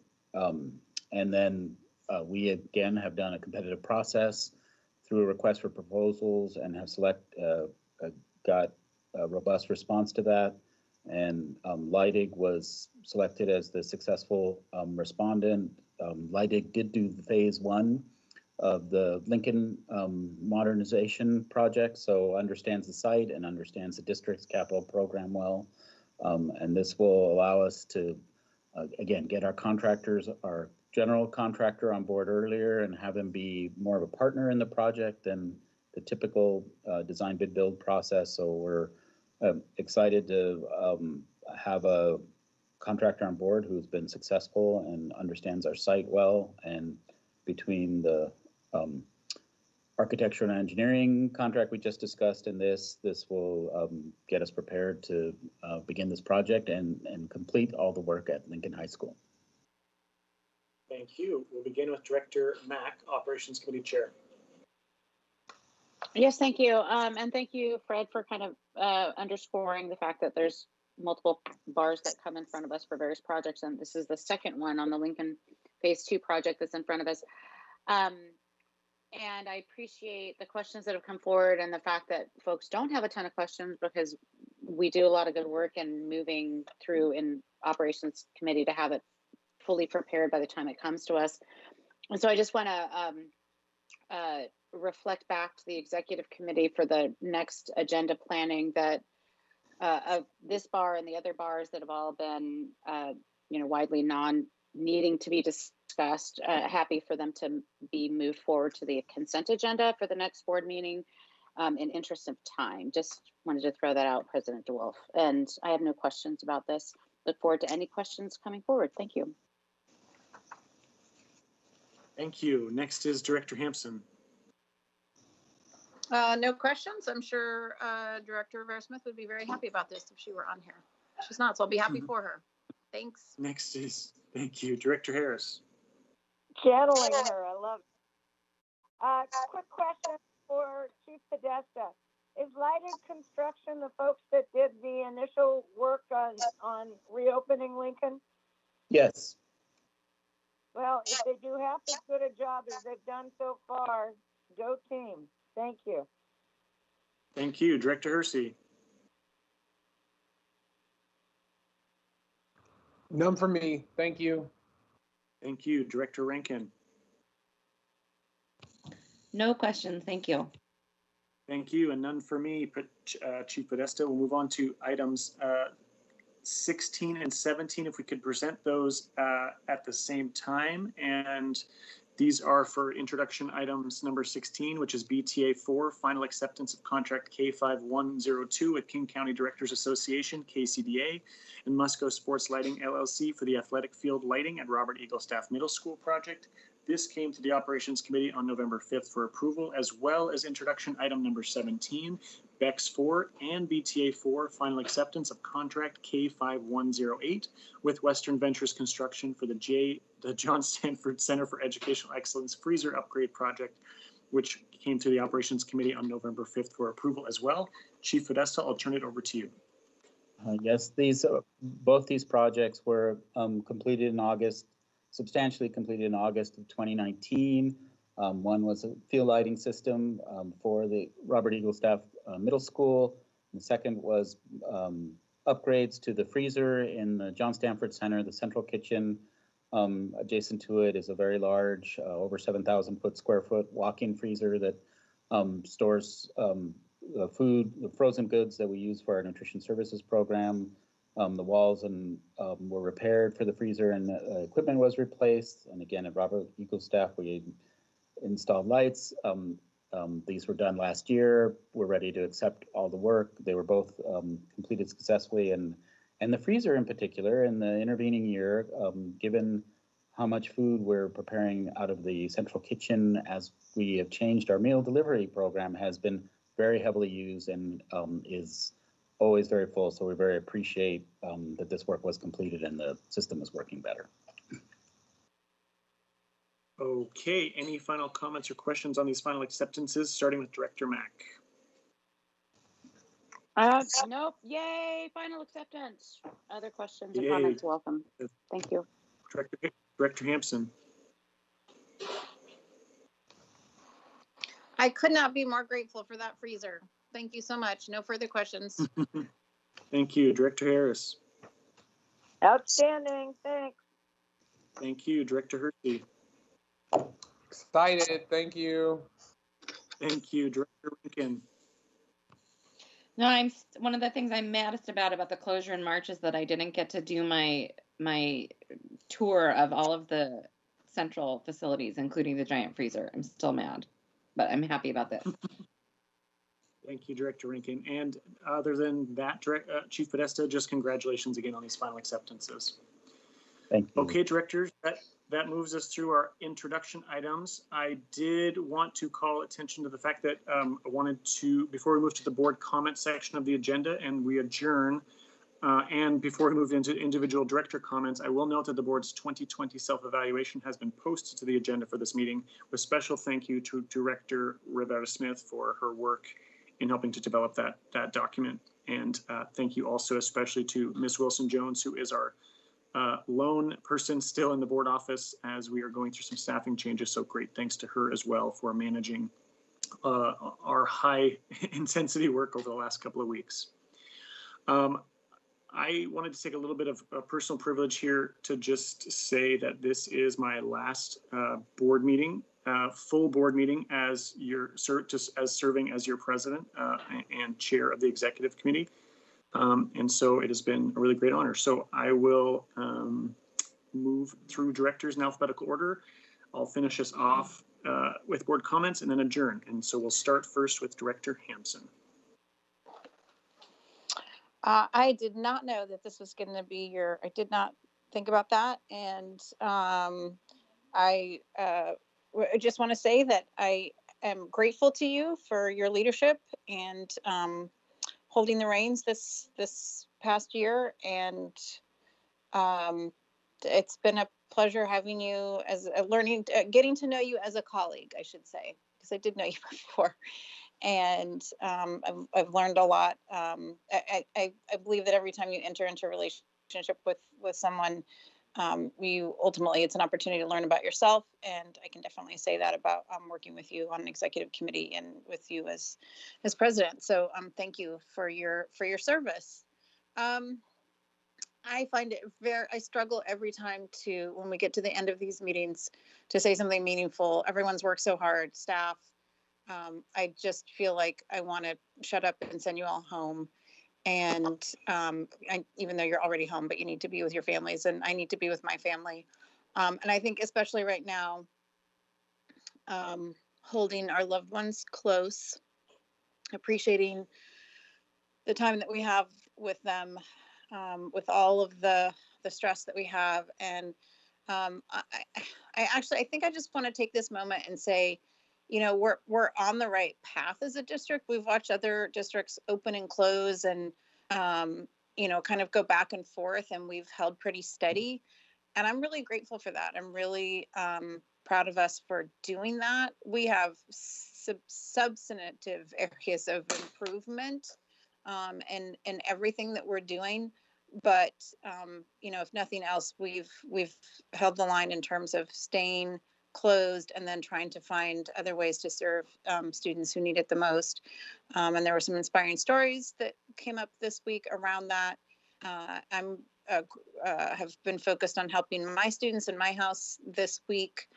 And I'm looking forward to spending more time with my family next week and everyone having a break. And so with that, I'll just say that I am incredibly grateful. I know I can see the exhaustion on people's faces. Others can probably see it on mine, but I do see it, and I'm looking forward to everyone having a break and to hopefully, that we're about to finish off one of the most difficult years in history, and I'm looking forward to that happening and to moving into a new year that is substantially more promising. And so grateful to all of you tonight, and I will leave it at that. Pina Gigi. And my heart goes out to everyone that is dealing with COVID-related illness and death and stress, and we will see you next time. Thank you. Thank you. Director Harris. The stress issue that Director Hansen brought up is so collective and so embedded, not just in this school district and our families and our staff, but all over this city and this country. And yay for the young people getting out and voting. Yay for the fact that people of color were the ones that turned this election around. Let's hope that we keep everybody embedded and active in where this country goes. And I couldn't be more pleased to say sayonara, goodbye, ciao to Director Betsy DeVos, Secretary DeVos. I hope fervently that we get a real educator in that seat, one that understands funding, one that understands democracy, and one that understands opening the doors of our schools and making them superb is everything for our young people. What an extraordinarily long month. On the issues of stress and the emails and the community feedback we get, I will say it again. When you send your emails, please give us constructive comments. Please give us your best ideas. Please give us some context, which school, which part of the city you live in, so that we can sift and measure those comments better. And also I want to say to all the folks that frankly are bordering on harassment, to at least this board director, about whether or not this board of directors will be extending the superintendent's contract. I need you to be more thoughtful. These are very difficult decisions. Every one of my colleagues and myself are taking them very seriously. And there's a whole lot we can't talk about because that's executive privilege. And to talk about it would be to be breaking the law, and that's not okay. But I would really encourage people to back the hell off.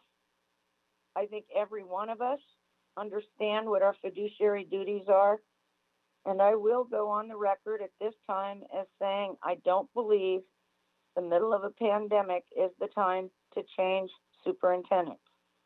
Now, am I thrilled with everything that Superintendent Denise Juneau has done or not done? Absolutely not. But I can say with alacrity that I have had good conversations. I have had face-to-face conversations with my disappointment. I do hope to get a community meeting online going in December, and I can't tell you how much I miss personal contact, both with my colleagues, with the staff, and with our community. I find it extremely one-dimensional doing business this way, and very frustrating because we lose tenor and tone. And I think we lose a lot of what makes us really strong, and that's our teamwork. Our we, our, not our me and mine. But I think some extraordinarily hard work has been done this last year. Some extraordinarily difficult conversations are being had and continue to be had. And we're having, I believe, a work session tomorrow on 0040. And that anti-racist policy, I think, is going to be a thing of beauty when people talk to each other and collaborate. And I'm very excited about it. I'm also extremely excited that since 2012, the passing of 0030, we may finally have some superintendent procedures. And superintendent procedures matter because they are a basis to hold people accountable.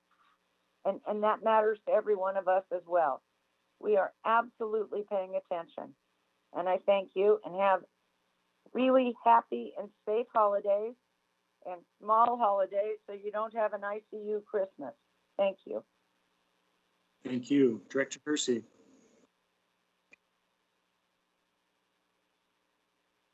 I'll keep my comments brief. I just want to give a huge shout out to Director Aaron Smith and Director Carrie Campbell, or Chief Carrie Campbell, sorry, it's been a long day, for coming through the District 7 equity meetings that we've been hosting weekly with PTSA and other community leaders. The feedback from those sessions has been nothing but gracious and very appreciative for your presence and continued collaboration. So if either one of you are listening on the call, just know that I appreciate you and look forward to continuing to work with you through that opportunity. If there are any, I might be coming to other senior staff members as the group asks questions about how District 7 can continue to engage and help drive policy for our district in a significant way. So again, just thank you to those two staff members who have come through. We really appreciate your time and presence, and I'll wrap it up there. Thank you. Director Mack. Yeah, it's 7:51. We've been on since 3:30, and my brain is about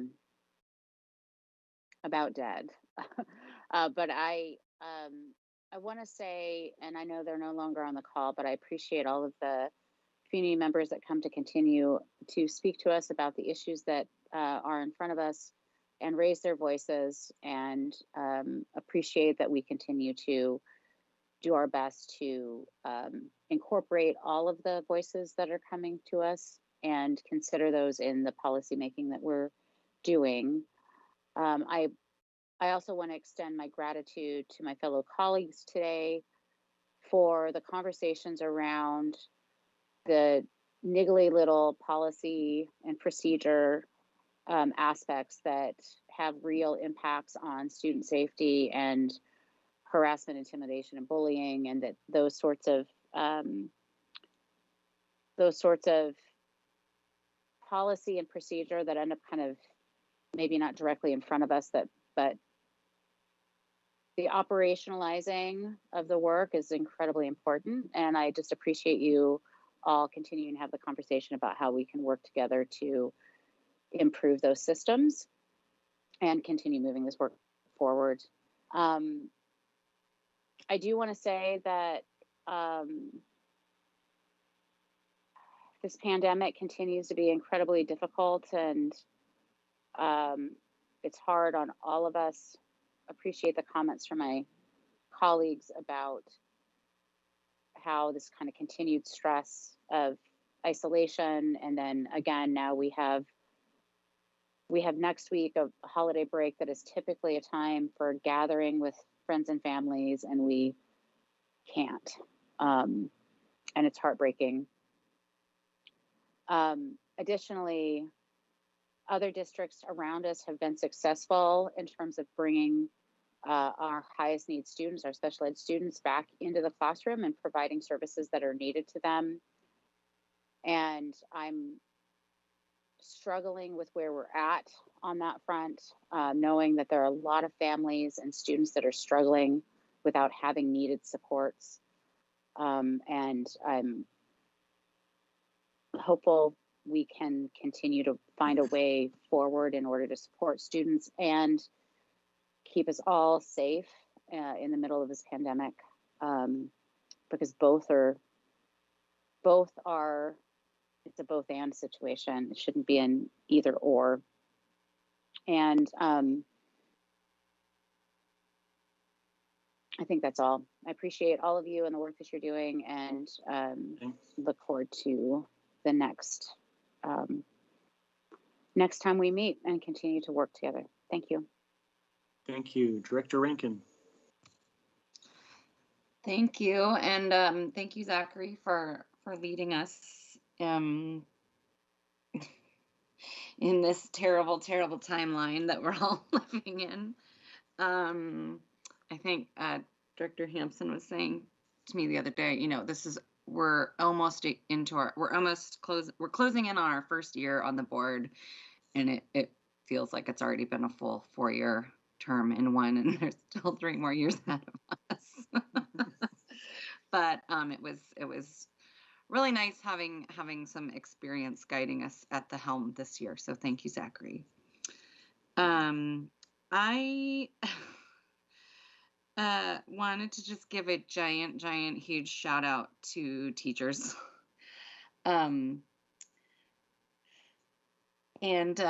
support something or voice my support for something that Superintendent Juneau mentioned in her comments at the beginning of the meeting, which was looking at easing up some requirements or changing what the day looks like on Wednesdays for elementary school. And I was really happy to hear that, because that's actually something I had meant to put into an email to say, hey, are we thinking at all about this? Because what I'm the parent of a middle schooler and an elementary school student. And that Wednesday time, the way that my son's middle school is using that Wednesday time is really smart, and gives them, you know, gives the teachers some opportunity to kind of, you know, catch up on, you know, maybe late assignments that have been turned in, to track those down, to, you know, do grading and other stuff, and also meet in small groups with students that might need a little more support and be available for office hours. And I see my elementary students teacher trying to offer that same support to her students, but she has to do it at the end of a day of teaching. And I know Wednesday it's not a full day, but I think that students and teachers could use that pause in the middle of the week, especially, you know, for littler kids, to just have a little bit more freedom, and for the teachers to have the time given to them to reach out to families, to support families directly. So just however that comes forward, I think that's great. I was really glad to hear that in the comments, because I think it will be helpful. My 6th grader was called, you know, asked to join a small group today because he was missing several assignments. And I'm not going to name the teacher or the class, just a huge shout out to this person who was using that time so well to bring in the students that needed more support. And the common thing between all of them, when they were talking about, you know, let me help you, what are you missing these assignments for?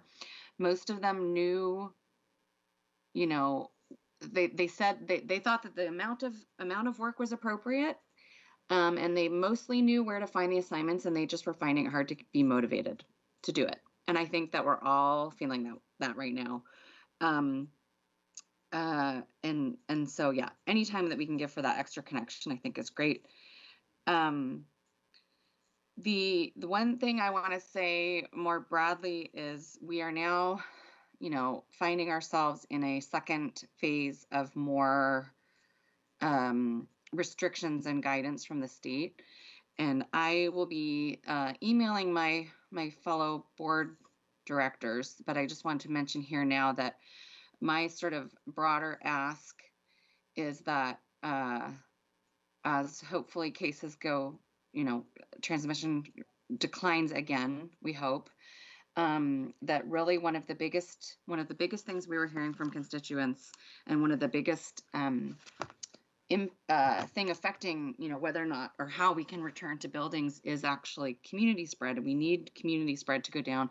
So what I'll be emailing you all, and hope that we can support each other in making some kind of a statement or request to the to the state, that to the governor, that not to say that students need to go back as soon as possible, but to ask that when the time comes to, you know, quote unquote, reopen, since we're supposedly locking down more, that students in schools are considered a priority, as opposed to, you know, returning everyone to kind of social gathering things and having students in schools be last. So I'll be emailing you all about that, because I just, the impact on everybody when all of our kids are isolated from each other and on families, working families, is huge, and we need to be, those needs need to come closer to the top.